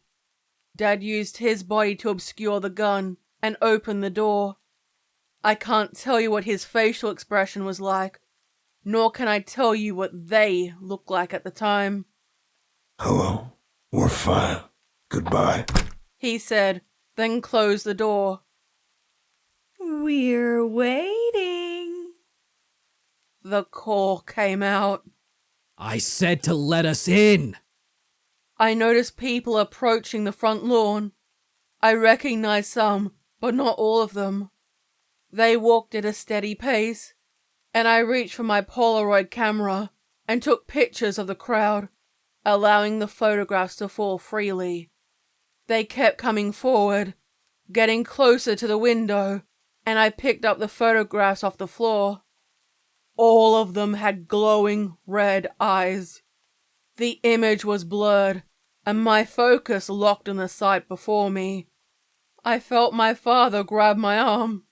"No, wait!" I called out, grabbing the Polaroid camera, and he picked me up, carrying me out to the car. My family were nearly surrounded. The car reversed swiftly and started to drive away. I peeked over the back seat of the car, staring out, and saw people on both sides of the street, slowly following the car. We didn't have all the supplies we needed, and left. We kept driving, only stopping for basic supplies, and drove out to the middle of nowhere. My mother reached out with her hand, squeezing his forearm. We're concerned for you. Come back. "We'll be okay," she said, although I've never seen her smoke so much. We kept driving. The road was endless. Soon suburbia changed to a rural setting, and fewer people caused my parents to relax temporarily. We stopped by the side of the road to rest, used the restroom, and grabbed some McDonald's through drive-thru. The golden arches were a welcome sight, not wanting to stay near people. My dad parked by the side of the road and listened to the radio. Good evening, ladies and ghouls. It's your host with the most, The Rock. Live on air, baby. Yeah. It followed many obnoxious sounds, long beeps, random noises, quotes from TV and movies. We're here today bringing you the best tunes. We got Breaking the Law by Judas Priest. And later, hop on board to the crazy train with Ozzy. And after the break, it's so radical, only the best sounds. There were more obnoxious sounds. We got our guests here today. Only the coolest bands and the best tunes. 192.1 Cool FM brings you only the best tunes. Live 24 hours, bringing you all the greatest rock tunes. So stay rad, baby. We listened in silence to the rambles, but the next part stood out. This time, the host took on a serious, professional tone. You know I love the America. I'm talking beer, I'm talking rock, and I'm talking boobs. But one thing that ain't cool, man, is being armed and extremely dangerous with your family. I'm talking about former Detective Scott Wilson, who also is a former police officer.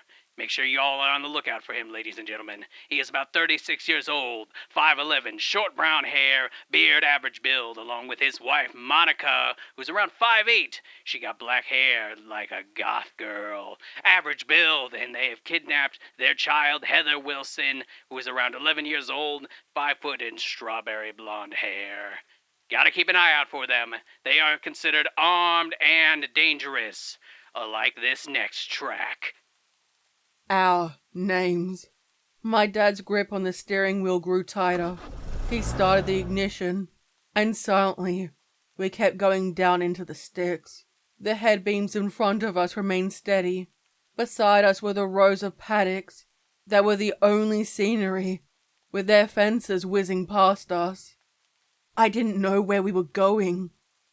And back to our regularly scheduled program, The Rock at 101.1, The Rock FM, bringing you The voice was interrupted and morphed into a cold, demonic one. Do you think that we will ever stop hunting you? He nearly crashed when he heard it, barely staying stable. "Look, you need to pull over. You're exhausted. You need to stop. You're gonna kill us." My mother begged and demanded, squeezed his arm again. Defeated in more ways than one, he nodded, flicked on the indicator, and pulled over to the side of the road. He put the car in park and rested his head on the steering wheel. Silent, except for a long breath. I remember being worried about him dying there. Then remained still before he turned off the ignition. "You'd best get some rest. We'll be setting off in the morning," my mother said. My father groaned in protest, but soon fell asleep. I can't remember dozing off or not. I knew I must have, when I woke with a jolt. My mother had the window down and was already smoking, all without her morning coffee. She turned in her seat. Her eyelids were droopy and had dark circles under her eyes. "Morning. We'll get you some food soon." My father was still asleep. She reached out to give him a nudge, then shook him to get his attention, and a long, irritated groan answered her. "Hey, wake up." Wake up. His voice changed and we both froze. Suddenly he reached down to the bottle, yanking it open, and took a mouthful. He gasped before giving her an apologetic look, before handing her the bottle. She took a mouthful, who in turn handed it to me. I accepted mine. Returning it to him, he held it up, feeling how much we still retained, and placed it on his lap. Neither of us had slept well. According to them, they took turns keeping guard during the night. We drove to a tiny diner, and were able to sit down properly for a moment. There were only a few cars out the front. "Hello, darlings. What can I get y'all?" The southern twang came from the waitress. She had a blonde-dyed bob, a curvaceous figure, and a classic 50s style of clothing. She came over with a pot of coffee, poured it for Mum and left it there. We ordered our food, and it wasn't long before she came over, holding our plates. "There y'all go. Let me know if you need anything else." "How busy is the town?" Oh, we're about the quiet life out here. You enjoyed the food you hear. I'll be right over there." We got a decent meal. I got pancakes and syrup. My father got eggs, bacon, sausage, the works, while my mother simply got a black coffee. It felt like too much. Surely we couldn't access our money anymore. Why were they indulging? I didn't ask and kept eating. We need to go back and get more. I don't want us to turn. We need to avoid people. "Remember what happened at the house?" She snapped, then remembered to whisper when the waitress and line cook stared at us. She gave them a strained smile before taking a massive gulp of her coffee and avoiding their gaze. If we don't get more or a steady supply, all of this will be for nothing.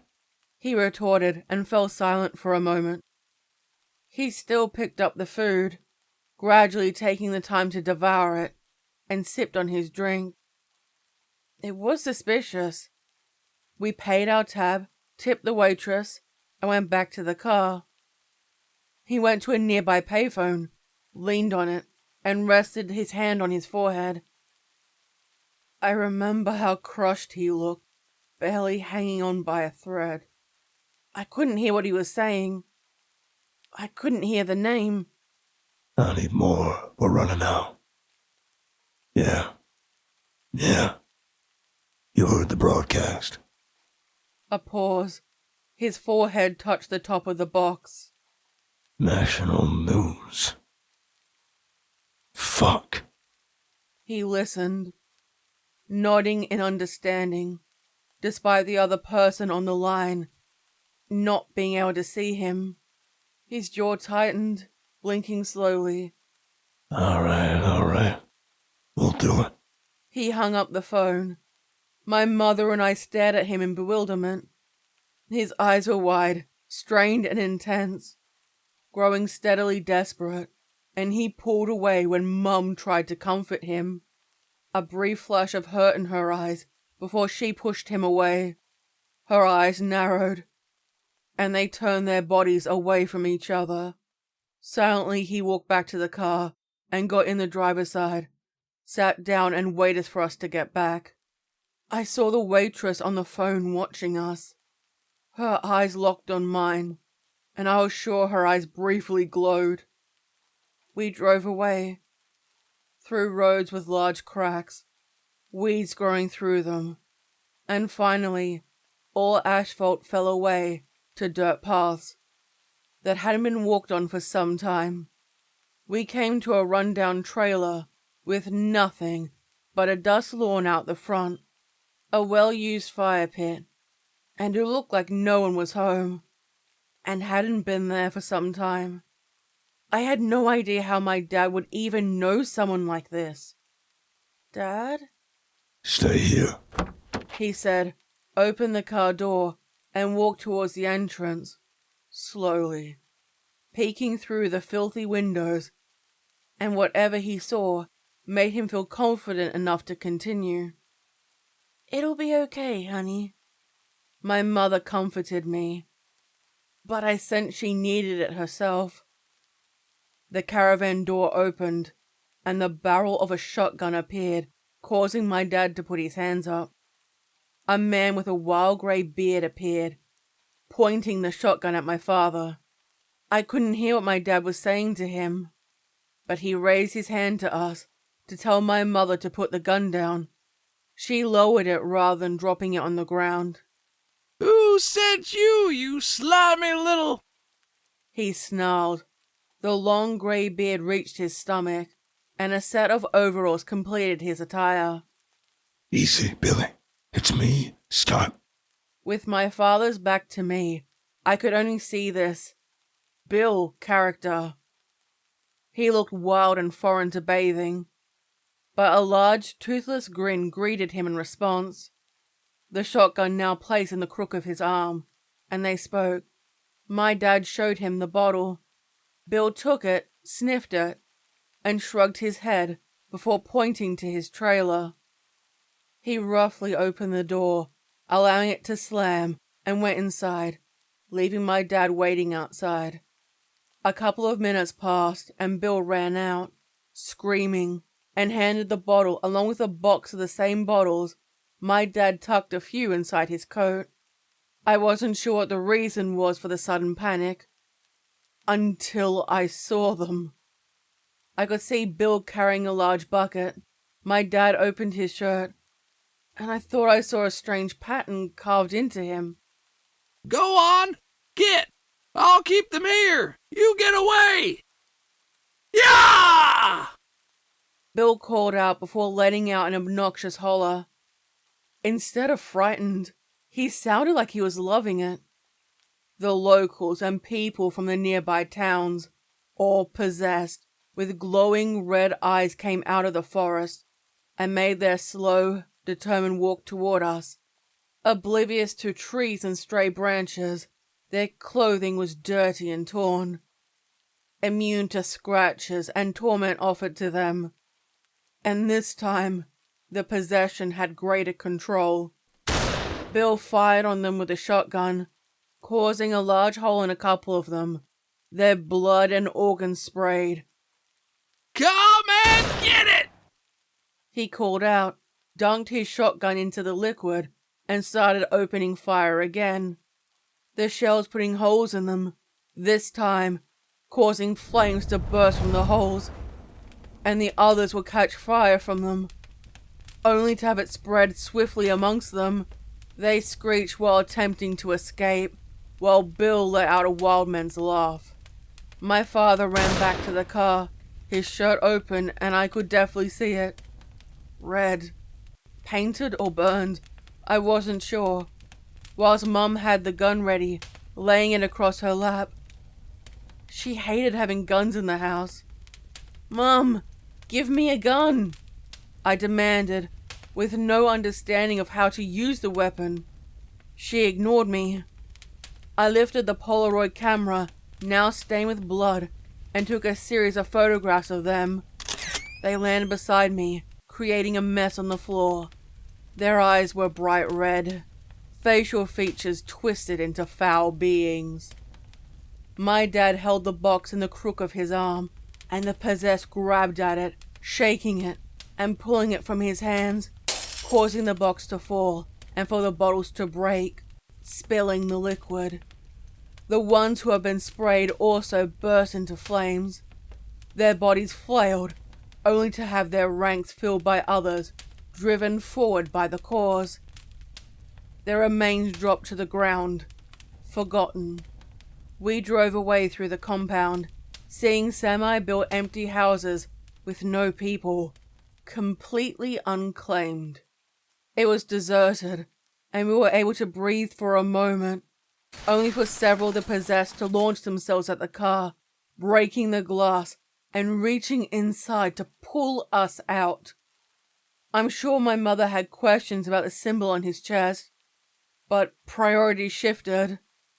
Surrounded, we needed to make our escape while we could. My dad took the box with only a few bottles left, grabbed my mum's hand, who fired her shotgun in their direction. Both held mine with one of their own. We ran trying to find somewhere safe, but every corner we turned, they would appear. Come on, quickly. He roared at us, eagerly pushing us forward, and appeared to be looking for something. His head rapidly moved from side to side, peering around corners, but wouldn't tell either of us what it was. We were chased through buildings, and I struggled to keep up with them. We found ourselves in Bill's old distillery, surrounded by bottles and larger jars for brewing more of the liquid. Well, half of this, the other half for his other gig, selling moonshine. The aroma of alcohol was thick in the air. The Polaroids were no longer needed. Their eyes glowed and followed us at a walk.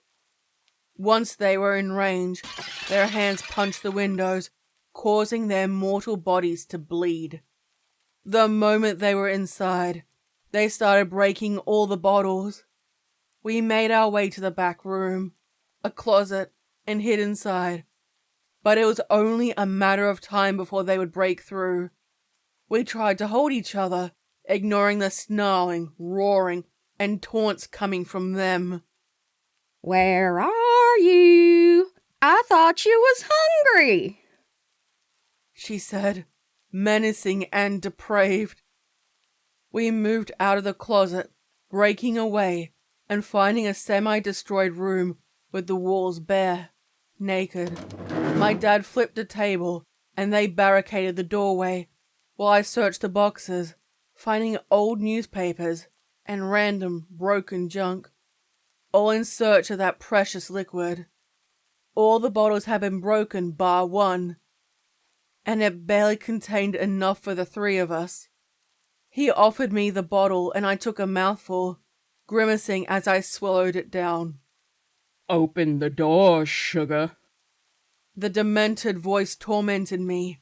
Her face was being cut from the glass as she forced her way through, slicing into skin that peeled off. She was oblivious to the pain, driven forward by an unseen force. My mother turned my head away, so I was forced not to look. Come on, open up for us. Her southern drawl lost all of its friendliness, and now only malice. He tried to keep us focused on him, ejecting the magazine to check how many bullets remained, then looked at us and then back at the gun. His mouth tightened and I saw water in his eyes. I don't know what dark thoughts of protection he had in store for us, but I can only guess. There isn't enough for you. Who will you pick?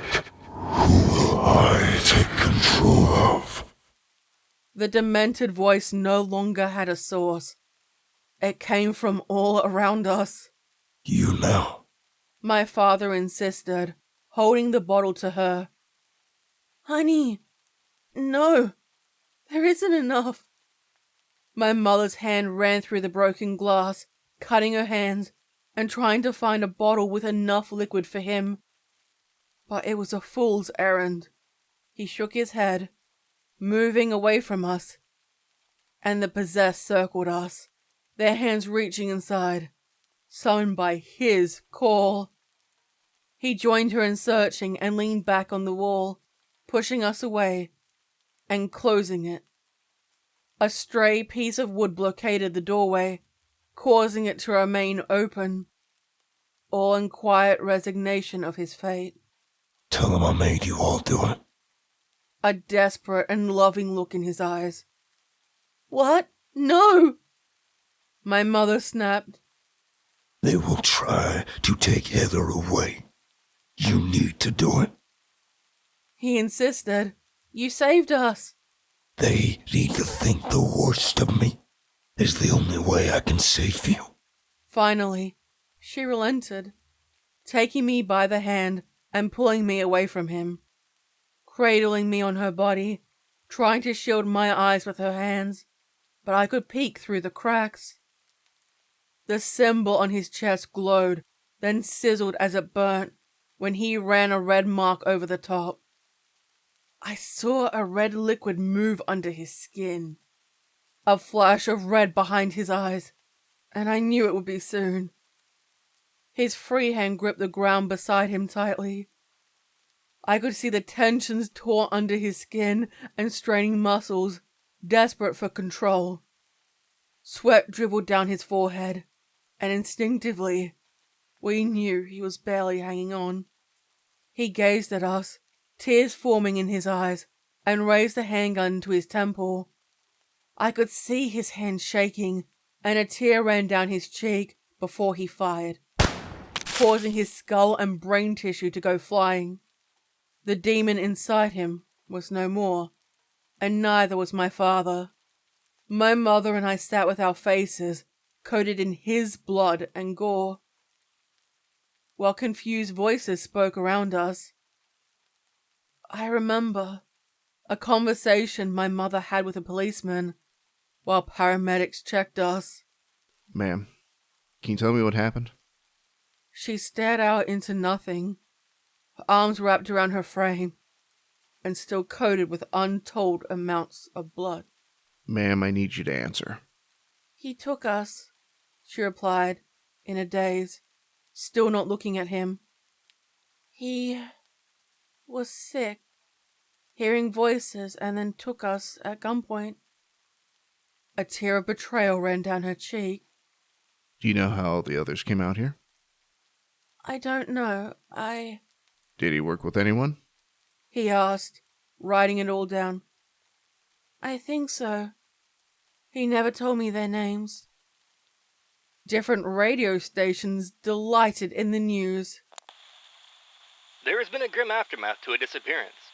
Scott Wilson killed himself and others while locking himself away in a closet surrounded by members of his cult. Several people are left dead or gravely injured. Police have taken the family into safety. Rumor had it that there was a demonic attack. Going through the different radio stations immediately after was a nightmare. Oh my god. If you thought that Wilson case couldn't get any weirder. Psych. We need to get back to Jesus. Wilson, he didn't go to church. That's why he went crazy. Is this the new Charles Manson case? I blame violent music in the media these days. People should really parent their children better. I've been warning all of you. The government is in league with the devil, and we are their test subjects. Please! We need to worry about more violence on TV. As for the survivors, many lied to themselves and to the police, saying they were part of a cult. The police and another agency, including a secret branch, all worked together to erase all my father's good deeds, casting him as a psychotic madman driven by delusions. It succeeded, and they covered up the case. I changed the radio station. Rumor has it that the former Detective Wilson was involved in cult activity, drawing innocent victims into his cult. The fact that this man is no longer among us to hurt us is a miracle. For the briefest moment, the radio presenter sounded sincere before going back to his usual tirade. Because this is The Rock! Because here, in this country, we take care of business, and they listen to The Rock! The case has been solved. What a crazy day, but we're taking in calls and giving away t-shirts. Hell yeah! And stay chill. In order to protect us, we did what he said. My father is remembered by wider society as a crazy man on a power trip, mentally unstable and crazy. But my mother and I, and crazy old Bill, and anyone else who knew that he protected humanity through his sacrifice. I struggled when I was young. Later, I knew he did it to protect us, yet that gap in our lives left an irreplaceable hole. The uprising ultimately had failed, yet there were some who managed to escape. My teenage years were hell. Duh, your dad was a little bitch. So fucking crazy and... She taunted me before I put my fist into her face. It wasn't the first nor the last time. My rebellious phase led to an occasional violent outburst. Simply to relieve the pressure, I guess. I would be dragged into counselors' offices to talk about my issues. And this only encouraged other teenagers to tease me about it. Heather, please, tell me about your anger issues. The school counselor sat across from me with an artificial smile. I didn't answer, but after an uncomfortable silence, I said, "Do you want the truth?" Yes, please tell me. I want to know about all of this so I can help you. He sat forward, eyes lit up, delighted at the prospect of having a breakthrough with his latest project. Ready to burst, knowing he could write a bestseller that bored housewives would read about how he managed to get through to that girl with the crazy father. My father was a good man, fighting against overwhelming odds. People became possessed and tried to hurt us. I paused, my eyes dipped down, and I picked at my broken cuticles. I see. I burst his bubble. He cleared his throat and scribbled down his notes. Did he do anything? No. I shot that down immediately and went back to the script. He was unwell but a good man, whose dark thoughts led him to do some sad and unfortunate things. Given what happened to me, teachers tended to let me off the hook, telling me I was a psycho just like my dad. I couldn't offer any retorts. My mum, who struggled after the loss of my dad, taking up alcoholism full-time rather than casually. One thing that brought me a sense of peace was photography. Surprisingly, but only landscapes and animals. Whenever I dabbled in photography with people, I'd stare or get a glimpse of red eyes in the picture. Remembering those days. Most of the time, it was just a false alarm. And I know how to deal with the few. Get him to drink some of old Bill's recipe. I don't know how the old bastard managed it, but he survived and evaded the law. And between us, I'm not going to share how he did it, in case I ever need to use what I learnt. The new technology that has been developed has made it easier to spot them, but the rise of social media has also increased infection. So, beware. Don't forget, you can always catch them out by their glowing red eyes in photographs. One picture, it's fine. But if a person has multiple, it is best to keep yourself and your family safe. Hey, bro. This is The Rock from Rock FM, bringing you the best music since the 80s. We're talking about old cases. Who remembers the Wilson case from 1980? Siri, turn off that fucking idiot on the radio. The old fart was still doing his piece from the 80s in 2025. I said, taking a mouthful of the concoction of that foul drink. The recipe was a gift from Bill back in 1990 when I popped by to say hello, with a little shotgun diplomacy. The fact that my dad, to this day, is still seen as a psycho and a murderer when he sacrificed himself. It still hurts. So, in the modern day, if you see someone with red eyes in a photograph or a video, if someone starts behaving weirdly, best to watch your back around them. The uprising could be happening again, and you've got to be on your guard.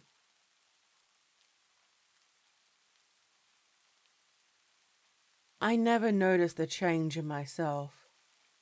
Each day I'd stare in the mirror while I brushed my teeth and did my beauty routine. The gradual process, always following the same procedure, brought me comfort at the start and end of each day. It started one night. My eyes both twitched at the same time, and I thought it was a reaction to the mascara. Whilst preparing for my latest date, a match on Tinder, who I spoke to for 3 weeks, Rashid, a handsome lawyer from a well-established law firm. The conversation was appealing, and despite my hesitancy, I won't deny there was chemistry. He was funny, interested in similar topics, and didn't mess me around. I did some digging into his background, checking to see if he was employed, and sure enough, his picture was there. One thing checked out. I checked his social media for any signs of a girlfriend or spouse. Finding none, I figured it was worth a shot. After going through the vetting process, I decided to allow him to take me out to dinner. Still cautious, given modern dating these days and with all the ghosting, fuckboys, and general lack of options, you understand my concern. Deciding on a relatively new place I've been wanting to try for a while. We arrived at the same time, and my eyes lit up at the sight of him. Rashid greeted me politely and opened the door for me. The restaurant was small, and we'd be sitting close to the other tables. It was packed. The latest hotspot in town, serving gimmicky meals and designer drinks. I think both of us would have preferred to go elsewhere. Our knees touching under the table. The circular disc barely enough for our plates and drinks. Our hands would occasionally touch, and I feel the intimate quarters were by design. Ambient lighting lit up the place, with cobbled roads outside, under a moonlit sky. With the streetlights lit up in the fading rain, gave quite the impression. Easily able to overhear their conversations. Fortunately, there was no dramatic breakups to disturb our peace. He resembled his picture. No catfishing. He was of average height and build. What gained my attention was his calm, friendly demeanor. Our conversation flowed without pause. The pair of us had a few drinks each, only occasionally lifting our glasses to our lips. Leaning close, he told me I had beautiful eyes.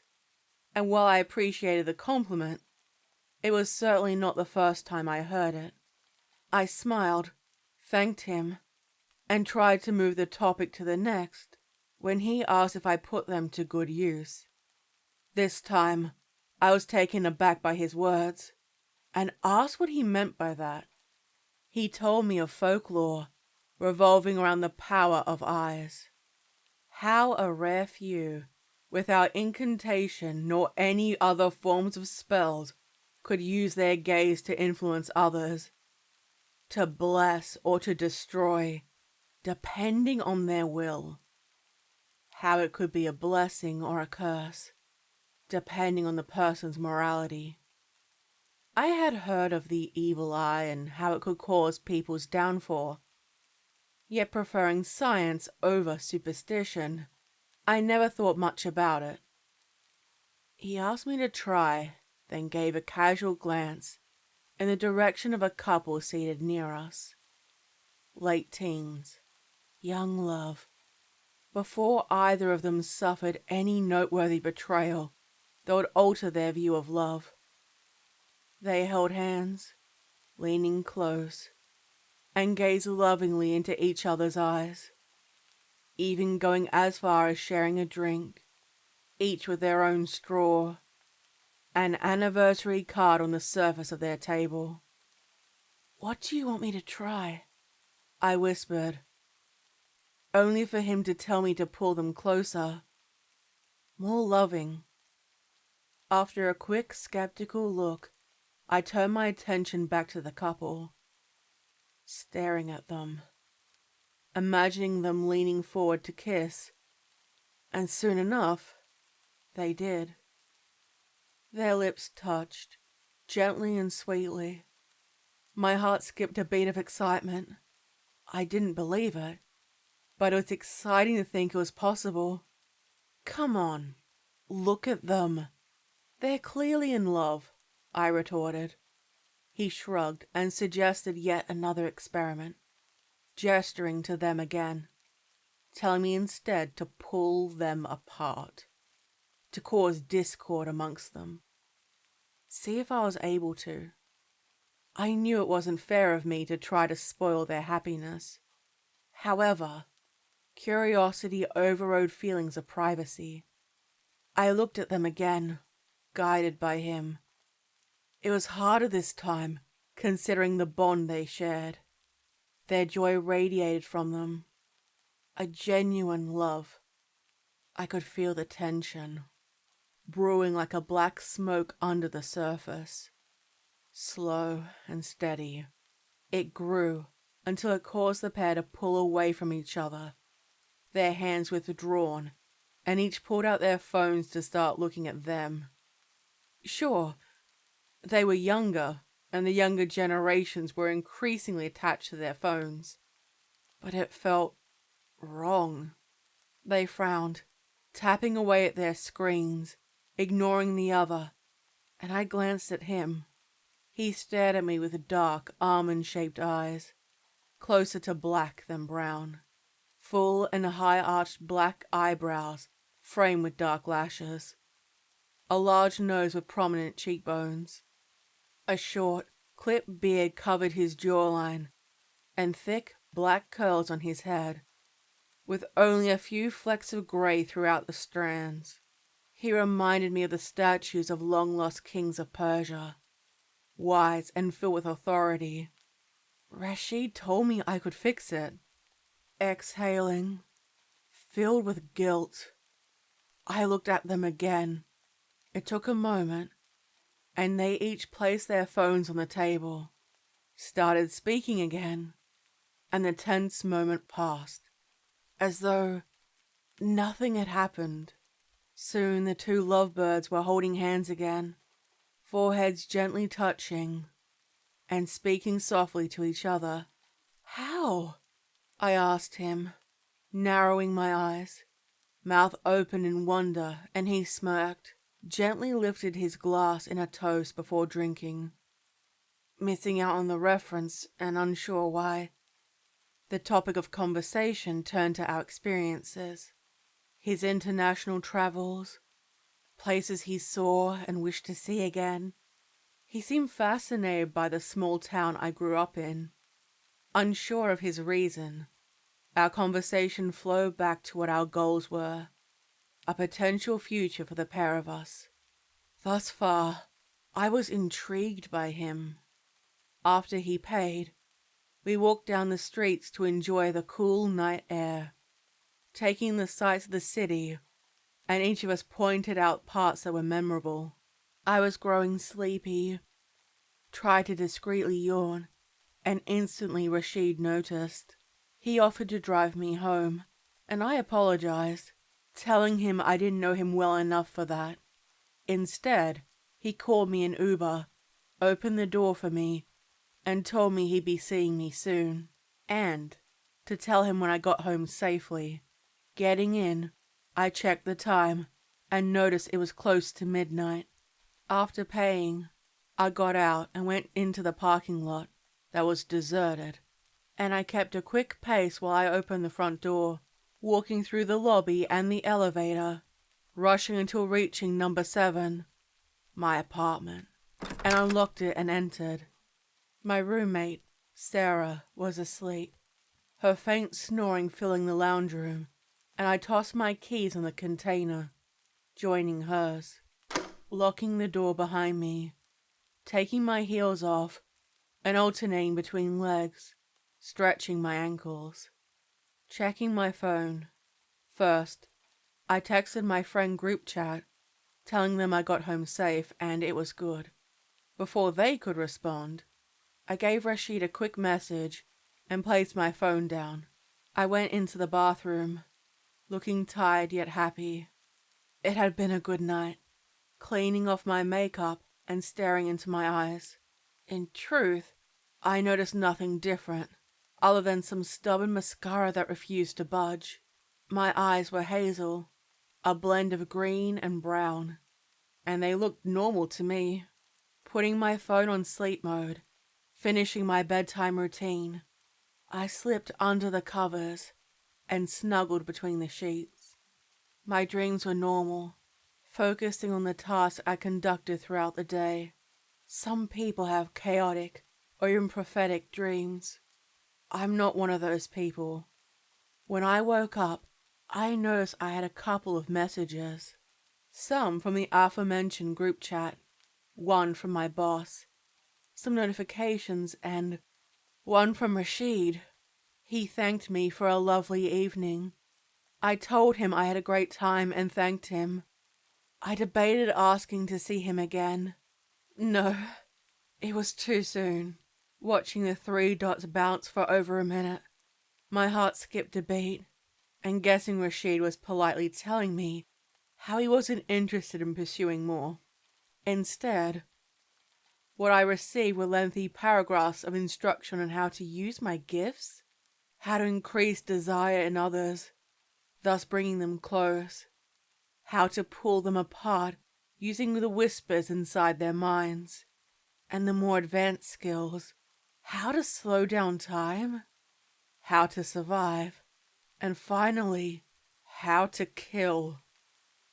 The choice for good or evil was at my discretion, a divine test, as it were, and he would visit me many long years from now to see how I fared. He cautioned me that not everyone would understand these gifts, or would attempt to force me to use them for their own gain, and my detriment. The 3 dots appeared, jumped for a while, and a message appeared. I will see you in 50 years. Staring at the text in disbelief. Surely there had to be a better way to reject me than this. And before I had a chance to reply, to tell him this was cruel, I noticed I couldn't send a message. Blocked. I checked Tinder too. The profile was deleted. Trying to find any new messages, resulting in nothing being found. It showed I visited that restaurant, yet there was no proof. The conversations too had disappeared, as though Rashid never existed. I covered my mouth in bewilderment, knowing full well I met with a man last night, and had what I believed was a successful date. I messaged the group chat, telling them what just happened, and asked if this had ever occurred to them. Sure, they had been ghosted in the past or rejected, but a fantasy like this was incredibly far-fetched. They asked for his profile name and I sent it. His gram and Facebook, both were gone. Suddenly I remembered the law firm where he worked, and there too, he was gone. Now there was sudden confusion amongst us. They remembered him, so no one's memory was at fault. It was understandable how social media pages could be deleted or hidden in a short space of time. But to have your employment altered? It was extreme. I debated emailing them to see if he was valid. I tried looking the firm up on the Wayback Machine only to find, again, nothing. Months passed with no issues. and I decided to put the dating sites aside for the time being. My friends and I joked about the stranger who told me I had incredible eyes. It was an entertaining tale to share over drinks, have a laugh, and soon I forgot about it. My car was at the mechanic, and thus I went on public transport, the local bus that blessedly took me from work to only 2 blocks away from my apartment. It is a mixed bag.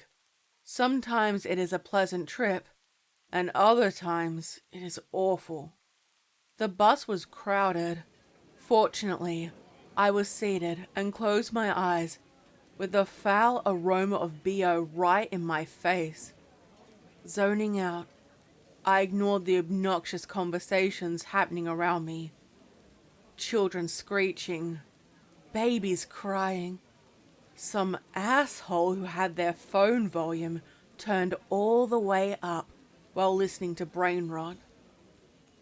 And closing my eyes, I wish I prepared better. Some earphones. Staring out the window, attempting to disassociate, I closed my eyes and thought about how nice it would be if it were silent, quiet, peaceful. Leaning with my back on the window and stared out at them. A warm, near golden fuzzy feel surrounding them and luring them into a slumber. The man with the smelly armpits lowered his arm and chin rested on his chest. The sounds around us lowered. The devices flickered. And checking my own, I realized that the battery was being drained. 80%, then 50%, then 10%. An uneasy silence came over the entire bus. Smiling and exhaling, drawling it out, when the bus began to sway from side to side. The scraping sound told me we struck other cars, lifting paint up. Looking at the driver, he was flopped in his seat with his arms dangling. Being the only one alert on a bus that has now gone off-road through a park was terrifying. Holding my arms up and bracing for the inevitable crash. Fortunately, injuries were minimal. The driver woke up, confused and alarmed, unsure what happened. After a quick visit to the hospital for a checkup, I went home. There was a graze, red and purple on my face, just under my eyes, and some bruising from when I hit the bar. I had to keep the injury clean. Staring at my reflection, with the physical reward for using the ability, I noticed a gold speck, a dot on my iris. Leaning close and holding my eyelid apart, my sight wasn't negatively impacted in any way. An optometrist visit would have irritated me, and without serious reason to go, I wouldn't. I cleaned it and dabbed some antiseptic on the bruising, wincing when it stung. I searched the internet, going through YouTube, Reddit, Google, and even the more obscure ones. Had anyone encountered a man like Rashid? I found nothing. Most of what I did find sounded crazy. People believing they could stare at someone and stop their heart beating, or they would take control of their minds to force them to do something against their will. If I hadn't have experienced it, staring at my screen, it brought only questions and no answers. Idly, I reached out to pick up a piece of chocolate, my favorite snack, and place it in my mouth. It tasted bland. Days passed with nothing eventful occurring. I walked down into the lobby to pick up my mail when I noticed a trio of women standing in front of my mailbox. They were deeply engrossed by their conversation, leaving no room for me to speak, standing to one side and waiting for an opportune moment to excuse myself. "Excuse me. Sorry, I need to get to my mailbox." The trio looked at me like dirt under their shoe. A turned up top lip and a raised eyebrow of pure irritation. None of them moved. With a smug smirk, one turned back to continue their conversation, and the other two joined in after a disrespectful giggle. "Excuse me," I insisted. "I need to get to my mailbox. Please move." The leader, in the center, glared at me in agitation. Again, without thinking, I used Rashid's teaching, imagining a smoky shadow circling around them, growing thick, and moving inside their bodies. I imagined conflict between them, hidden and repressed jealousy of one of them flirting with their boyfriends in high school, all without being resolved. Suddenly she turned on one of her friends, grasping her hair and smacking the back of her head against the mailboxes. The loud thump struck, filling the large marble room and echoing throughout the building. A few other residents stared with their mouths ajar, this being the most dramatic event to ever occur at the apartment block, her friend attempting to pull her off during her flurry of anger. A fresh blood stain, with stray pieces of hair dribbled down, right over my locker. This time I felt no remorse for my actions. The security guard pulled them off, and I told them I didn't know what happened. Suddenly they just went crazy. Due to the crime stain, however, I couldn't access my mail. Going up to my room, I noticed I now had a yellow patch covering more of my iris. Blinking, hoping it would disappear, and finding it still there. I found out from my excited roommate that the injured woman had lived, but was in critical condition in hospital, and the other had been arrested. Going down the next day, the mailbox area had been cleaned of blood, and the neighbors were chatting about it. The latest piece of spicy gossip. Getting my mail, I wondered whether I should find balance with the ability. Do only one good deed and one bad deed. Keep it nice and even. Bills, bills, and a few more bills, until I found a white envelope with my name, Sophia, written in black cursive. I've never seen such beautiful handwriting. Opening it, a letter was inside, 3 pages. It was signed, Rashid. Walking to the elevator, mindlessly pressing the button and not paying attention to the people coming inside. I pressed the button to my floor. He told me he continued on his travels, seeking others who wished to change their lives, and decided to take pity on me. Feeling bad for leaving me in the dark without a true explanation, Rashid guided me, telling me to avoid having roommates, and set about protecting my living space. I opened a portal with my unholy abilities, and now they would see me. I'd forever be vulnerable. As I kept reading, not once did he tell me who they were. He warned me they looked like humans, similar to us, and only when they were about to attack, they'd reveal themselves. I need to place salt over my windowsill and under my floor at night, along with other rituals. The typical countdown ding of arriving at my stop and door opening caused me to step out. Walking to my door, the furthest one from the elevator, I noticed a couple was following me. Turning around, I immediately asked them, "Can I help you?" My tone suggesting I'd rather do anything else. The rather average-looking couple smiled and told me they were here to see Sarah, my roommate. One thing I both loved and hated about her. Sarah was a hermit. She never left the house and was a homebody. Her life was mostly online. There were never any visitors other than the rare visit from her sister, or during the Christmas holidays. I unlocked the door, stepped inside, and locked it immediately. I didn't bother looking through the peephole and figured they were standing there. Opening the kitchen cupboards, taking out the salt, and leaving a line of it under the doorframe. I rushed to my room with the salt and gave it the same treatment. Closed the door behind me, sitting cross-legged on my bed, reading the letter close to my face, and it told me the gift would continue to grow. Use too much and it would attract them.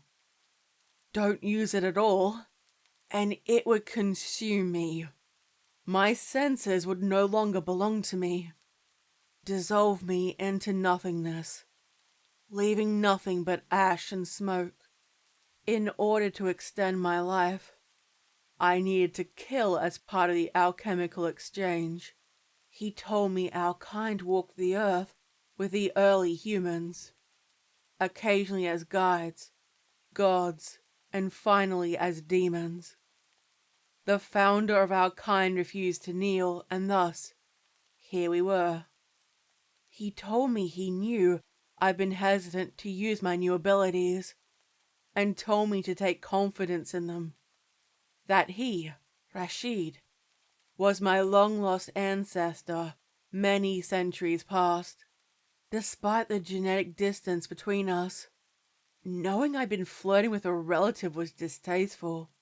He told me I was now part of a large extended family all over the world, ending the letter by signing his name. The next day I spoke to Sarah and told her she'd need to find somewhere else to live. I'd give her 3 months to find a place and give her back her bond. She was also welcome to take the bed and furniture in the room. She was upset but understood. Her family came over the following weekend and helped her move out. Staring inside the empty room was strange. Placing a circle of white pillar candles on the floor, as instructed, and wondered why I was conducting this ritual, one that made no sense to me. I set up the salt around the window, smaller bowls for herbs, raiding my kitchen. I need to purchase more, and in greater numbers. Setting up a copper set of scales, keeping them both empty. A gift from my grandmother I never used but kept in the apartment. Marking one side with black texture and releasing it. The scales swayed back and forth. The empty side fell. Out of balance, remembering his words, I knew I needed to kill. I stared longingly at it and closed the door, not yet fully willing to embrace this part of my life. During my nightly routine, I noticed the yellow spreading, slowly surrounding my iris and claiming it for its own. Not once did Rashid tell me what I was. Physically, I didn't feel any different. The balance he spoke of would be difficult. The next day, with my card now returned to me, I got to work with no issues, and I parked my car, waiting for the glass door to open, granting me access to the building, and walked past the receptionist, straight to the elevator. With every step, I heard the conversations occurring around me, whispers of gossip and office politics, where schemes lurked around every corner. Wincing, my eyes closed, and pinching the bridge of my nose. Standing around the water cooler, I saw the office harridans circling it, and attempting to draw people into their discussion. I couldn't imagine them being peaceful to anyone, and after the mailbox incident, it felt like low-hanging fruit. Already there was a darkness surrounding them. While thick as thieves, they held negativity. A foul taste filled my mouth, and instead I moved my gaze elsewhere. I saw 2 people from accounting, Susan and Jess. I didn't know either of them well, yet their attraction for each other was an unkept office secret. They stood, talking, awkward giggles, and always insisting they were just friends. Perhaps one good deed for the day was necessary? Staring at them, surrounding them with an equally warm glow, circling them. They moved closer to each other, the encouragement granting just enough courage to take the first step. It was up to them now. Moving to my desk, sitting down, and turning on my computer to sign into the work software. Logging into my calendar and finding nothing but pointless meetings that could have been emails. Starting the daily grind, tapping on the keys, and setting things up for the day. Occasionally I saw Rashid. Just a flash out of the corner of my eye, or a glimpse in the crowd. Never in the same place twice. Was he watching over me? The meeting was dull. My imagination claimed me, taking me to a time beyond, and therefore my focus wasn't on the dreary meeting. Like bored school children, we left and went back to our respective desks, sitting down and feeling drained. Thus far, I'd influenced a couple or group of people. Perhaps a single person would be interesting. Wanting to test my theory, I saw Trev, who had been publicly ripped into by my boss for a simple mistake to make. He was frowning, not speaking to anyone, and roughly shuffling his folders, trying to find a file that no longer mattered. Already angry, the emotion in place, focusing on him, and soon he was throwing things around the office, screaming how much he hated being here. The noise around the place was loud. The closest I could describe it would be the sound of a hive of bees, fluttering and buzzing with activity. Steadily it grew louder, until it was completely unbearable, and I knew it was time. I had to kill.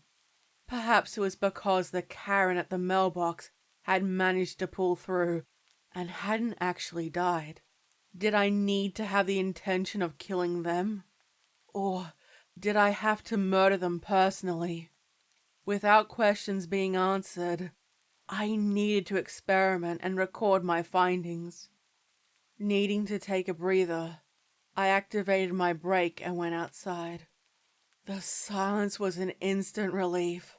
Exhaling and resting my back on the door, the temptation to smoke was intense. Luckily, I quit many long years ago. But if I was offered one, a figure offered one to me. But first, a clean-shaven man in office attire, and gratefully I accepted. Since my workplace didn't support their workers, frequent changes in staff were the norm. With a grateful smile, I took one and placed it between my lips as he held a lighter, letting me light up. Thanks, I inhaled, feeling a strange jolt throughout my body, and stared at the cigarette. Curious. It felt different. Can't say I've seen you here before. What department are you in? He gave me a lopsided, too wide smile, and I noticed his eyes were a bright yellow. Coughing, my hand around my throat as I gasped for air, dropping the cigarette on the pavement and backing up toward the door, all in the hopes of finding safety. I felt that same force around me, the shadows and smoke. My fingers tore at my throat, and I knew he was the source. I'd have to fear my own kind. Our eyes met, eyes locked on each other, feeling a burning spreading from my fingertips up my arms, and I didn't pull away. I imagined pain. All the agony returned to him, surrounding him. A blend of warmth and darkness, fire and smoke. I imagined pressure, intensely twisting and pulling, trying to grasp for any weakness. He was well guarded, experienced, and without concern. A single chip in his armor, so to speak, allowing me to pierce him, and I acted quickly to attack. His body twisted abnormally. His hands gripped his skull, with fingers spread wide and piercing inside, tearing himself in two. Onlookers called the police, and two tried to stop him, desperately trying to pry his hand off him. He fell backward, and I was sure I had assistance. How? I don't know. Like a heavy ocean wave, the feeling washed away, and leaving my senses cleansed of pain. His fingertips had pried into his skull, crushing and damaging his brain. It didn't matter how many people tried to pry his hands off. They curled inside and yanked as hard as he could, tearing his skull apart, causing the screams from those around me and leaving a still twitching corpse on the ground. Suddenly it went limp, and a slow, echoing breath escaped his body. The dreams of his death kept haunting me. Trembling, I rested my back on the wall in disbelief. 3 times now an incident happened. However, with no proof, the police were forced to let me go, and arriving back home to my silent apartment, the untold cost had begun to sink in. I'd have to be concerned about my own kind, and follow everything set forth before me. Staring in the mirror, I saw the gold had claimed the entire iris. The transformation now complete. My eye color forevermore.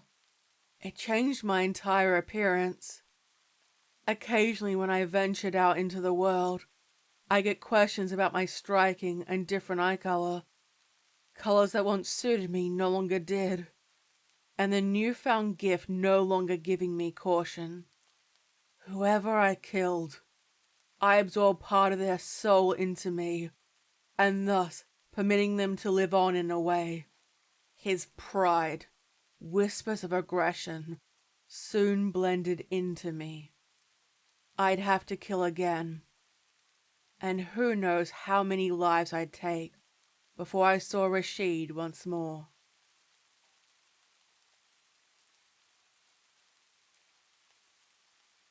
When the sun fell, I could feel it in my bones that it would begin. Ever since the gods of the underworld breathed unholy life into me, I danced for them, and thus had their blessing. Below the ornate dressing room, I could hear them taking their seats, chatting with growing enthusiasm about the performance they would view tonight and the pouring of drinks. A once-in-a-lifetime opportunity. Cities, always crowded, drew in larger crowds of people, and the decline of horses and the rise of cars on the road reminded me how long I had walked this earth. Dressed in a costume inspired by Hollywood's depiction of the East, rather than what I wore when I first danced with the 7 veils. One by one would fall to the ground, all to win a king's favor, all for the head of the one who dared speak ill of my name. It was offered to me on a silver, jeweled platter, a gesture to some that had blessed or cursed me, depending on their point of view. The exchange had cost me, yet the bargain was the correct one. My mortal children were now lost to time. I could barely remember their faces. It had been so long. The memory passed, leaving me back inside the dressing room. The Sky Theatre. The place to be seen. Only the highest of society managed to gain seats to see the incredible dancer with an unknown past. A mysterious figure, where people were known to go missing during and after Each performance, a dangerous dance to dazzle the crowd. I played into the mythos. Given there were no interviews nor autographs, the only time I blessed the public was when I was performing. It gave rumor to my true identity. Who was she? Why did she dance?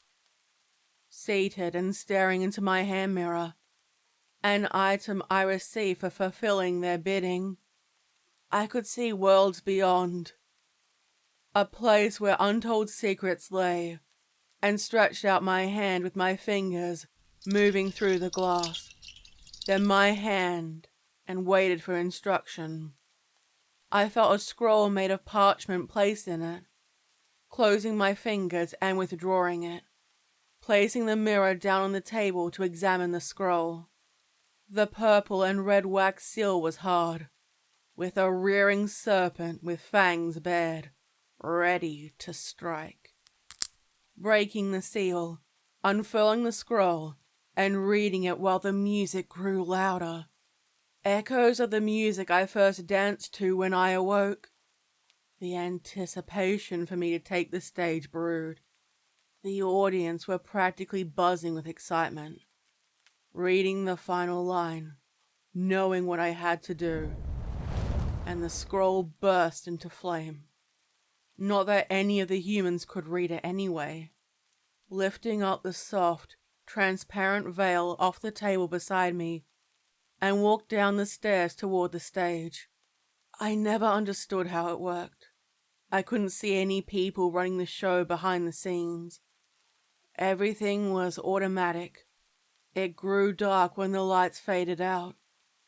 The heavy red velvet curtains were still drawn while I took my position center stage. Eyes lowered. A moment of peace before it began. Mentally, I blocked out the announcer introducing me. My name always changed when humans were involved. Few could recall my old name. A hush came over the audience. The curtains drew back, and the audience stood and cried out with elation. I opened my eyes, thus beginning the spell. With a click of my fingers, and the large red and black pillar candles that circled me, suddenly their wicks lit up with flames that burst upward to the scream, then clap of the audience, before settling into a steady pace. My hands dipped, twisted gently, and curled while my hips swayed to the beat of the music. A mist slowly seeped from the stage to the seating, a sign the underworld gods were watching, present, waiting for their offering. I was deathly pale, barely recognizable. My eyes, lined with kohl, stood out and were beginning to glow. Modern audiences with all their knowledge could be easily fooled, believing it was a trick of the light.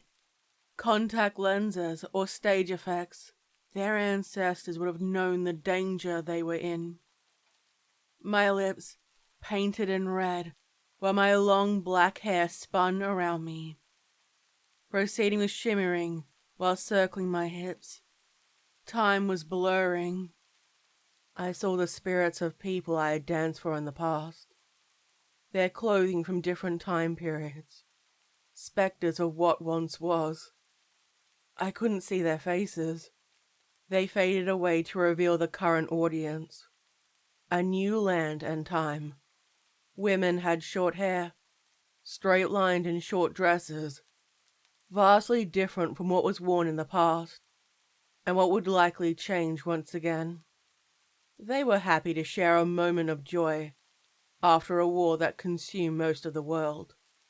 I lost myself in the music, swaying and rippling my body, surrendering to it. My lips drew back, revealing my fangs, only to hear the gasps and whispers of approval from the crowd. My eyes scanned them, seeking the one who'll be blessed with my gift. The haze swayed, pulling away, and allowing a woman to be visible. The chosen one. Posing with a bent elbow, a hand raised above my head, with the veil trailing down behind me, giving her a sideward glance, a refined twist of the wrist, circling it until it pointed at the surprised woman. My finger curled in a flowing gesture for her to approach. A round of applause filled the room when she rose to her seat. She was giggling, blushing, and had no idea what would happen. A repressed desire brought out, previously hidden by social norms. A stagehand assisted her by the hand up the narrow stairs until she joined me on stage. She stood close to me. I wrapped the veil around her, keeping her in place. I could smell the sunshine in her peroxide blonde hair, her perfume of lilies, and her wide, blue-green eyes watched with open excitement. She couldn't have been older than 20 years old. It reminded me of others from my past. They were the same height. I swirled around her. Occasionally my body would shimmy past her, feeling the warmth of her body, remembering how it felt when I was alive. She was relaxed, a soft smile of blissful contentment on her face, and wrapping her more tightly in the veil, keeping her arms locked in place. She could still kick or run, but social etiquette would ensure she would remain compliant. The music was reaching the crescendo, a peak before the end. My shimmies grew more vigorous, my body jiggled with the movement, and my lips delicately parted. The mist had circled the stage, ready and waiting. In a daze, I held her limp body with one hand, while she gazed up at me with heavy, amorous eyes, breathing intently, arching my back, leaning backward, and allowing my hair to fall down my back, teeth bared, fangs clearly showing, and plunged my fangs into her soft, delicate neck, to the roar of applause from the crowd. They believed it was part of the performance, and they weren't wrong. She, however, was an unwilling actress. They couldn't hear her soft whimper, her gasping moan, and I glanced up at the man she had come with. He rushed toward the stage, the only one who realized there was something amiss. A high school sweetheart, her husband who was now a widowed bachelor. Still holding her, the curtains drew close while I feasted on her blood. A trail of it down her neck, and her heartbeat came to a stop. Licking my blood-stained lips while I released her, through the sigil that human eyes could not see. Her physical form was surrounded by the mist of the gods of the underworld, who took her down into their care, wherever that was. With her blood fresh in my veins, I felt the most human. My flesh was warm to the touch, and slowly it was trickling away from me. Lifting my veil off the ground, I made my way back to the empty dressing room. My bare feet walked up the step, and leaving the veil on my chair, opening the window and gazing out into the night sky, dark with stars illuminating downward. I hoped I'd have enough time. I prayed I'd have it.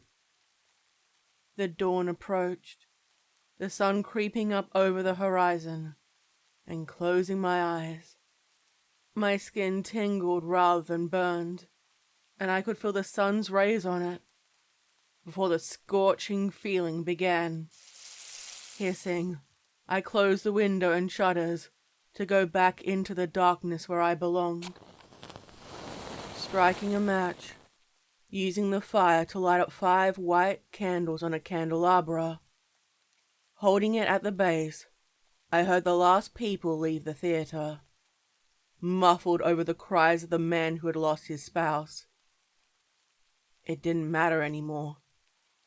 placing it down and wrapping my body in the black satin bathrobe, and walked back down to the deserted stage, reaching out my hand to the sigil in the middle of the stage, biting my bottom lip deep in thought.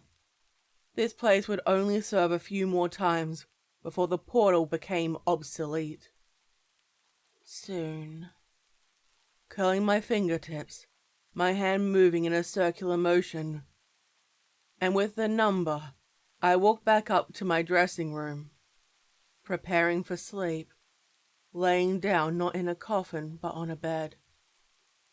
The only dream I remember is reaching out for my loved ones before they turn to dust, leaving me to wander the world alone. Since then, it has been nothing but a desolate void. Waking up in the late afternoon, resting my hand on the wall to feel the warmth of the sun, and figured it was still up. Without fresh blood so soon in my veins, I'd perish if sunlight caressed my skin. It wasn't the first time I was considering stepping out into it. Yet I knew the gods of the underworld would not be kind to lose their vessel. I cleansed myself by washing my body and hair in the shower, before running a bath and taking a vial, opening the bottle, and only a drop was needed. Tossing fresh flower petals into the water.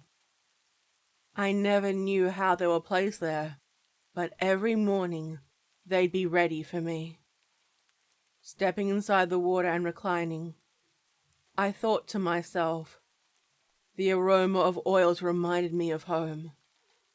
All in preparation for this evening, sitting in the water, allowing the liquid to caress every curve, closing my eyes until I sensed my hand mirror had another message for me. Rising from the bathtub, pulling the drain plug, and the water gurgled while it spun down the sink. Wrapping a towel around my body, drying and oiling it. The pressure from the mirror grew in intensity, urging me to respond to the summons. Sitting on my vanity stool while I combed and oiled my hair, running my fingers through the smooth strands. I used a small stick and lined my eyes with kohl, the traditional way, and painted my lips with crushed rubies to highlight them. Mine, without blood nor artificial pigment, were pale, grey. The humans would know about me. I couldn't put the message aside any longer. Lifting the hand mirror up, gazing into it, and through the smoky haze, past the unknown worlds that existed or were ready to be born. My fingers reached through again, withdrawing only once the scroll was placed inside it, and the wax seal was the same. A rearing snake with fangs bared. Breaking it, opening it, and reading the writing. Raising an eyebrow in surprise. Even reading over it again to ensure I didn't make a mistake. The underworld gods never demanded 3 in a single sitting. 1 was the norm, with 2 on special occasions. With no explanation, I accepted the burden. Down below the music started. The fresh audience was arriving and being seated. The festivities began. On cue, I took my veil and walked down the stairs toward the stage. Standing in my starting position, eyes downcast, with my body wrapped in the translucent veil. The heavy red curtain was closed, slowly opening before I was revealed to the audience, who gasped in amazement. Nothing out of the norm. When standing in the center aisle was a familiar face. The young man who had come last night. The one connected to my latest sacrifice. Glowering at me, fists clenched by his sides. Clearly with an intention of hurting me. The show must go on. The mist rose up from the floorboards, creeping out into the audience. As there were new candles all burst of flame at the same time, they clapped and cheered. All were surrounded by the mist, as the gods had not yet decided on their chosen ones. As the dance began, swaying my hips as the veil moved around me, my body twisting and turning to the music, shimmying, trailing the veil along my body, with my eyes gazing out at the audience, swaying my hips, moving across the stage, keeping the audience under my spell. And yet, he, driven by his anger, was immune. The condensation fell away from a young man, my first target. My hand outstretched with a graceful arched finger, before an articulate turn of my wrist and beckoned him forward. After a clumsy moment of walking around the other audience members, he practically ran up the small steps onto the stage.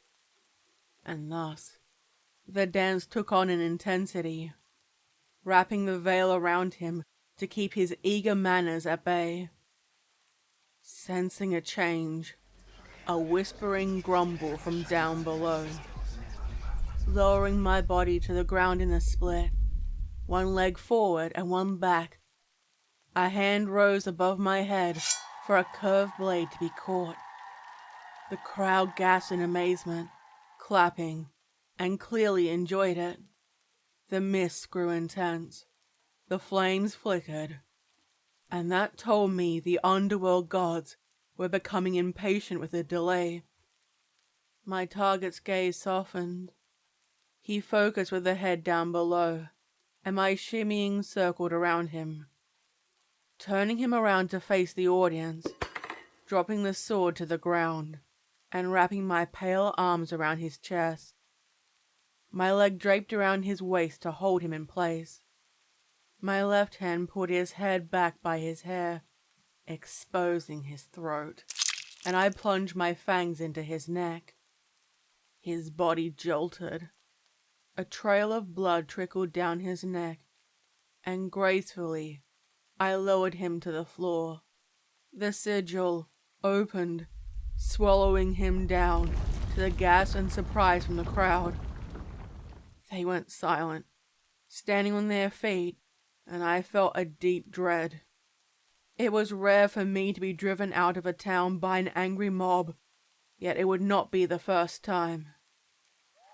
Breathing a sigh of relief when they burst into a round of applause, with calls of encore, my dance renewed once more, spinning and twisting with slow movements. The music changed, slower, sadder. It reminded me of loss. A quick glance at the candles. The flames were calm and steady before the mist circled. Deep down, the longer they couldn't decide on a worthy sacrifice, the closer it got to dawn. Once it hit, my unholy life would be at risk. The dance continued, and I could only stop when it came to an end. The flames flickered, and the smoke parted from the next sacrifice to be offered. This time, an older gentleman in the front row, with clouded over eyes, a neat beard, short hair and a suit. And I still had yet to learn why the gods chose who they did so. It would not be long until death would claim him on her own accord.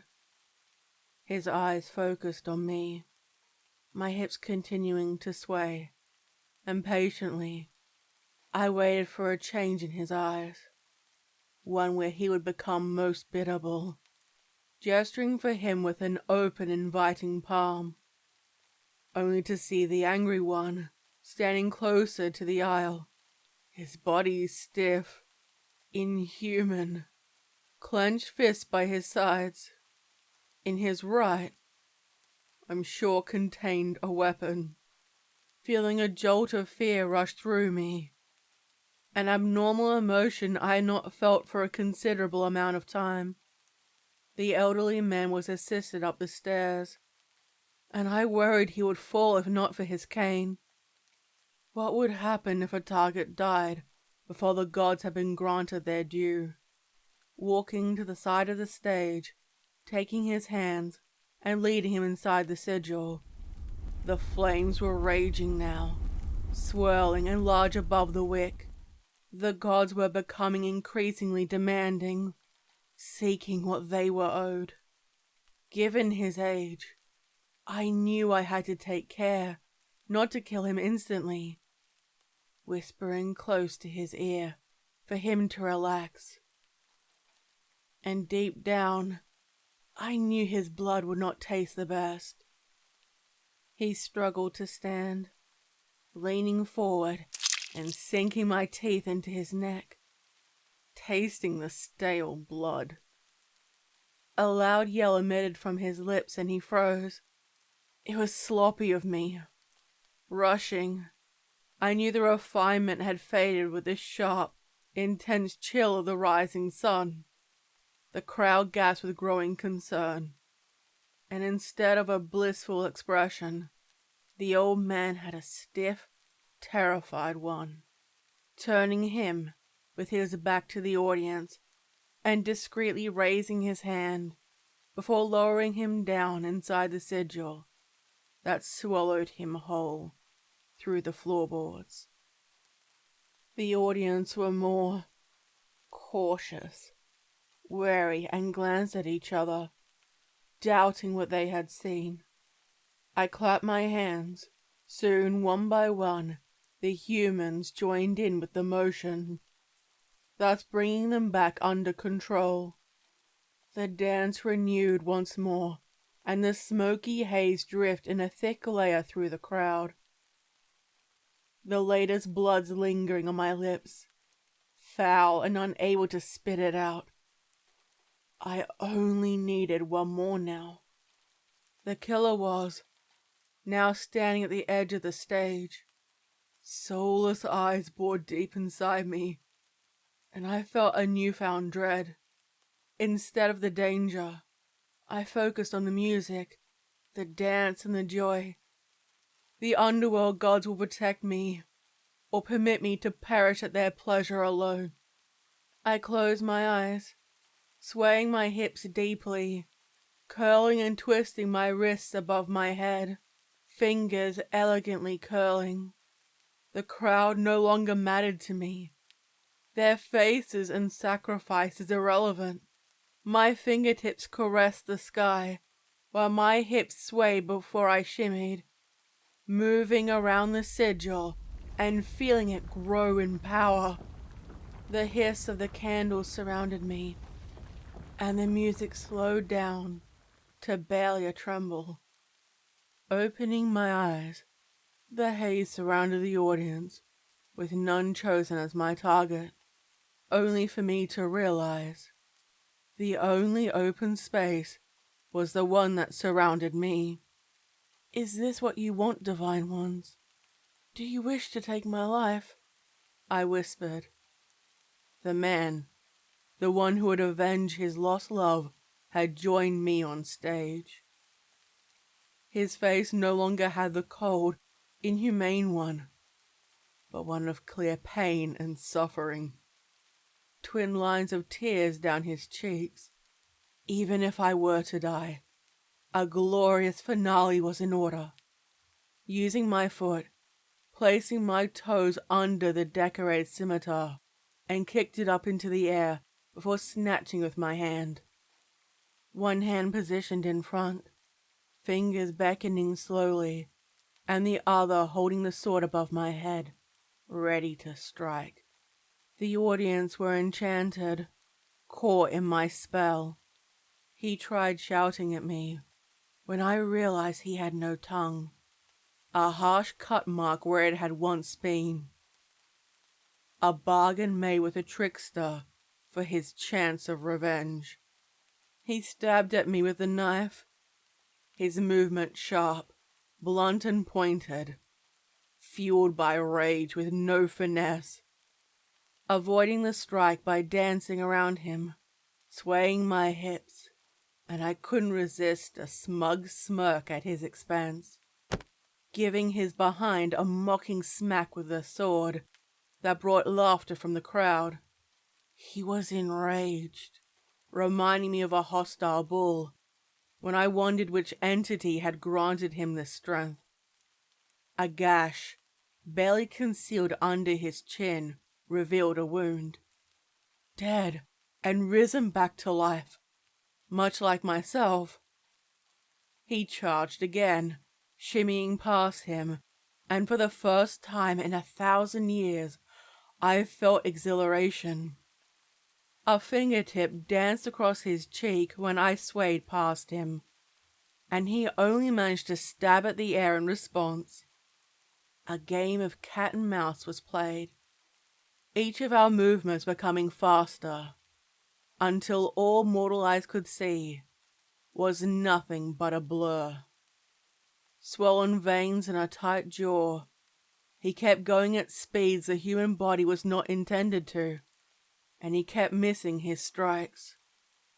All until the cold blade sliced across my left forearm, and I winced with teeth bared.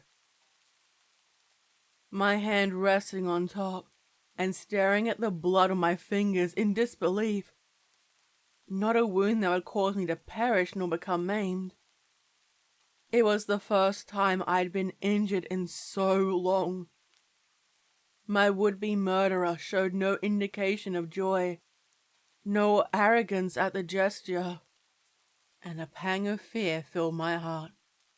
In my peripheral vision, I saw the audience on their feet, and the candle flames were high. Unwilling to tolerate my failure, a punishment would be reaped, and I sliced at him with my sword. He twisted the knife.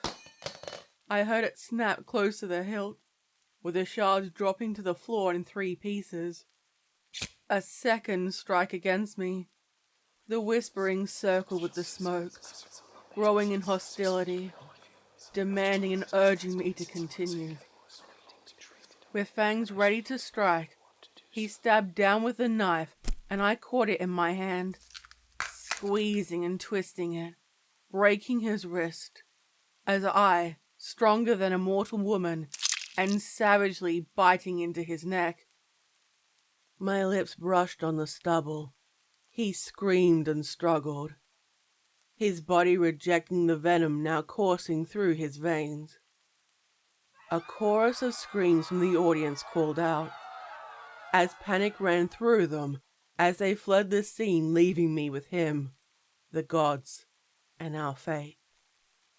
Swallowing down the rich blood, sucking hard, and twisting my head to cause the fangs to twist at his flesh, all in punishment for attacking me, driven by blood and revenge. When I felt a sudden weakness strike my body, hard, opening my mouth, spitting out the blood when I realized he was poisoned. Pushing him away instinctively and wrapping my hands around my throat, coughing to bring up the poison, only to realize that his blood was black, coagulating, trying to clear my throat and staring up into the spotlight shining down on me.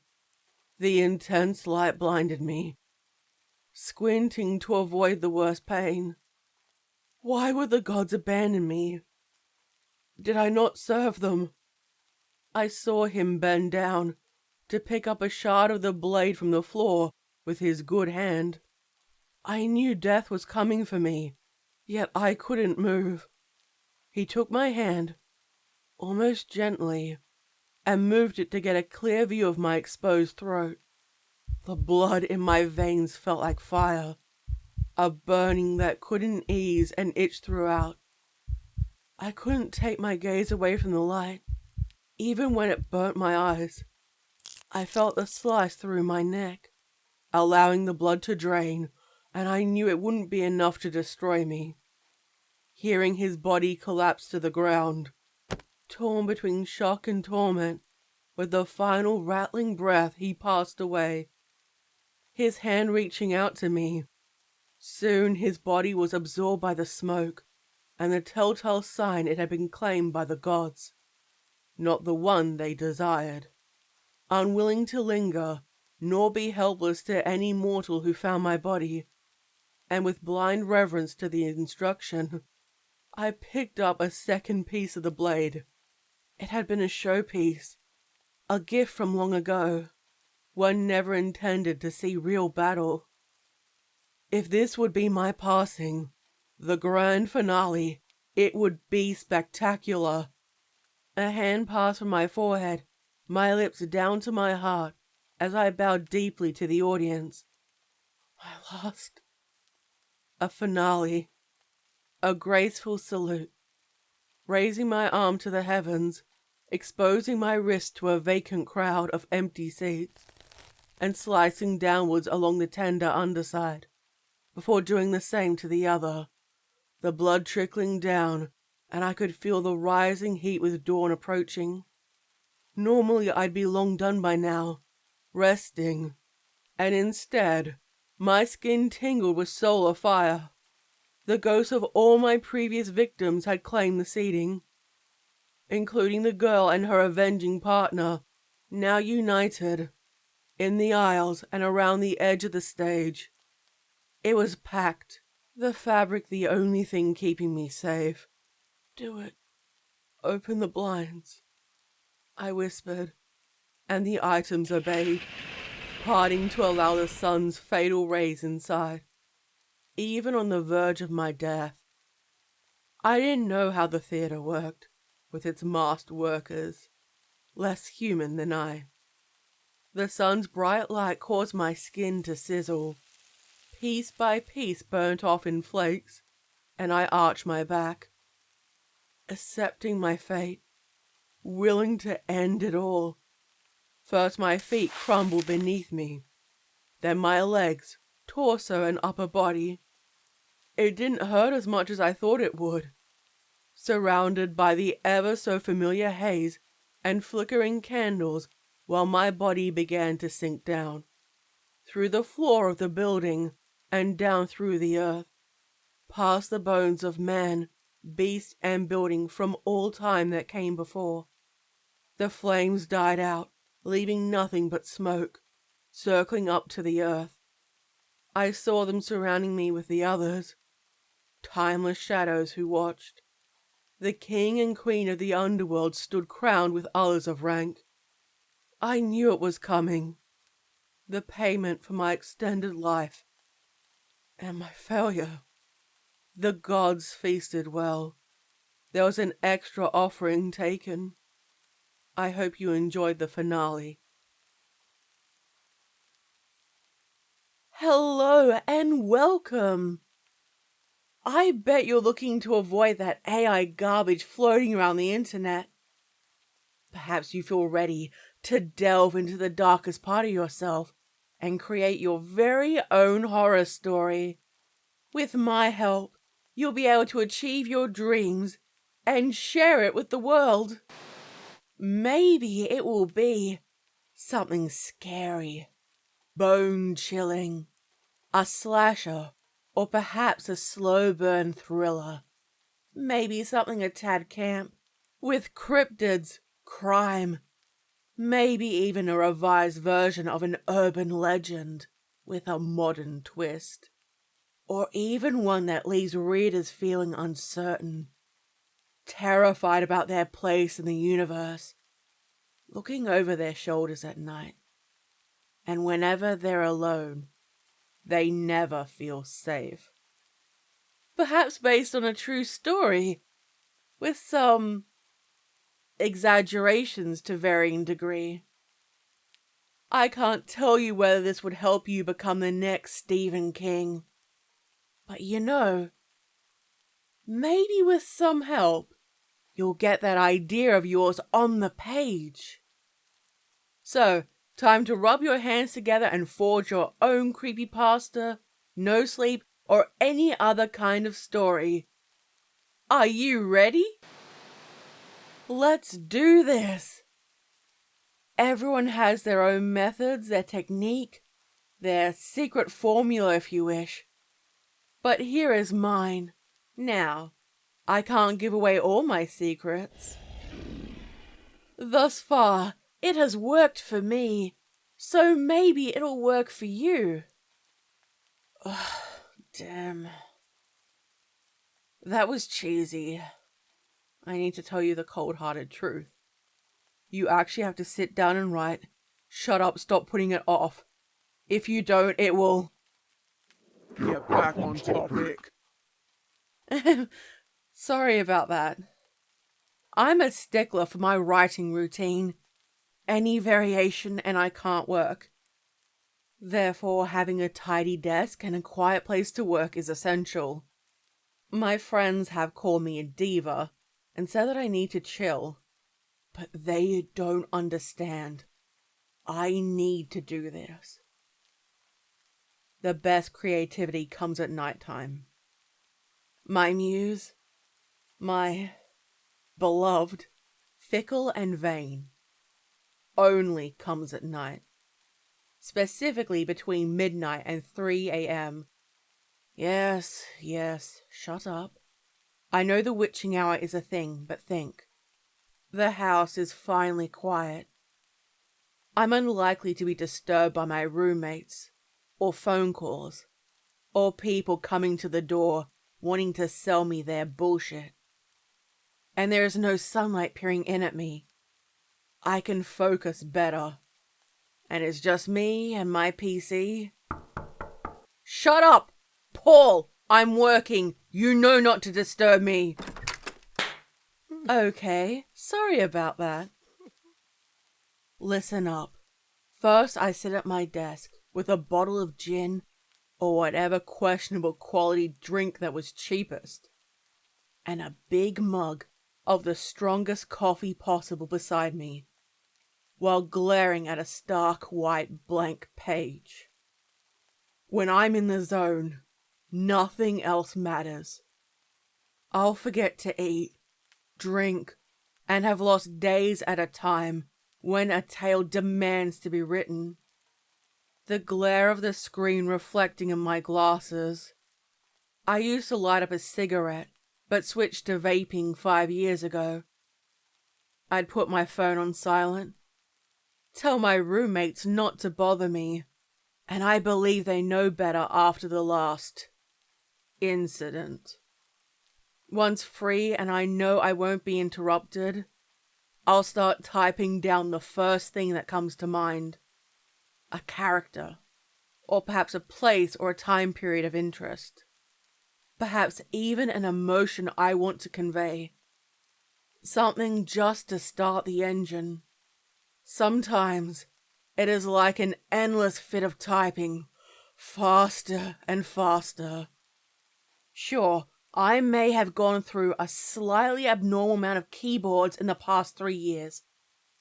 You know, gotta get the story on the page. Later on, I'll talk about what you can do if you experience a roadblock. Unfortunately, they're just a part of life. So, next I'd exhale, rest my head in my hands, scream internally about how I need to finish writing, or how a character is the biggest moron to ever walk the face of the earth, and that I should never write again, or have to keep writing. Or we will devour you. Ponder deleting all your writing, but the itch, that itch to create never ceases. Anyway, I'd read over what I wrote and give it a general feeling, do some minor tweaking, the odd typo or strangely worded sentence, backspace like crazy, and continue again. I'd think about a spooky topic, or a nightmare that has plagued me since childhood. What else could happen to the character? How will they react? Who helps or hinders them on their progress? How do they change? Once an idea has formed, I'll type, then take a swig, then keep typing. Soon enough, I'd see a paragraph sitting there and feel enthusiasm rising. To prove a couple of people wrong when they mocked my writing as a child. To be fair, admittedly, I had some terrible ideas. Hindsight is a real eye-opener. Spite, in part, I suppose. The truth, it is none of these. And I wish it was as small and fickle a reason. I need to make sure it is safe to tell you. If I don't keep writing, I die. No, just kidding. Can you imagine? Oh, fuck. I experimented by not writing for a whole month. When you write a little every day, you feel the change. Not a single word, nor a note or reference to a plot, character, or idea. Immediately I shut any thoughts down. It was harder than expected. A character, usually someone who died in the story, in some brutal way would whisper, day and night, wanting me to write them so they wouldn't be forgotten, that a trace of them would remain. Sometimes I got concerned about my mental health. But I remember, authors tend to be a little eccentric when it comes to their stories. Instead, I'd exercise until I'd throw up, drink to excess, absorb myself in a video game, or binge watch a TV show. And still, the worlds and voices would continue to plague me. Hell, I'd even touch grass and I noticed a change. The first change was minimal, even laughable. I had a small birthmark on my wrist, and suddenly it was larger. I ignored it. By day 3, I remember staring into the mirror, and a stranger stood in the reflection. It resembled me, to a point it could even fool my closest loved ones. It matched my movement, a shift to the right, a finger pointing at my chin, and when I leaned closer, the lips turned into a wicked smirk. I ran out of the bathroom and hurried to sit with my roommates, who were equally surprised to see me willingly join them while they were watching some reality trash on TV. I kept checking reflections, corners, anywhere spooky it could be hiding from. I felt as though it lingered behind me. I figured I'd try to get some evidence, and saw a shadow figure standing behind me, just past my right shoulder. No features, just a shapeless human-shaped blob. I opened my Google Doc app and started taking notes for a story, loose descriptions that could be filled in later. Shadow person, possibly a mimic with a question mark, even potential titles that could work. The Shadow Man is hunting you. The Haunting Shadow, or my personal favorite, The One Who Lurks. I don't know. Titles were honestly never my strength. Glancing over my shoulder, and relieved, I saw it was gone. I noticed a weirded out sideward glance from my roommate, Tom, a tall, lanky ginger who worked in IT. He didn't question it. 2 years of living with me, I guess. Frankie cleared his throat.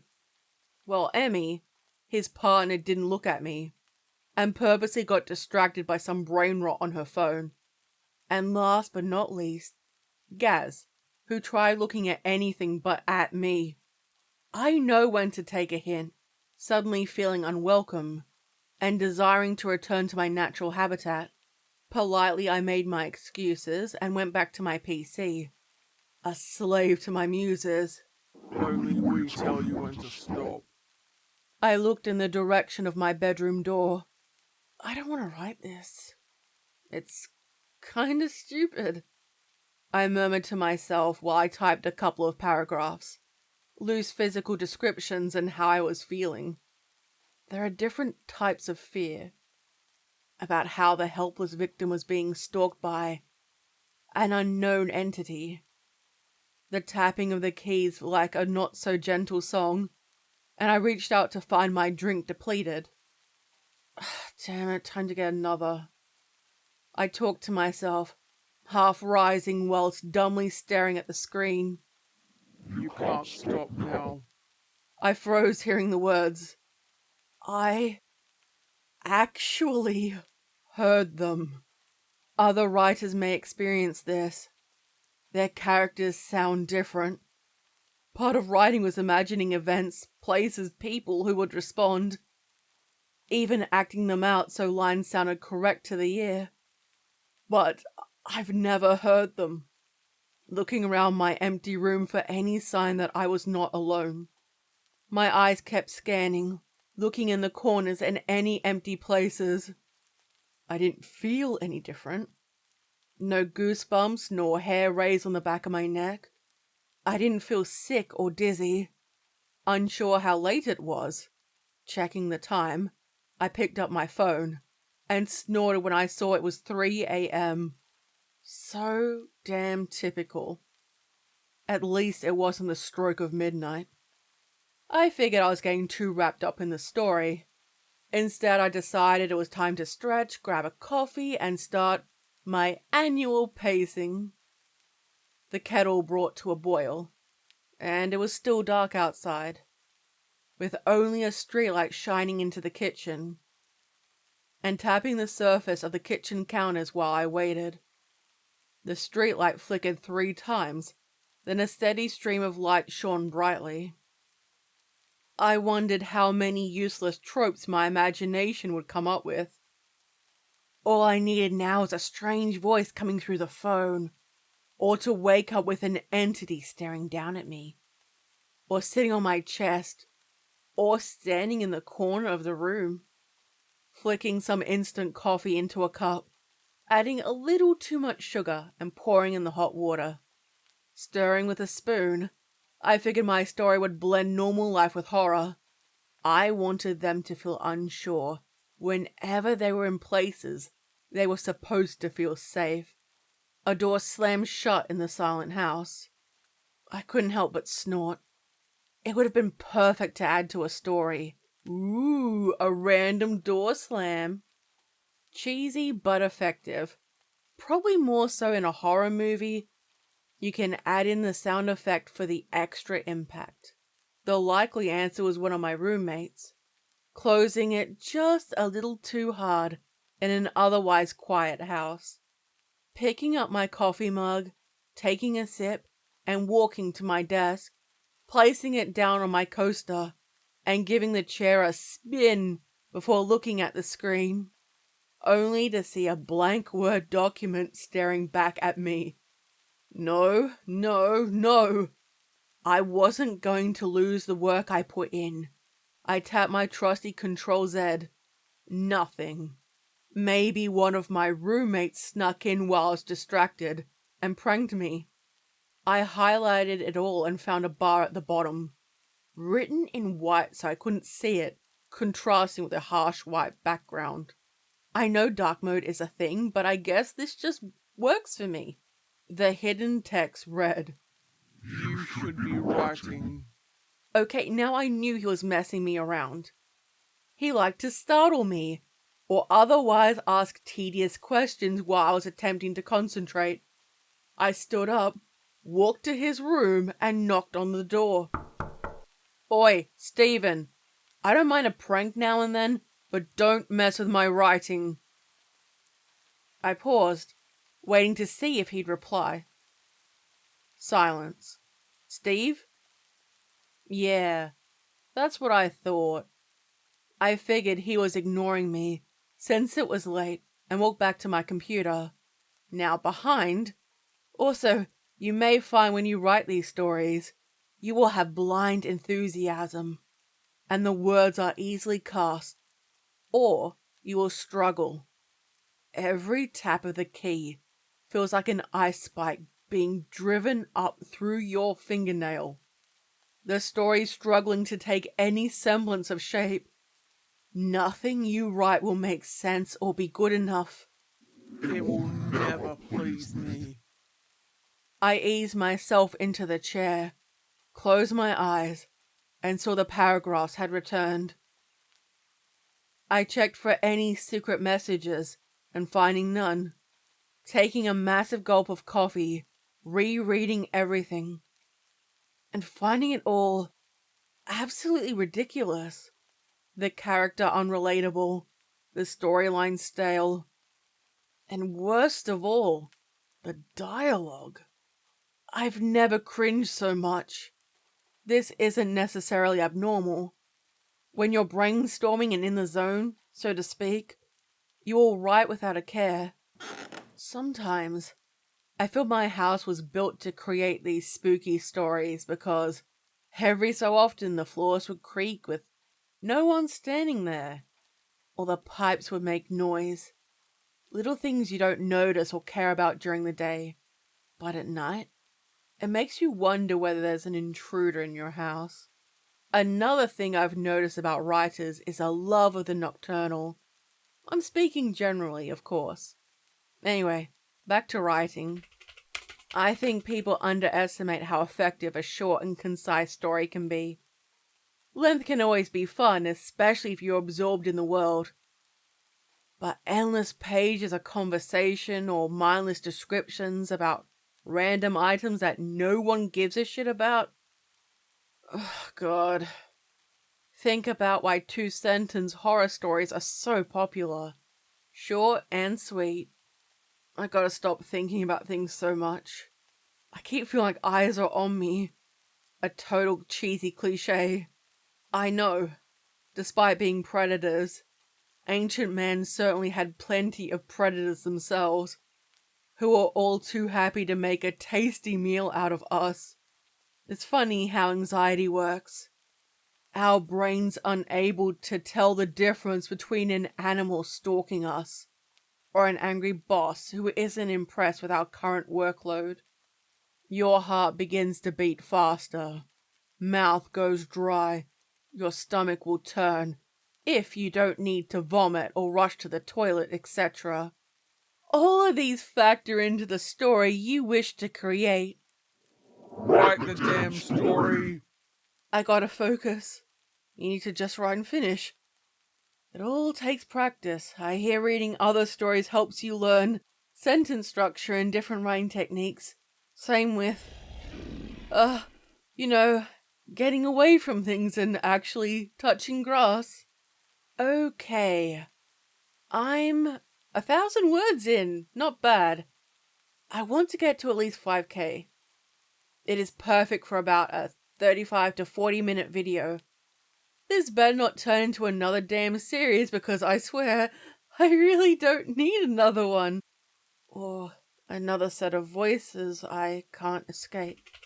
Okay. So, the Shadow Man has been stalking the protagonist inside the family's home. It starts off small. I want to give the impression that perhaps it isn't supernatural or an entity. Maybe a stalker or a murderer. Or, my favorite, the protag is currently going insane. Being sleep deprived. Not that I know anything about that. Ooh, isolation. Yes, that's another element I want to explore. Okay, so the protagonist is isolated, paranoid, dealing with voices and seeing strange shadows.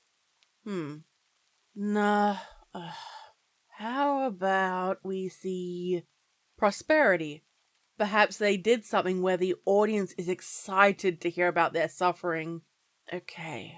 I'll need to rewrite some paragraphs, change a few things. Oh yeah. Don't be afraid to change parts of the story you don't like, especially in the past. If only we could do this during our lives. Am I right? Keep going. Out of coffee already. Okay, time for another refill. Another writing tip. If your story is longer or if you have a bad memory, get a notepad, either physical or on your computer, and make character or setting notes.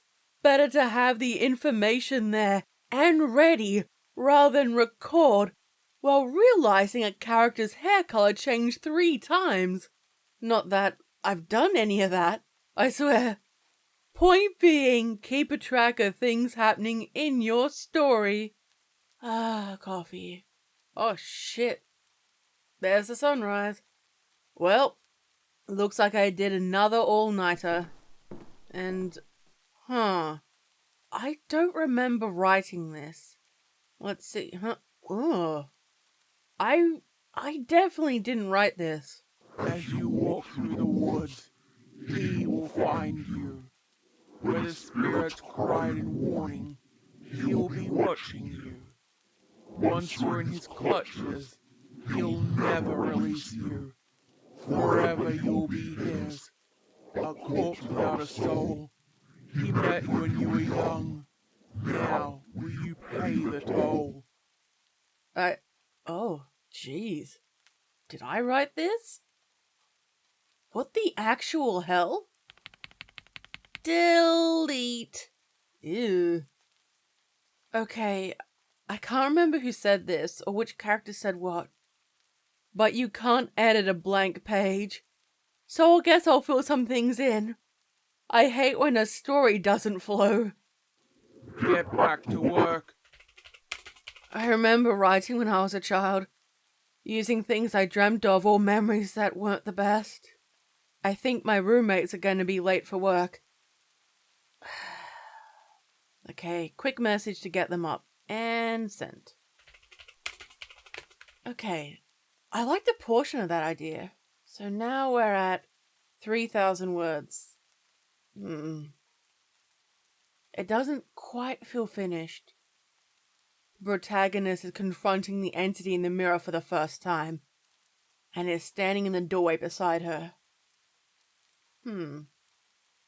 I don't want the origins to be confirmed in the story, and to leave room for speculation.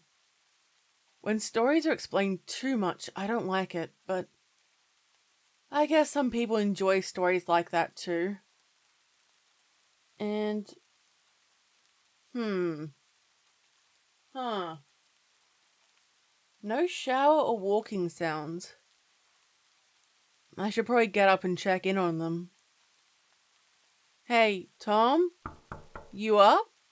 Come on, you're gonna be late for work. Other than not having to pay for a freeloader's bills, I don't particularly care about their employment.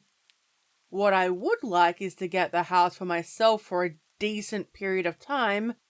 No distractions. Hey, wake up, Tom? Okay, I should check in on him. Come on, man, still in bed? Wake the hell up.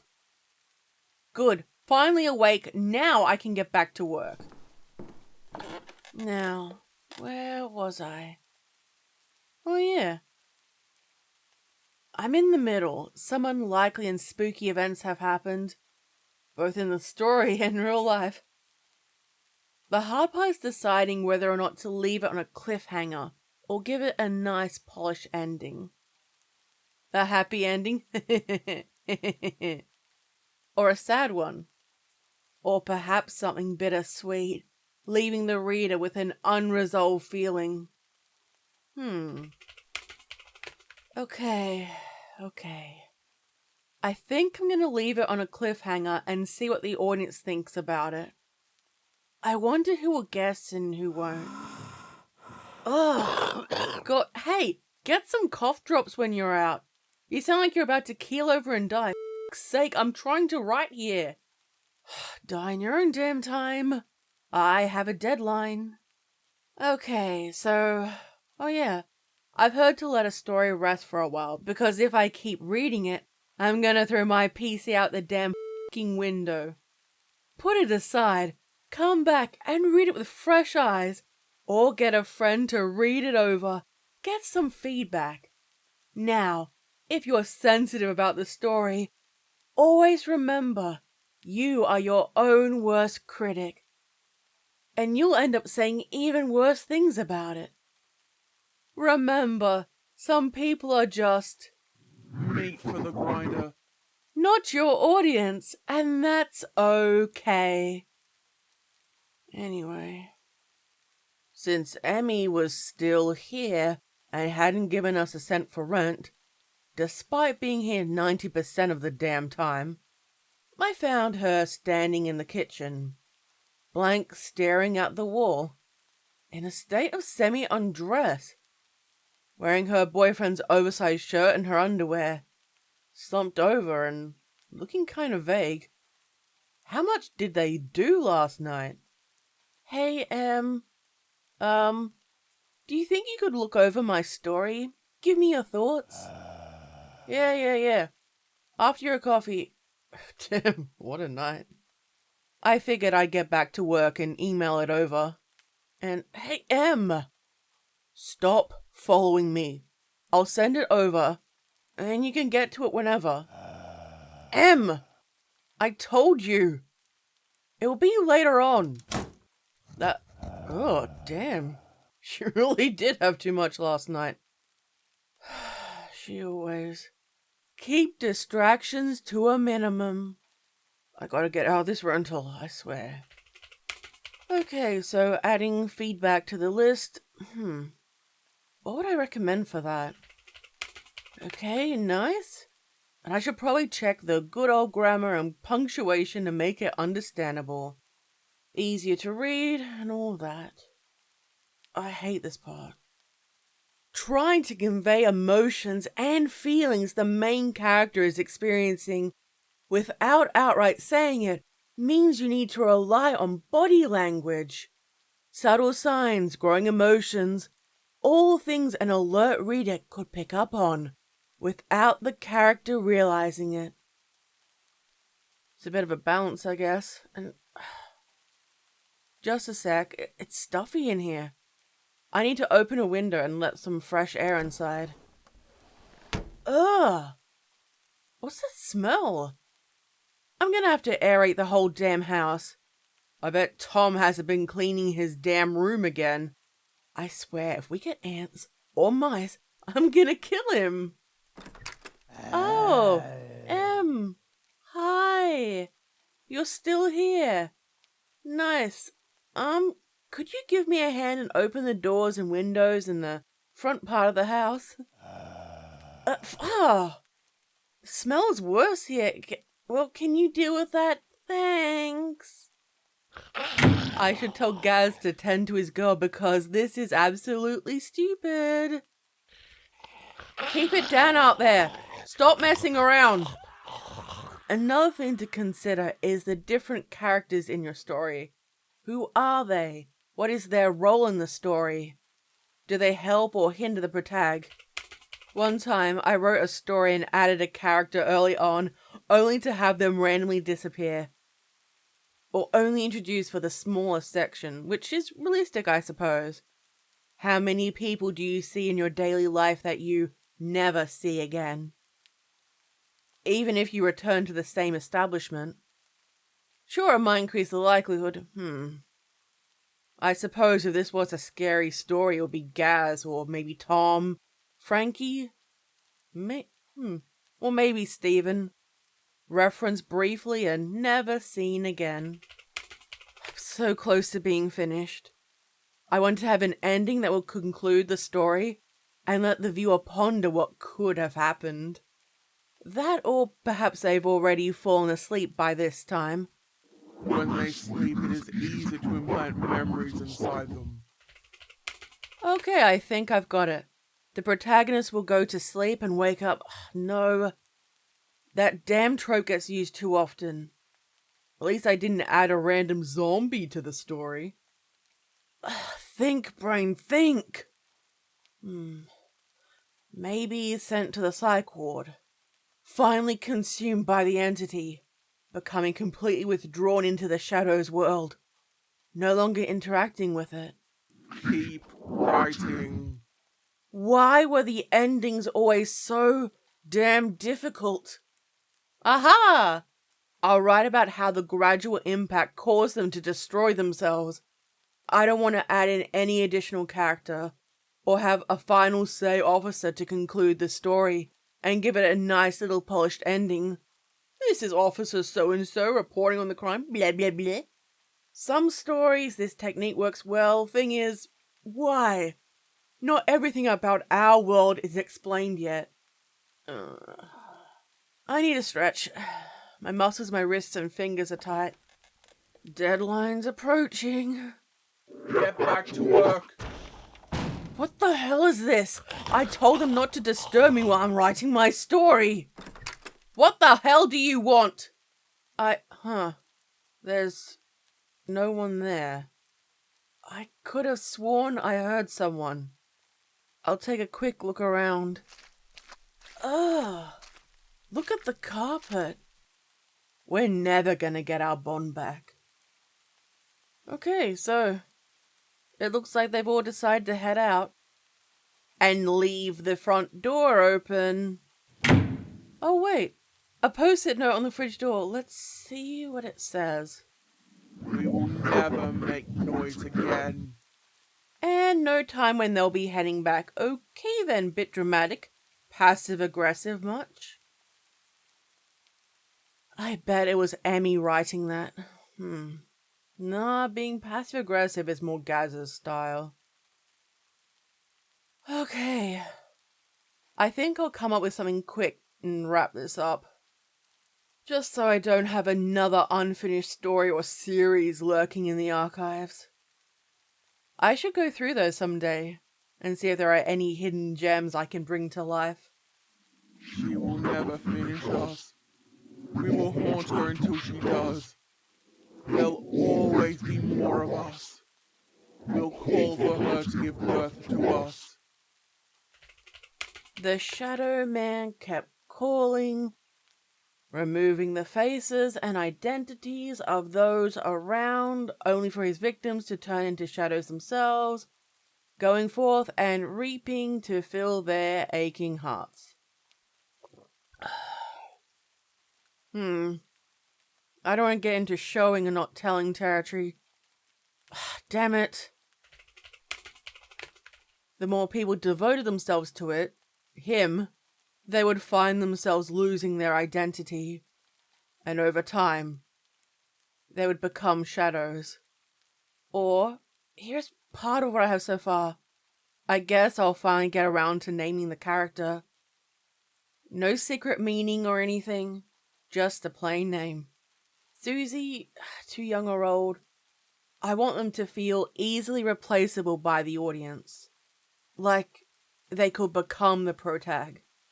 With each feeding she found herself drained. Her face becoming withdrawn, full cheeks replaced by hollowed ones, while none of her clothes fit properly, hanging down limp from her body. That should be enough to explain it. Keep going. You can never stop. I went back to the medical clinic for an update. A doctor's visit only a month before, and blood tests showed my iron levels were normal. However, at the insistence of my family, I went again. The results showed across the board all of my nutrient levels were dangerously low. The cause, however, was uncertain. A friend came to take me to the hospital. Stephen? The character is you. I'm so tired. I want to lay down, but I can't stop typing.